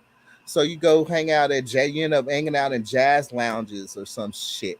You can't have a nice little good club where you play good music and everybody could come and kick it. Now, we had a place like that, but the owner died, and I want him to actually rebuild the club in his honor. But no, if I do, I'm very strict. You will follow my rules or you will not come. Period. And if you try to come and you uninvited, I will have your ass arrested. So let me get this straight. To go to a club now for a brother, you gotta be wearing like one of those $7,500 suits. No, but just dress like you got common sense. Nobody wanted to come up in here and see you sagging with your ass out like a bitch. No, I don't believe in that. I'm not sagging, guy. Bro, they do that shit, and then they do. It's disgusting. And yeah, it's disgusting. And then on top of that, most niggas don't even motherfucking even go to the club. They just rather hang out in the parking lot. So when the shit closed and the chicks are coming out, about to leave and whatever, about to do they pass their numbers or whatnot to get up, boom, they in the parking lot. Oh, a whole bunch of shit, fall off at that point. Blasting their music, right? Well, not even, I mean, music ain't none, but I mean, a whole bunch of other shit pop off at that point. That's when you get the fights. That's when you get the shootings. That's when you get the girl battles, battle royals. That's when you hear the blowing whistles and police coming in because they're about to, put people in a paddy wagon and take their ass down. Boy, I'm glad I do not go that scene. Amen, amen, amen. Oh, Austin is worse. Shit. We ain't got shit on Austin. We fear that shit coming up to Dallas because it's cool. I mean, it's already bad here, but shit. we don't want what's happening in the other cities, but yeah, I mean, that's what happens, man. Summertime, clubs gotta, if they want to have a good clientele that keeps coming back, one, they need to start memberships. Two, they need to, set rules, and the establishment needs to stay strict with it. Do not have dress down dress codes. You are asking for trouble. Now, tell me the difference, both of you, when it's like you're dressing like GQ to a club for a man. Man, the OGs come up in there in they alligator shoes. They be, they wear their Top Gear. I don't know if that shit costs several $1,000s, but it looks nice. It looks decent. Shit, they can be in a meeting if they want to in it, whatever. But I mean, shit, they come up in there and it's class, showing class, and they pretty much are there just trying to entertain the woman that they're with. That could be their wife, that could be their girlfriend or whatnot, and it ain't no shit. When niggas dress up, it's funny how niggas can walk in a straight line when they in their suits and they not trying to scuff their shoes, but when they wear them damn sneakers, they'll wait for the next first drunk person to bump into them and they be ready to kill them. So, it's just a whole different mentality, and it's more mature. A lot of people want to go out and have a nice establishment, a nice time like that, and not be around these young motherfuckers who just, stupid. I know 40-somethings that act a fool. Oh, yeah. All the time. Oh, yeah. Oh, yeah. Yeah. My friends' brothers, the younger brothers, they still think it's the 1980s, bro. I know people in their 50s that are grandparents acting a fool. Oh, I do. I know guys. I know guys in my crowd, and I always say, and you guys wonder why you never been married, and don't have any kids. Chasing these, I'll tell you a cute story. It's real quick. The day before I got my kidney, a guy I haven't heard from in like God knows when, we could say high school, calls me up.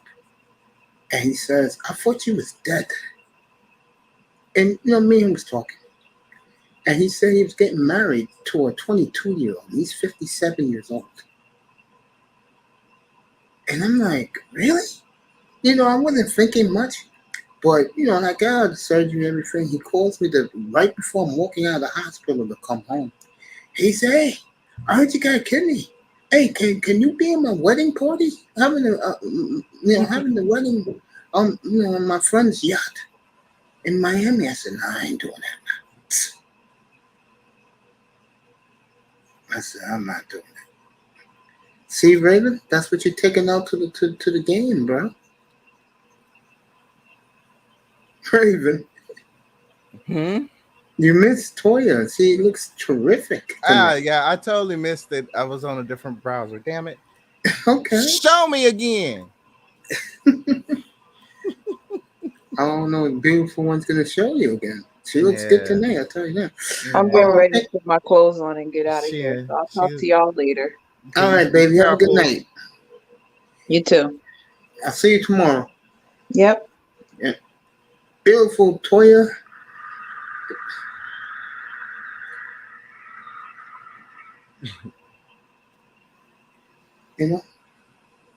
So I keep guys while they were keeping you all entertained. I've been looking on the wire for KD or anybody right now. Miles Bridges has been arrested. Yep. from domestic violence. He was about to get a big payday. I don't think Michael Jordan's gonna do that now. It's over. You It's ain't lying. over. You ain't lying about that. Why the hell are you hitting your woman? I don't know. So he's been charged with a felony charge. Damn, a felony? So this wasn't his first time or something? What the Nope. hell? LAPD confirmed that Miles Bridges have been charged with felony domestic violence after their arrest earlier this week. Shit. Then I guess his specific other also show pictures of the abuse or something. Did she showed pictures of her face or something, or I haven't seen it. Pictures of her face, but from reading this, I'm reading it right now. Oh yeah, she sure did. Photos of bruises on her body on her Instagram page last night. Discharged from the hospital. She had a fractured bone in her nose, rib contusion, neck muscle strain, and bruises. She also included a video of her son saying, "Daddy choked mommy." Oh God. Oh, he's fucked. Wow. Oh well, he deserved it. Shit, he shouldn't fucking be on a fucking female, you know. He's been hitting her ass for a while. Yeah, that sounds like something that's been in history. The kids are traumatized, according to her, scared for their life. I mean, for them to charge him with a felony, yeah, that's pretty serious. She got the pictures. Yeah. And the hospital confirmed it. She said the man is psychologically, something's wrong with him. She tore his, he fractured her nose, her wrist, torn eardrum, torn muscles in her neck from being choked. Oh, he's done. He ain't getting off with this. No, he ain't getting off with that. He's done. It's over. He was about to get paid too. He just lost his career. He'll be working at McDonald's.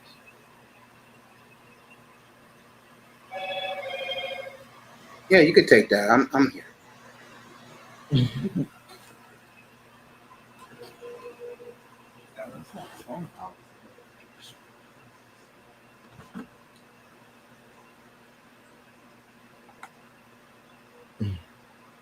Oh yeah, my Marvel notifications are going off like crazy. Well, what happened? Oh well, the next Marvel movie is about to come out next week. The Thor, and so it's a lot of movie news. Guess they're about to something about the Ant-Man 3. I don't care about all that.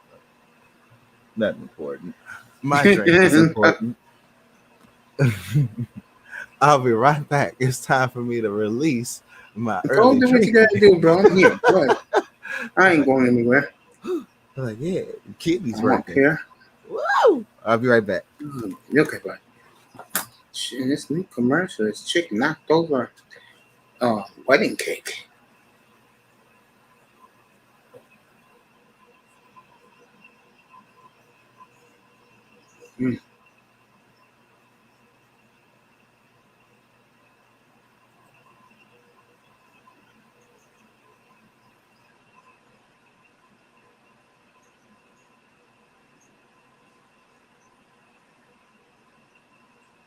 All right. Mitchell's going to be on the move. So Utah blew this whole ship up. Good for Danny Ainge. They're going to start over again. I know Miami, New York, two of the teams were down with Mitchell. So Utah, there's only one guy left. They got rid of everybody else. So Utah.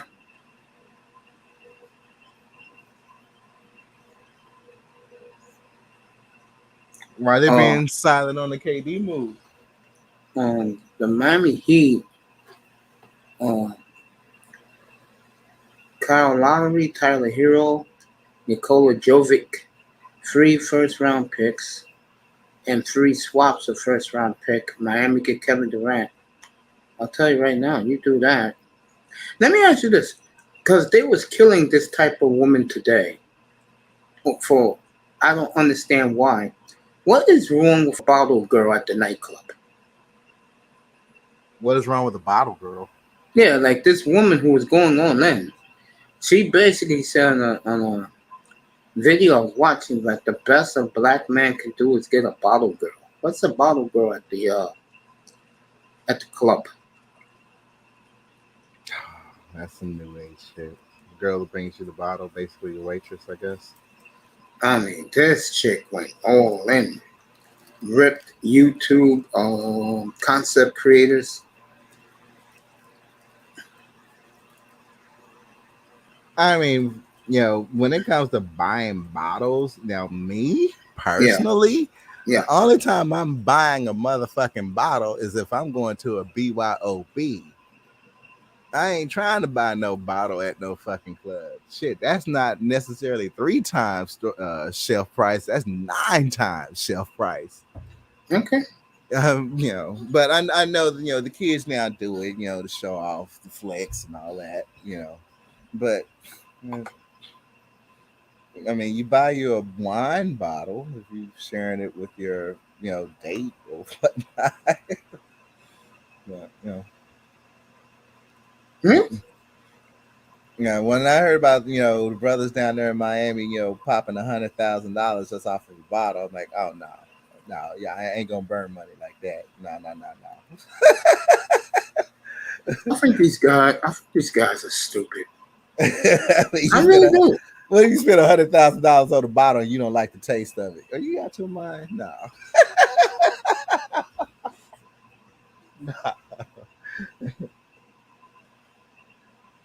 Shit, $100,000 for a fucking bottle of champagne and wine. You fucking crazy. With sparkles, brought to you with little fireworks sparkles on it. Boy, these niggas are so stupid, bro. So yeah, let everybody know you have bought an expensive bottle. No, like I said, and people wonder why. It's the smallest things.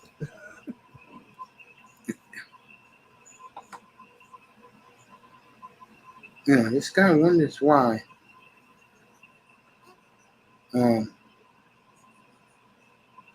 These guys wonder why, but their women treat them like trash. That's a perfect example. This fool is actually. These fools are actually buying $100,000 bottles. Man, shit, crazy. I'm not giving bottles, spending $100,000 on a bottle of champagne or wine. That's fucking insane. Now, if it's my wedding reception, that's a whole different. If even my proposal party, I would, I would splurge, but I'm not gonna put $100,000 on no damn liquid that I might not even like the taste. Are you out your mind? Do this at a strip club. Are you really out their mind? Yeah, they are out their mind because that's what they are, because they're ignorant. That's what they're doing. So can't say stupid. You can't. I mean, sadly, when it comes to the club, every year you get older, they get younger. Yep. And that's what's always gonna separate you from the club. Like I said, if you're over 34 years old and you're still going to the club, something wrong with you. Yeah, something wrong. Something is wrong. That tells me a number of things. One of them is you have the Peter Pan syndrome. So one thing I started realizing that the OGs couldn't hide when they go to the club because of the black lights, boy, that silver gray hair gonna go neon on your ass. So you can never go up in there and pretend to be young. Hell yeah, boy. Woo! Yeah, that's how you can tell the OGs with that Just for Men Die and they shit, because they be trying to cover that shit up or that black light pick up off that shit. Yeah, bro. We know you silver hair underneath. What you doing up in this young ass club, bro? Not only Emoji James Brown, not only athletes should be living that lifestyle. I think everyone should be living that lifestyle. It's a healthy lifestyle. Not going straight X. Oh yeah. Hmm.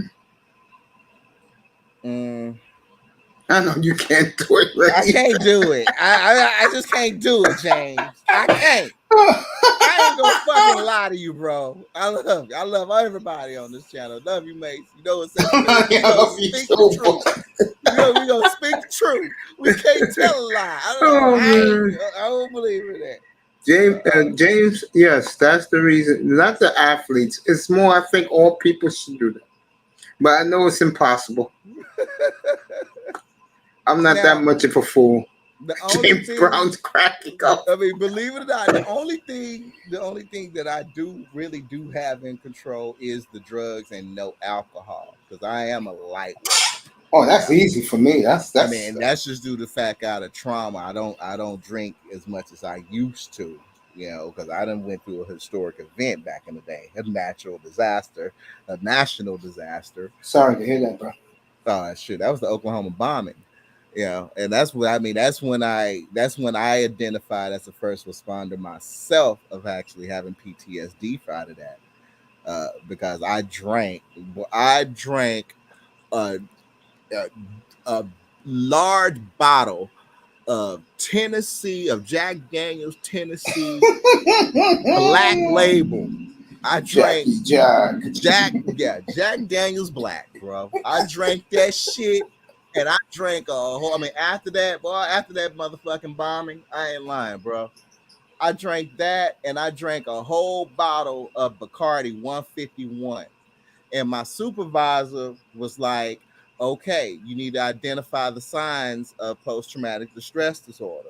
And she was telling me, this is what I experienced at the DFW plane crash. This is what you gonna probably, experience. Now, there's certain triggers that could set you off. I didn't know those triggers. This was my first experience, right? Mm-hmm. So I'm sitting, come back down here, come back to Dallas, mm-hmm. And I'm in a state of shock because I'm still like, why would someone do that to those innocent, nice people in Oklahoma City? And I'm like, drinking. I'm just drinking. I'm drinking the whole damn bottle. And I'm like, holy shit, no chaser. No mix, straight. And I'm looking at two empty bottles, and I'm like, and I'm talking to you just like this. And I'm like, holy shit, I'm about to go into an alcoholic coma. My system is going to be shutting down. I could die. Called up my best friend. I'm like, yo, I just drank these two bottles, and I'm talking to you like this. This means something really bad is about to happen to me. Get me to the hospital. Came over, took me out the parking lot, got my shit pumped. Yeah, so luckily, they was like, at least you realized something was wrong. If you would have fell asleep, you probably wouldn't have woke up. And I was like, at that point, I grasped my control of alcohol and just, I quit cold turkey. This is like, this weekend actually marks my 4th light drinking back in way over 17, 20 years. Now, the club where I used to drink back in the club and stuff, but I'm not really a big drinker anymore. Now, when football sports come, I'll have a light beer. I'll drink like this. I'll pace myself now. But I don't think congratulations, bro. Yeah, I don't think I could ever drink like I used to. Now, that's tough to do. What you just said, bro. I was coming up as a teen. Oh man, I mean, we were the first class that was able to get away with a lot of adult shit while we were minors. We were mature. My high school class, we were very mature for our age. Nice. Yeah, so it's like we could get away with it. So back then, man, we had number one, old English 800 was my shit. Oh, that brought out my little wild side in me. Yeah, that was the ghetto beer. I love the taste that of was malt the liquor. Beer right there. Yeah, I mean, Old E and me and my boys, because I would just always have the house to myself because my family would end up going down to Houston and kick it with my other family. And they going down to Galveston and do the fishing like what we all accomplished with. Mm-hmm. So I would sit up and have house parties, and we would pull out some bones, and we'll sit there, get us some 40 ounces, and just drink them 40 ounces by playing a good game of dominoes. Man, that shit was fun. And then turn on that Madden, play some Madden, because I brought video gaming into my hood. I was like one of the first privileged kids that was fortunate enough to have a PlayStation and shit, and all the computers and all that crap. So, you know, they would all come out and hang out with me. And, you know, football players, basketball, everybody in my high school. So, you know, we will just kick it.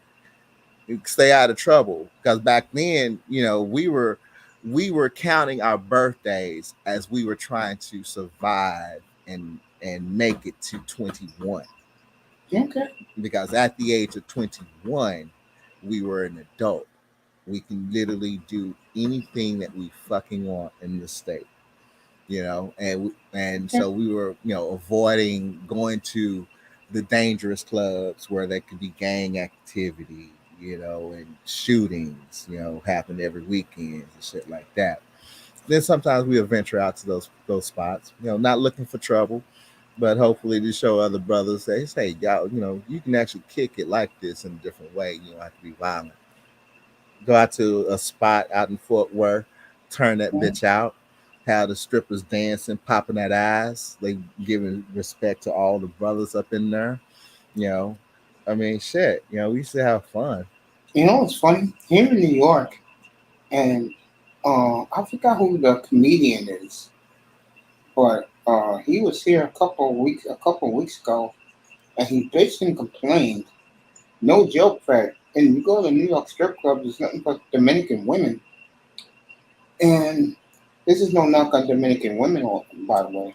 This is about that, you know, you think the brothers are having their doors closed on them? Sisters too. I mean, damn, men don't. You know who wants black women as strippers? The elite, the Asians and the Middle Eastern cats and some white boys. They like black women as their strippers. I think. Well, I mean, I've had damn near 18 homegirls that were strippers. Okay. I've only dated now out of 18 friends that were strippers. You wanna know how many strippers I've dated? One. One. That's the level of avoidance that you want to stick with. You know, I mean, I've always liked the white girl stripper was cute, but the black girl stripper was the main event. The black woman stripper put on the show. Back then, yeah, she was a single mom. She was doing that just to make ends meet, but she damn near beautiful. You will look at the stage, you be like, how's this fine ass bitch just dancing on the stage ass naked for this dollar bill? Where the fuck her nigga at? Where the fuck her nigga? How come a nigga didn't wife this? You know what the nigga is? And then they have good conversation with you because they done got trained on how to manipulate us. How men are these dudes? If it's one of these upscale gentlemen clubs, it's the guys in the suits from Money on Getting Lap dances. Oh well, hell yeah! I mean, fuck it. I mean, I ain't never went to a motherfucking strip club dressed down. I was always in slacks and suits. Yeah, I agree with that. That's very much true. In the VIP room, yes, sir. Most of the strip clubs I used to go to, you could dress down. When you were a guest of the managers, we ain't go there dress down. What fuck I need to go down dress down? I ain't go down dress up. Like I know I have some sense and I got some good credit. And guys, see, my strip club, the strip club I used to go to as a grown man, it was mostly, let's just say, certain guys that, I'll do it. Pookie and Ray Ray, but go the extreme. Mm-hmm. And they would intimidate the guys wearing the suits. It's the other way around. It's the Pookie and Ray Rays are intimidated by the suits. Oh, that's the way it is down there. Here, it depends. Oh, absolutely. Absolutely. I mean, it definitely depends on where you are and how you carry yourself. One, it depends on how you carry yourself because a man with money gonna know how to carry himself. That's true. So, you know, Stay filthy, my friend. Oh, stay fly, my friend. Stay Okay, fly. James. All right, what's the difference between the guy that goes dressed, that wears the suit to the strip club, compared to the guy that wears his Jordans, his jewelry? Oh, that's a huge difference now. I mean, new age now. Yeah, the dress down is basically the standard now. So, and then you can also, there's also a huge factor about urban attire. Uh, Even though it looks dressed down and it looks Yeah. bummy, it can cost thousands upon thousands of dollars. So the urban culture has really taken over. So that's now really accepted. So I mean, shit, out of a regular Joe, you can never tell. I mean, now these kids up here could be rappers, and I mean, they don't dress in suits. So, you know, I mean, only time I think I really see Lil Wayne in the suit would probably be at a funeral somewhere. So, yeah, I mean, that's the only time I think I see that nigga in a suit. So, they're. I mean, it's their. I mean, it's their time. It's their era. It's their era, and eventually, they are going to also grow out of it. You really think so? We hope. If they survive, because I mean they killing themselves off. Them motherfuckers are killing themselves off faster than the brothers that lost their lives from the 90s. Especially on rapper age. I'm like, good God, rappers like Survival Island shit. Man, you getting killed over beats now? What the fuck? They're dying. So it's like if the ones out of this era mature and survive, they'll probably go ahead and pull up their pants eventually. If inside their house they can do whatever the fuck they want, but they'll probably end up realizing that it's more attractive to finally just show the mature side of yourself. Really? Yeah, we all grow out of it. I can't really fault them, bro. When they in their little 20s or whatnot, I mean, there is that gene we got in us. We got black rage in us. We got it. Because I see grown ass men in their mid-40s, bro, and they still dress as the 90s. They wear some of them can't let it go. Shit, they 90s. Wear their car canai.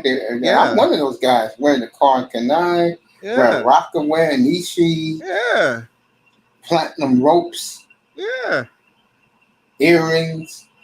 Yeah. And see, guess what? Nobody older you is saying why you wearing that old ass shit. Everybody under you that know about it came out of the 90s. So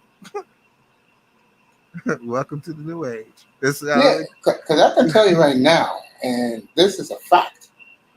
When brothers dress that way, and like let's say they're from let's say 28 to let's say 50. Here, women totally ignore them. Totally ignore them. Mm-hmm. I think Platinum Elite said it best. You have these fine ass sisters going to rooftop parties and stuff like that. Brothers don't go. And the woman gets the wrong idea. It goes deeper than what the women think. And then when they have Platinum up here, and I talked to him about it, he agreed. Well, the problem is, and I'm glad women are not listening to this. Remember, was you in the room that show when Platinum had a dot on the left, a big booty dot, and then he had one of these office boss chicks on the right? And he asked the guys in the audience. That man had so many thumbnails. Yeah. I can't believe you asked me. Do you remember that thumbnail? Are you kidding me? You've done that thousands of times. No, because he came up to my room 2 nights later, the same night, and he asked me. Well, he was shocked that all the men except one, which was who's that guy, the trucker? Big Truck.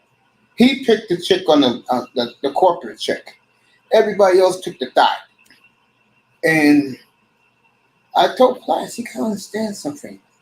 Most guys believe, all dudes believe this. except white guys, of course. They're not going to say nothing, or Asians. Most guys think that when these chicks go corporate, they get slaughtered every day, bro. So they ain't fucking with it. And let me get back to what Platt was saying. He is so correct. He said that these brothers making, like good money, they'd rather be in a ghetto nightclub, bro, than be with the women they should be with are there. I've seen it to where those corporate executives, otherwise known as prudes, call it what it is, they basically missed. I've seen the conversion where the mainstream went from mainstream club to strip club as the mainstream club hangout. Yeah, one boy told me that a couple of years ago. My mouth dropped. Yeah, the prudes became, because they didn't get any attention at the dance clubs no more, so they decided to come up to the strip club. Hell yeah! Oh, you mean the women? Yeah, they fucked it up for the. I'm gonna come out and say this. They fucked it up for the lane. You killed the gentlemen's club. Yeah. That shit was for us, y'all. Fucking simps. Damn, sure y'all. Yeah. Yeah. Oh my god, damn it! You done turned this shit into a mainstream. Those women go there now. I don't go. No, I will never host another party in this bitch. Fuck you. I'm not going. I don't do my shit in Vegas. I don't go to strip clubs no more. I don't go to strip club no more because those bitches are there, bro. Oh man. There's a reason why guys. Ever since, and then you got the which was my homegirls always had told me the industry secret, which when it comes to the black strippers, 90, we're damn near, I would say 97% now this age but 97% have already played with another girl. What do you mean? When I say play, I mean fuck. They went that route. Yeah. To this second, I don't understand. I can't get the concept of why black women are, number two, so scared of black men, and number one, hate black men. I still don't get it. Well, shit. It's the post effect of the motherfucking 90s. Hey, you didn't think the movies weren't gonna have no motherfucking effect on the sheeple? The sheeple are the main ones that give TV ratings. The sheeple are the main ones that go see Color Purple thousands of motherfucking times thinking that was a true story. The sheeple watch Love and Hip Hop and making hits. Okay.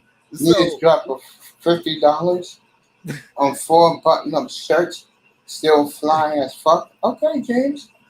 You go, boy.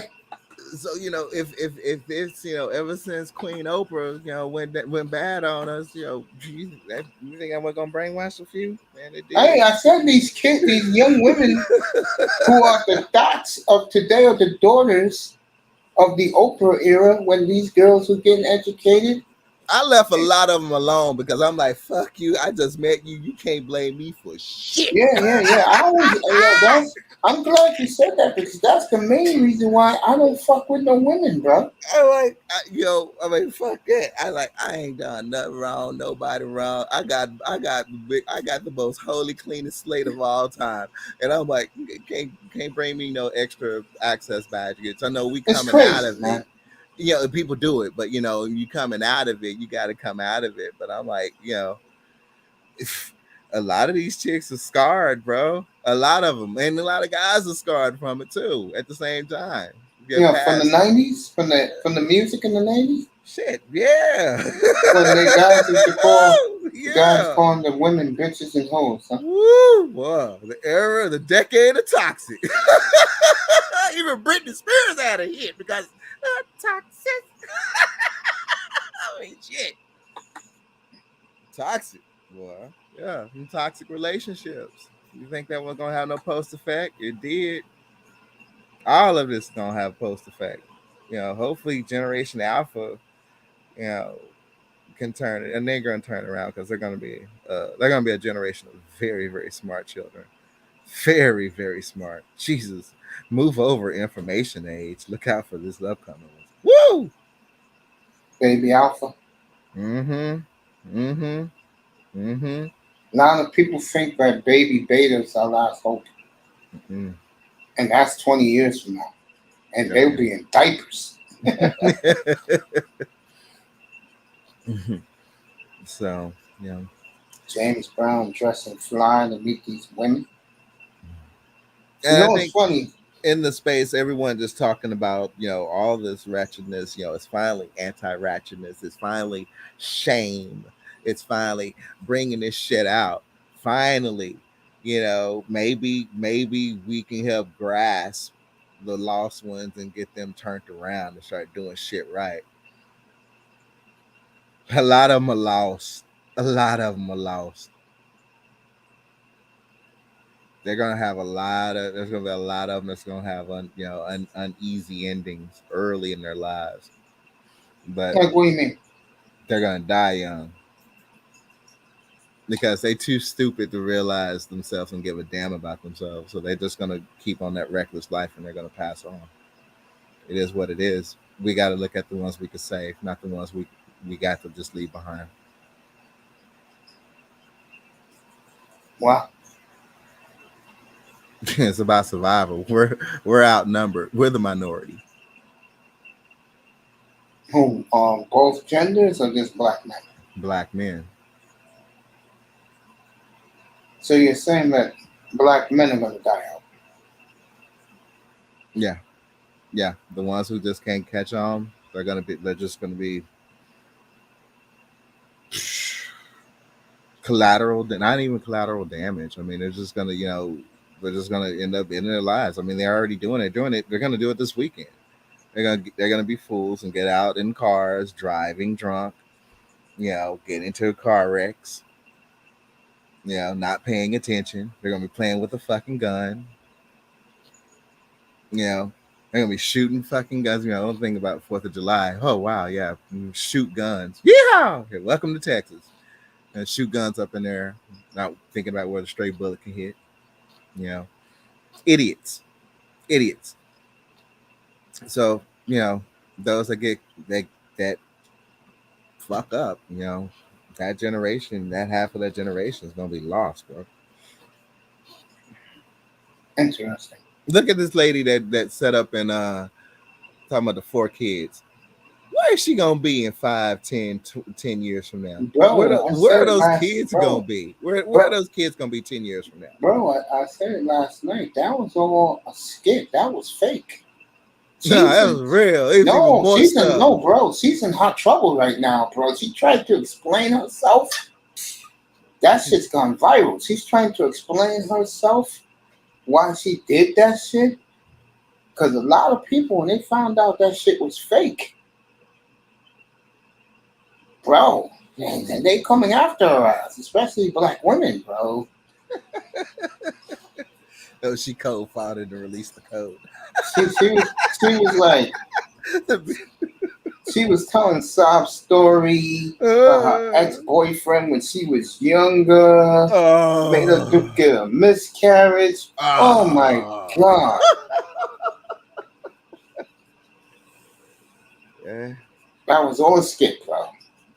I was watching some of that this morning. I forgot who had it.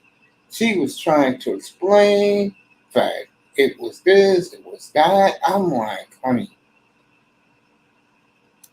I'm glad she did it to expose the sisterhood. Anytime you do that, only wear button-ups now. Too classy, not too. I'm wait till he sends the next one. So you dress fly all the time, James Brown, when you go out. Good for you. I hate to expose myself, but I still live in the 90s, folks. Man, I would have said brothers running around remember back in the day, the old Fila jumpsuits Wear the velvet jumpsuits. Don't just wear no Oh, damn the saggy velour? jeans with your ass out. I mean, that is The like, velour ones, yeah. yeah, I mean, damn. I mean, damn. I'm like, oh. I'm like, what the fuck? I have always given a fuck about my motherfucking image. I do too. Always. Kevin Samuels liked me because of that shit. I do too. I love Because he that. was like, damn, you the first young brother I done seen come up in here for a job interview and you in a suit. And I like your suit. And I'm like, thank you. Thank you, Mr. Samuels. Thank you. And yeah. So I'm like, boom. At that point, I always gave a fuck about my goddamn my image. I'm not trying to run around this motherfucker with my motherfucking jeans all sagging down. I got my fucking hang boxes out with my ass out, dookie fucking strains and shit out in public looking like a motherfucking bum. Stains. I mean, what the fuck? What the fuck? What kind of style is that shit? I ain't seen that shit yet in the motherfucking video. Where the what? That's prison wear, bro. I mean, damn. I'm like, man, pick yourself up. I remember At one some time. point, you got to give a fuck about yourself. I remember one time, true story. It's going to be 14 years ago. I was taking my nephew to an ROH event, and there was a young lady. She looked angry. She was thick as hell. She had real hair, curly perm hair, and she was sagging. So I'm looking at that shit. I'm like, get the fuck out. So when she know how young girls have an attitude. I'm saying this girl's like 18 years old. She turned around and saw my nephew. And she kept turning back, looking at my nephew, and she tripped over a garbage can. And she got up quick, and she just like was walking fast. So my nephew said, what happened here? I said, she likes you, bro. And my nephew was like, what? I said, she likes you, bro. You're tall, you're lean, you got a baby face. Now, a female sagging, that shit is kind of sexy. Because I would agree with that. Especially if she got body. Especially if she has body, because you know what? To me, she's paying homage to Aaliyah. Because Aaliyah sad. Did she really? Oh yes, she did. Oh yes, she motherfucking did. I saw her I met her in the lobby of the Yeah, you told me that story. Right here in Dallas. Face to face. And I was like, well, she shouldn't. I'm like, I don't think I'm here to see Aaliyah. And I'm like, she really shouldn't be fucking around with that nigga R. Kelly, but I'm here to see Aaliyah. And I'm like, oh my God, it was her without the fucking shades. If she had the shades on, I would have known it was her. It was my first time seeing her without the shades. Was she blushing? Was she laughing? Yeah, she was blushing because I realized who she was. And I was like, what's up, Tag? Mace is the marathon, man. I was like, I love Monk. I mean, she walked right up to the desk. So I was checking in, and my suite was actually right underneath hers because she was in the floor above. And I was like, and she's like, that's what she was like. She's like, you're checking in too. And I was like, yeah, I'm checking in. And she's like, oh. And she looked at my key because she saw the floor I was on. She's like, oh, I'm in the floor above yours. And then because I knew the Hyatt, and I was like, holy shit, you VIP. Because I'm like, damn, I'm almost at the top, and you're at the top. And when I looked, I'm like, oh my God, it's actually her. But yeah, man, Aaliyah sagged, man. She was good with her sag too.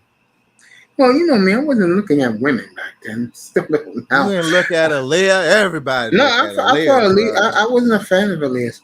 Really? No. Half on the urine cup.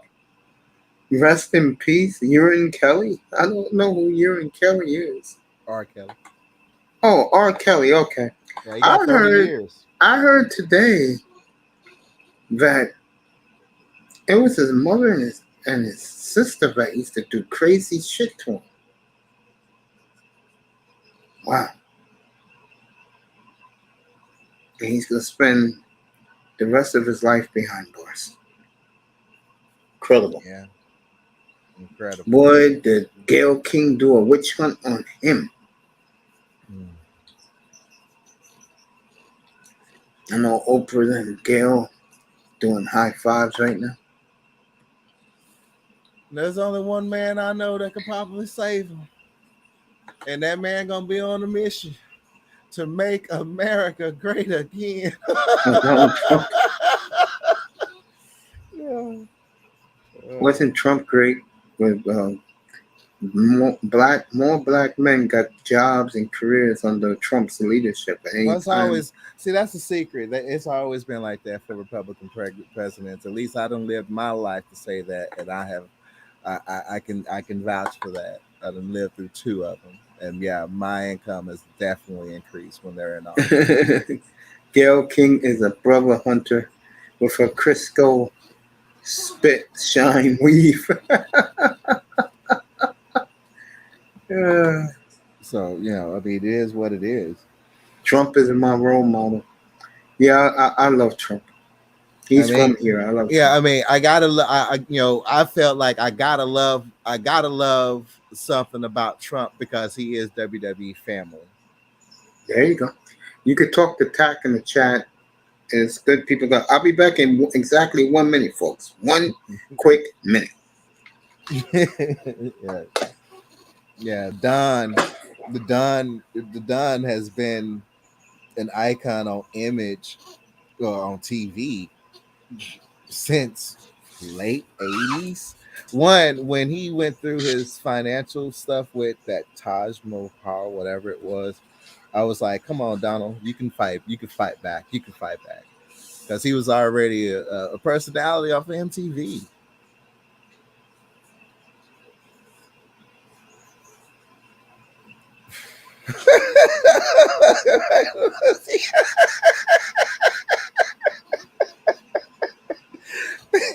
Oh yeah, Trump had those one-liners. Oh yeah, oh man, those were incredible 4 years, man. They went by too fast. I mean, it was so much that happened. I'm like, wow. I'm like, whoa. I'm amazed. I'm amazed we got through that. I'm amazed we got through all that. But he drove the media nuts. So that was, I don't think we'll ever see a presidential press conference like that ever again. Well, he had them on. Yeah. Oh man. What a time. What a time.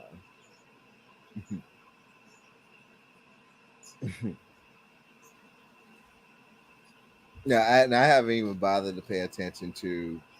I've listened to some of the hearing, but I listened to all of it and didn't bother to listen to it.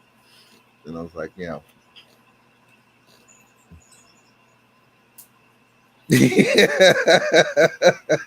he did. And the thing about it, when he began running, I was like,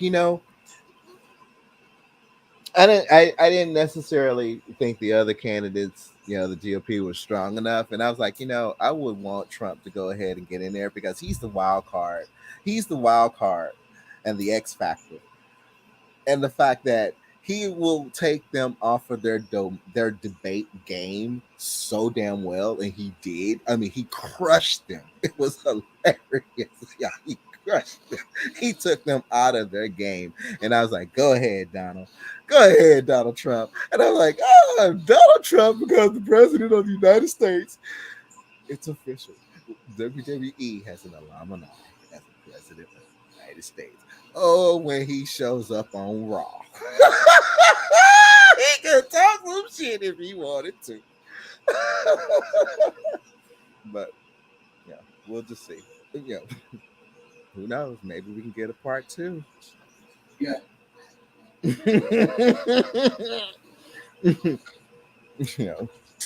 According to Wire, it may be an announcement come on the 4th of July. 2 more years. 2 more years. Never know. It's not a wave, it's a tsunami coming.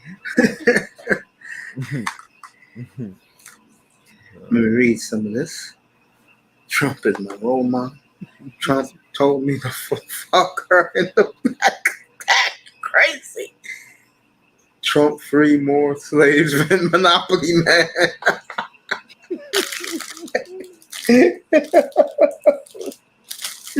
Cock is crazy.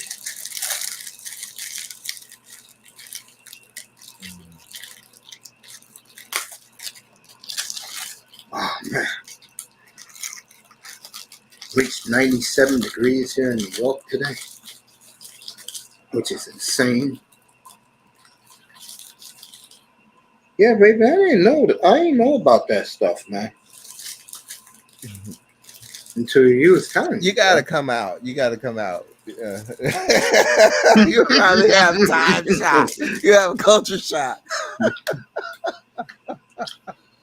You gotta come on out.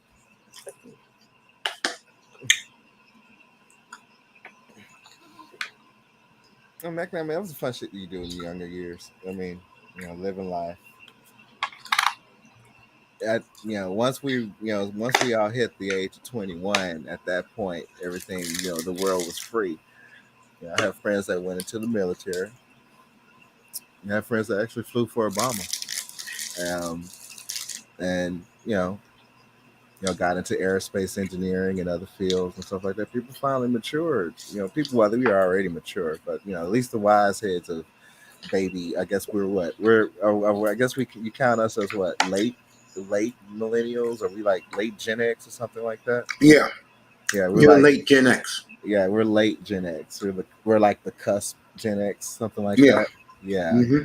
So our struggle wasn't dealing with baby mama drama. We had Dave Hollister for that. We had Dave Hollister to listen to for that, who tried to give us a warning. One woman man. So I stayed. Crime bill marathon continues.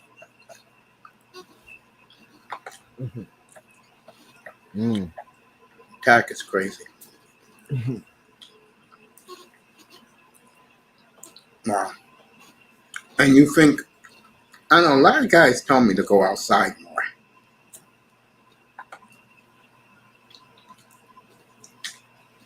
Well, I mean, a lot of people are doing it this weekend. I mean, we are still coming out of the post effects of what went down in 2020, man. 2020 is going to ride with us for a while. 2020 was our 9/11 again. Only except it was on a massive scale. And that, literally, I feel like I have just witnessed a rapture. That's how I really feel. And so getting out, breathing the air, walking in the park, you're no longer locked down, no longer shelter at home.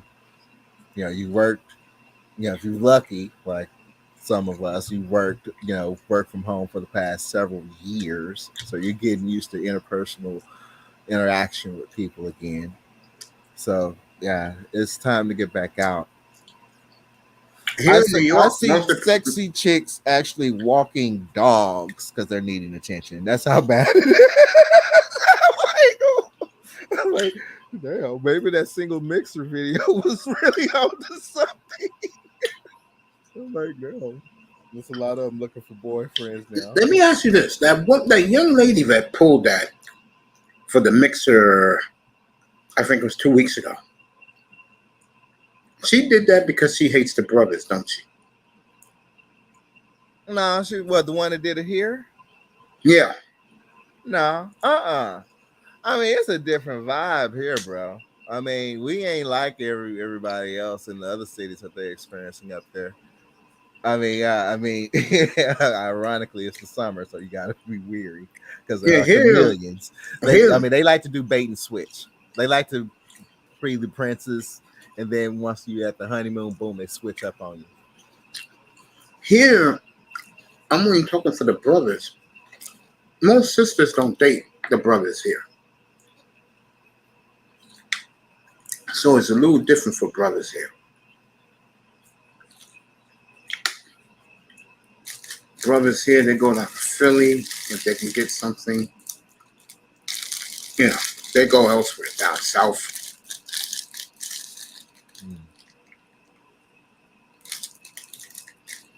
Yeah. Yeah, I don't. I mean, just in my circles, I don't see that at all. No. Yeah, brothers struggle here. That gender war is huge here. Very huge. Mhm. And it's stupid. Mhm. For all these swellers and divestors, when shit hit the fan, we'll see if Kyle and Brad is gonna give you shelter. Raymond, we're gonna see if they give you shelter. Well, I mean, if they want to sit up and call themselves doing single mixers, one, single mixers gonna get boring as fuck. Two, you end up getting the same people coming back week after week. I mean, Yeah, you're of gonna course. do it. I mean, so you end up, and what happens is the same people end up coming week after week, month after month, year after year, and they start showing, you know, here they are coming to single mixers and they still single. Something wrong. You gotta have a little bit of a more focused thing behind it. I mean, you gotta do some demand dating. Are y'all dating? Nah, y'all ain't mixing. Fuck that mixing shit. We trying to get couples up in this motherfucker. Give me some results. Give me some numbers. Other than that, they can keep on with that shit. Swingers got y'all beating that area. Sorry. They got y'all way beating that area. So, I mean, I've seen it done before. I mean, it's kind of shocking what happened on the other one that went viral, because it was like, damn, they had to go to the bar to get the other guys to come. That bad? Yeah, but the one here, that popped off, and that's good, because I mean, shit, people in this motherfucker locally, they listening. They can listen all the hell they want to. They gonna listen. So they gonna do it. I mean, shit, we trying to do it. So, but Yeah, yeah. when I go back to my old neighborhood, bro, I get destroyed by the people in the community. Mm. Yeah, especially the women. They really go off on me.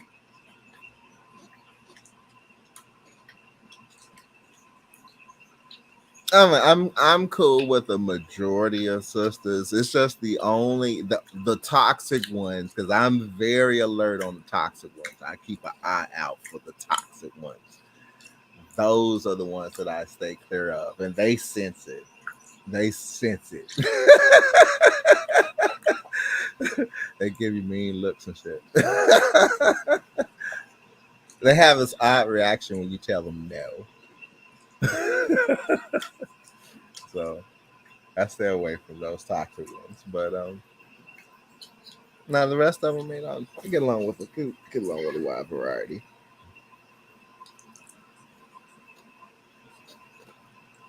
And every single one of them got a boyfriend. I mean, the fine ones here are not having problems with getting a boyfriend. Shit, they can get a boyfriend in less than 15 minutes. But it is what it is. Shit. I mean, if you're looking for long term, you gotta vet it a little bit.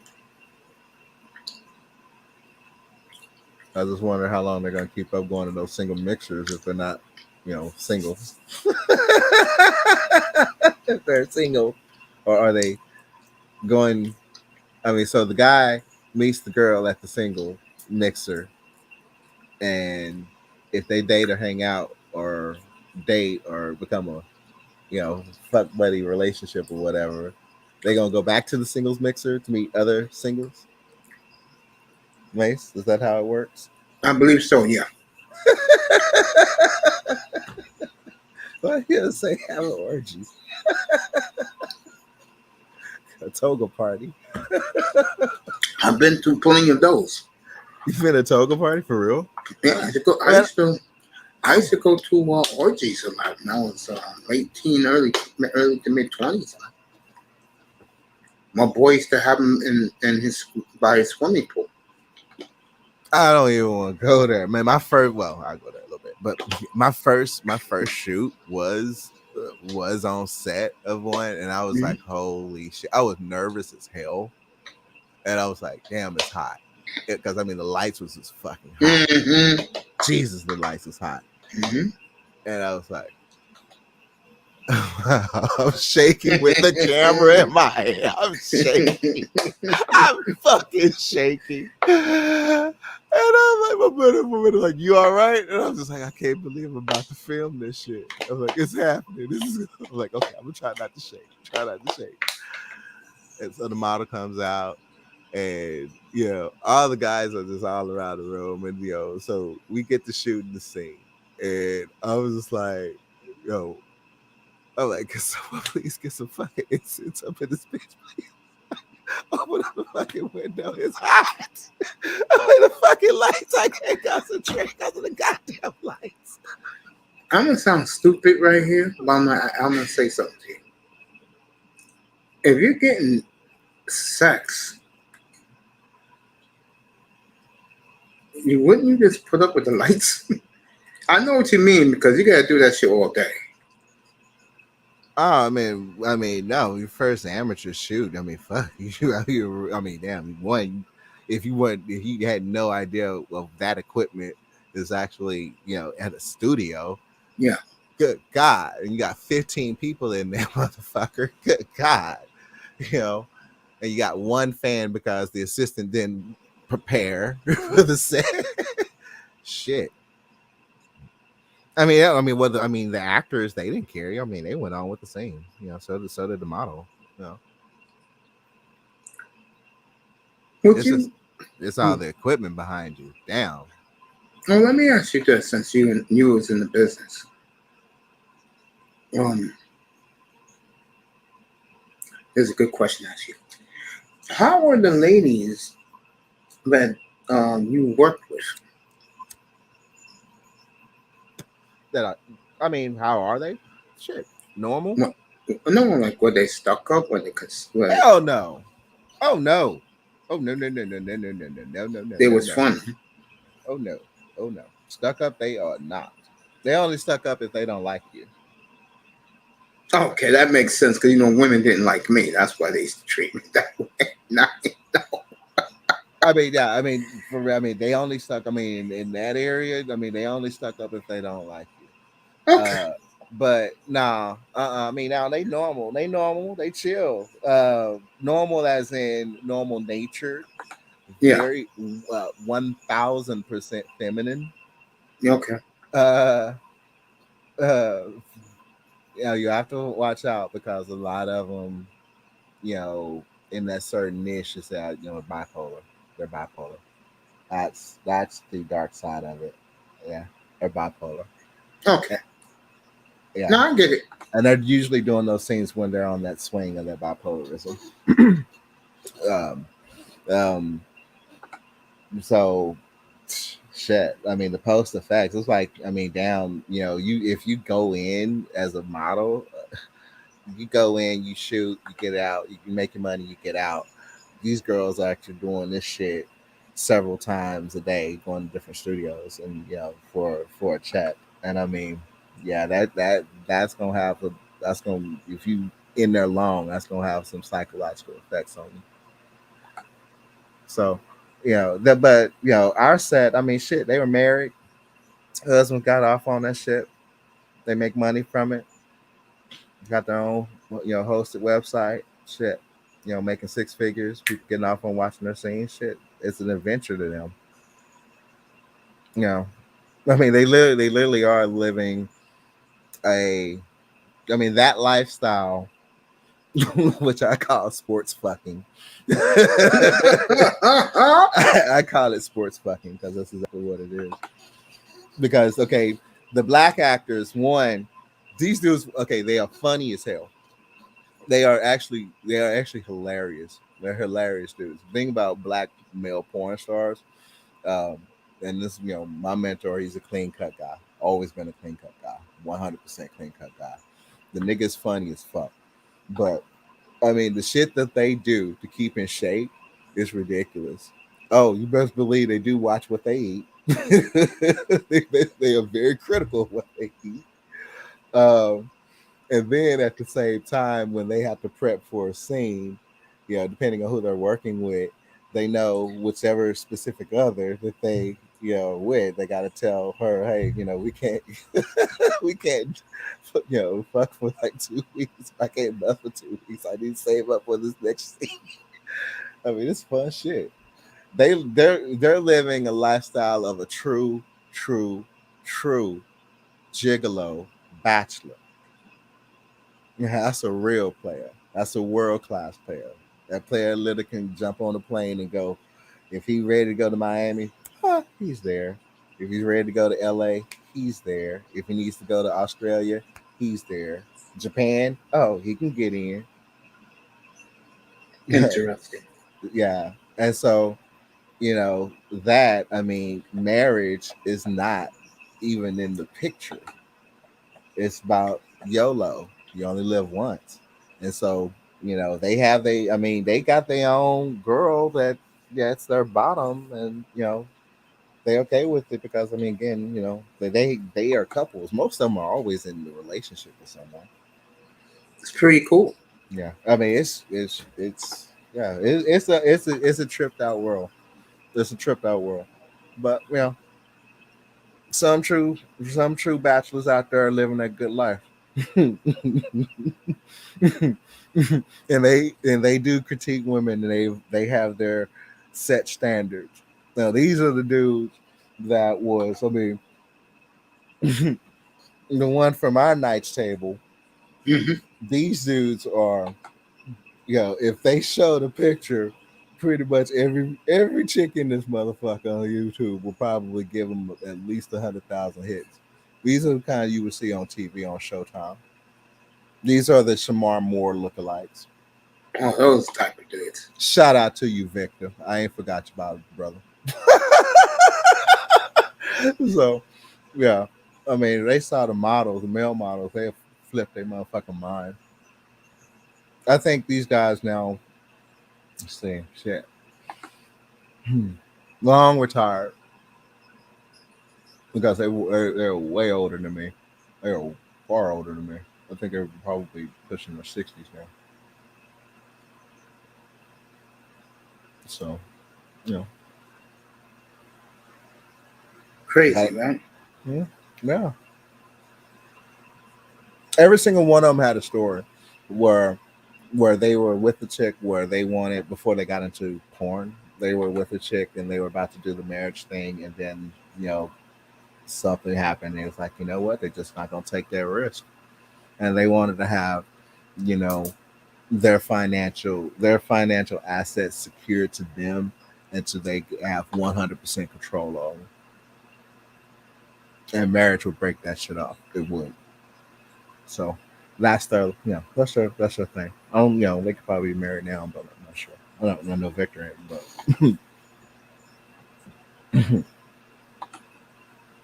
yeah. Yeah, I feel you, man. And it's also, about who you work with. Because, luckily for me, I was working with a positive company, not a negative company. Yeah, so. I feel you, bro. Yeah. It was fun. I got a chance to meet a lot of attractive females. Yeah. Yeah, it was better than going to a strip club. Shit. I go to that sex. Shit, if I want to have sex, boom. I didn't, but it was always available to me. There you go. It is what it is. I feel you, man. Shit. I had one porn star that really wanted to come on and do a scene with me, and I was like, hell no. Hell no. Like, no. She was that whack, bro? No, she wasn't whack. She look good. Her content is still out there to this day. She look good. These porn She chicks, was they, fucking with me. She was fucking with me at an after party. Because she was like, I want you to give me some pictures. I want to get some pictures. And so she threw me on the bed. She's like, we are going to make your first scene. So she starts unbuttoning me and shit. And everybody's looking and laughing. And I was like, no. I'm like, no. I'm a good performer, but I don't know if I could outperform you. No. It was fun. They like younger guys. Well, back then they like the younger guys, so they always tease us. yeah. Seems like everybody likes the young guys. It is what it is. Yeah, that's true. Good thing, like I said before, I'm glad I never got into the mix.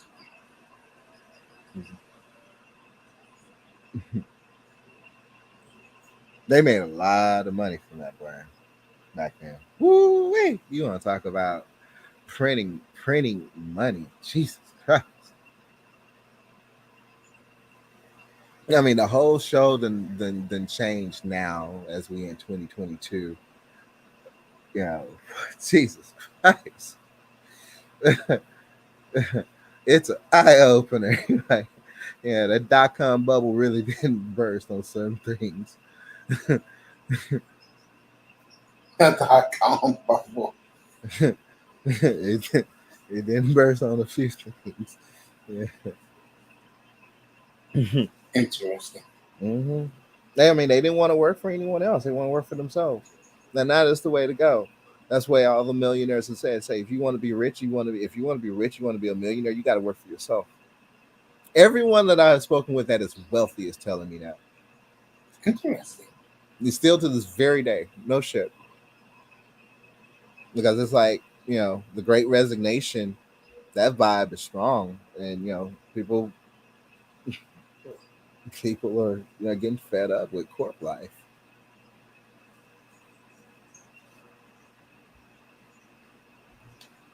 Eventually, people are going to create their own businesses and it's going to knock those corporations out.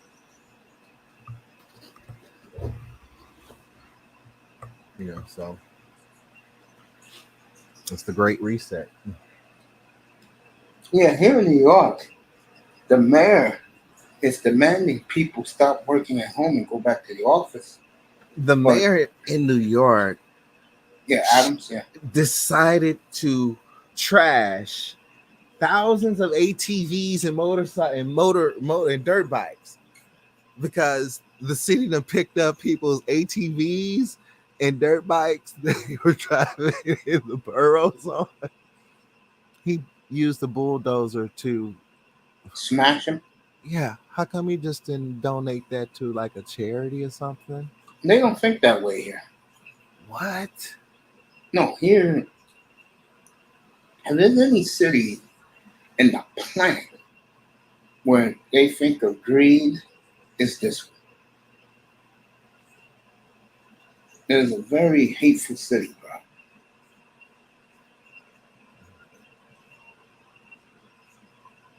Very. Okay, number one, where do they buy a dirt bike in New York? They got bike shops. They got one near my house. And another thing, okay. When I was up there, my main question. Yeah. How do you buy a car in New York? You have no car dealerships. No, we got plenty of car dealerships. Just depends on where you go. Any. No, seriously, you do. Bro, I live a half a mile from Toyota dealership, bro. Where's the car dealership downstairs? Downtown at Times Square. It's in the 50s and the upper and the midtown in the 50s near 10th, 11th, 12th Avenues. Right by who owned Penthouse again? Which Penthouse? Penthouse, the porn magazine. Oh, the magazine. The guy who Larry Flint is right next to his club. It's right by his club. All the dealerships.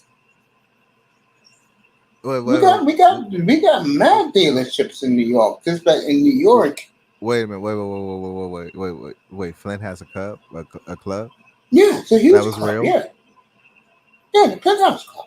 So it's on. I think it's on 53rd and 12th Ave. Yeah, where the hookers. Okay. That's like the last spot they be. I said this story before, and Right back around. me and Grinder celebrated this. We was laughing up here. I was in Lower Manhattan last year. Yeah, it was last year, and I noticed something. The ladies of the night was back on the streets, and Aren't they trying to make it legal up there or something? Isn't that what Kamala wants? yes, and our last governor did bring them back. And they were grown-ass men. I was there. I was cheering the ladies too. Grown-ass men who were about my age. They were crying. Because this is the New York City that we grew up with. The grimy part of New York was in Midtown Manhattan. It's not grimy no more. That's when 42nd Street forever, if you're my generation, and the one before mine, I'm a baby Generation X. I'm the one that started, like, my age started Generation X. So Wasn't Studio 54 in New York? oh yeah, 54th Street and Broadway, yeah. Okay. My owner, the Miami Dolphins, Stephen Ross, him and his father opened the club. Okay. Yeah, Studio 54. Yeah, that was in New York. Yeah. What was this telling you? Oh, let me finish this real quick, and then we'll talk a little Studio 54. When we saw the ladies back on the street, we gave them a standing ovation, and we gave them $20 bills. They were laughing. They loved it. Yeah, we appreciate in my generation and the one before me. I guess what they call that, the baby boomers. We love the ladies of the night. That's what made New York, old New York, anyway.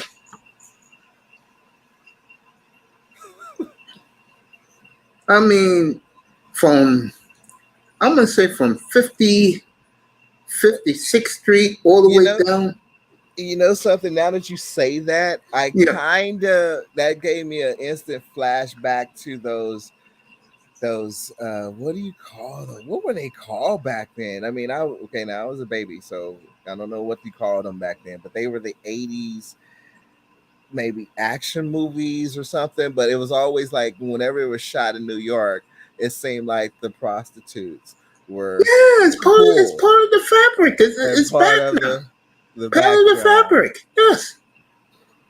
I mean, Giuliani got rid of them, but our governor and our last mayor, Bellagio, they brought them back. Yeah. What do you mean, brother? How do you? Okay, Bellagio, come on in. Come on, baby. Come on back. Do ya? There you go. What's the group? Odyssey? It's a wonderful time. Yeah, Odyssey? Native New Yorker? There you go. That's the song from the late 70s, disco. Yeah. When they sing their song, yeah, right on Broadway. The ladies of New York City, ladies of night. Hey, I love musicals, bro. Shit, when I got to New York City, I was like, point me to where the fuck Broadway is. I gotta see it with my own eyes. I gotta touch it. I was talking call girls up here the other night. You or somebody else? I know you was in the panel. The subject comes up. I don't know why, but yeah. I was like, because I was saying whoever was talking about, I told him, I said, bro, I used to roll with a call girl back in the late 90s. Her name was Cinnamon. As one the baddest black woman I ever laid my high school. And like she liked me probably because she knew I was harmless. I was 300 pounds back then. I wasn't getting a night with that, bro. But we would talk and shit in the sports bar they had at the hotel. Because that's where those women, laid up shop. At the sports bar and the hotels, man. Yeah. Yeah, that was like stuff that was written into, like, I was a kid now. That was written into like the Cinemax sex skin flicks. They would go to the lobby or hang out. Remember that show they had in the late 90s, early 2000s with a cab driver and these women would tell them confessions? I remember Taxi Cab's confessions. Yeah, that was here. New York. Yeah, it sure was. Midtown Manhattan, man. Yep, sure was. Yeah. I didn't watch the show, but I knew it was here in New York. That's the way we live our life, man. I mean, back in the day, growing up, if you didn't go to 42nd, we used to call 42nd Street the Deuce. If you didn't go to the Deuce. Taxi Cab Confessions was actually one of my favorite shows, and it gave me hope of possibly going to New York and falling in love with a New York girl, because there was some good chicks in the back of that cab. I will be real with you, bro. But they just seemed like, it's a city that the weird thing back then, it was just visualizing and seeing a city that never sleeps. It's still that way, but really COVID has really knocked that out a lot. Really? Yeah. Well, I know that Planet Fitness New Year's was the weirdest New Year's I've ever seen in New York in my life. Sure was, wasn't it? That was weird. Yeah. All those fools lined up, 3 million strong, balloons. Freezing. No, it was no one there. The lockdown. Oh, you went to that shit? No. I went to the one in 2000. Okay. But the one in 2020, that Planet Fitness one where no one was there doing lockdown, that was the weirdest one. Yeah, boy, these motherfuckers up here, they act like they've never been to a gym before, bro. It's crazy, man. It's insane, bro. What, do y'all get bigger than what we're used to down here in Texas? What do you mean? I mean, if they're kicking like a fitness program where they're saying like the people in New York are too heavy. Yeah. Oh, y'all got them damn mutant motherfucking rats in that bitch. You ain't lying, bro. Big ass monsters. They you ain't lying, bro. A whole horror series off of that shit. You ain't lying. The series. Shit. Godzilla versus New York City sewer rat. Bro, I ain't never seen a rat that motherfucking big in my life. And I'm like, they just hanging out at the park and people just walking on by. I call the police, shoot them, dude. Officer, that's a big ass motherfucking rat right there. They're bigger downstairs. They go down to the subway. You gonna really see them. Yeah, it's scary, boy. It's true. Especially where Barclays Center is, where the Brooklyn Nets play. You get these humongous 1.5 foot rats down there. Told me that they saw a New York City sewer rat stand up and it looked like a little nigga. I was like, oh no, I ain't. It's true, but they look like dogs now, man. What? No. They do, bro. It's crazy. One of the reasons why. And that's because they're feeding off of everything in the city. Mm-hmm. Yeah. It's crazy, bro. Mm-hmm. Well, I mean, New York City is like a Republic City in Star Wars. If you look at it, crazy. Big old buildings. New York has changed a lot, sadly, man. It's not like it used to be. I miss the towers. I miss the towers the most. Yeah, for our generation, that was our symbol, and it's gone. For my mother, it's the Empire State Building. A place, believe it or not, Raven, I have never been.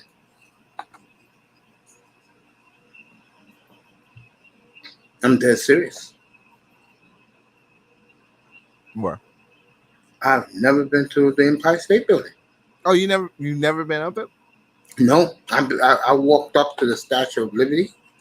I was 10 years old, and my fat behind got it all the way to the top. Was you guys here when I told the story about the towers?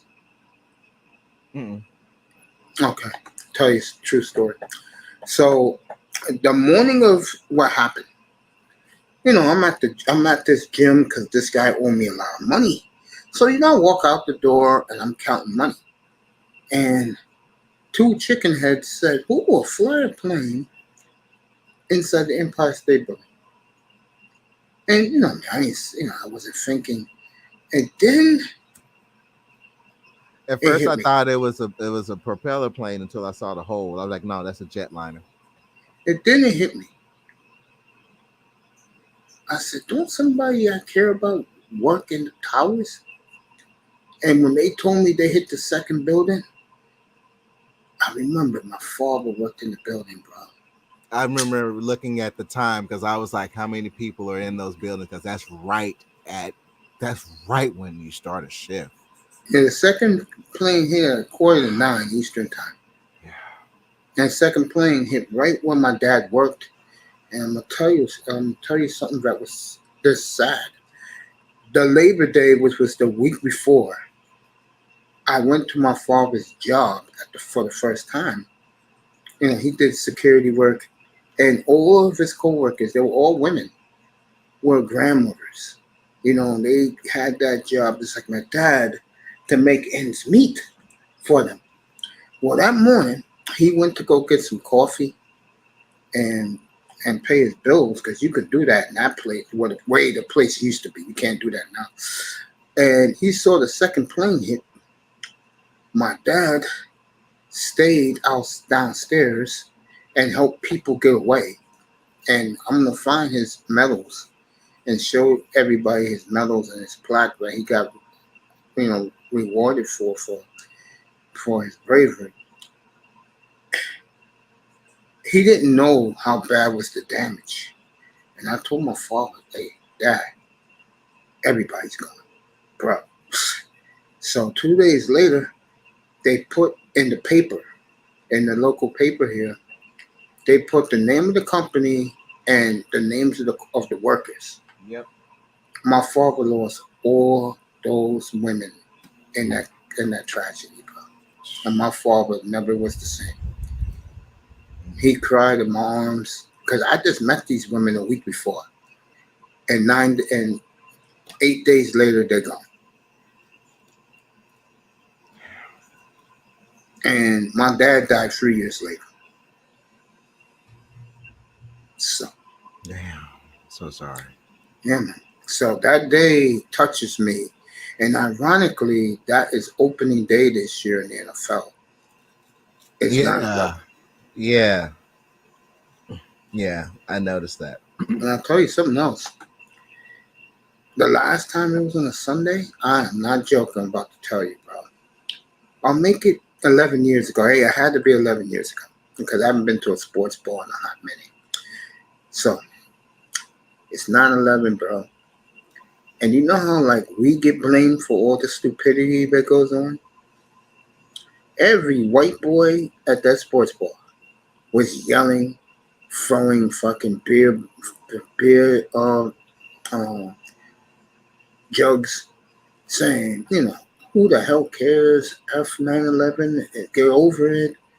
And I was just looking at these fools, man. And I'll tell you something else. It's mighty funny how when black dudes act like that, people want to take us outside and fucking beat our asses. But yet when white dudes act that way, everybody's laughing, having a good time, bro. You talk about fucking privilege. Raven, I'm going to talk to you after this. Everybody, thank you for coming. Katie is not moving tonight. If he does move tonight or over the weekend, I will come up. We'll talk about where he's going. Same with Dame Lillard. Lillard is next because we all know Kyrie's going to the Lakers once they get rid of KD. I will be back tomorrow morning for breakfast at Toya, with brunch with Toya. And I hope you enjoy that tomorrow. And thank you to Raven. And who else was up here? Us Big Money Sean. I will see you all Tuesday. enjoy your 4th of July and enjoy your barbecues wherever you're at all over the country where you're listening at. And you know my motto: no sex, no drugs, no women. I will see you breakfast or brunch with Toya tomorrow. And if you're not going to be here for that, I'll see you Tuesday evening for our usual. Good night from the Oasis, everybody. Appreciate you. Thanks for being here.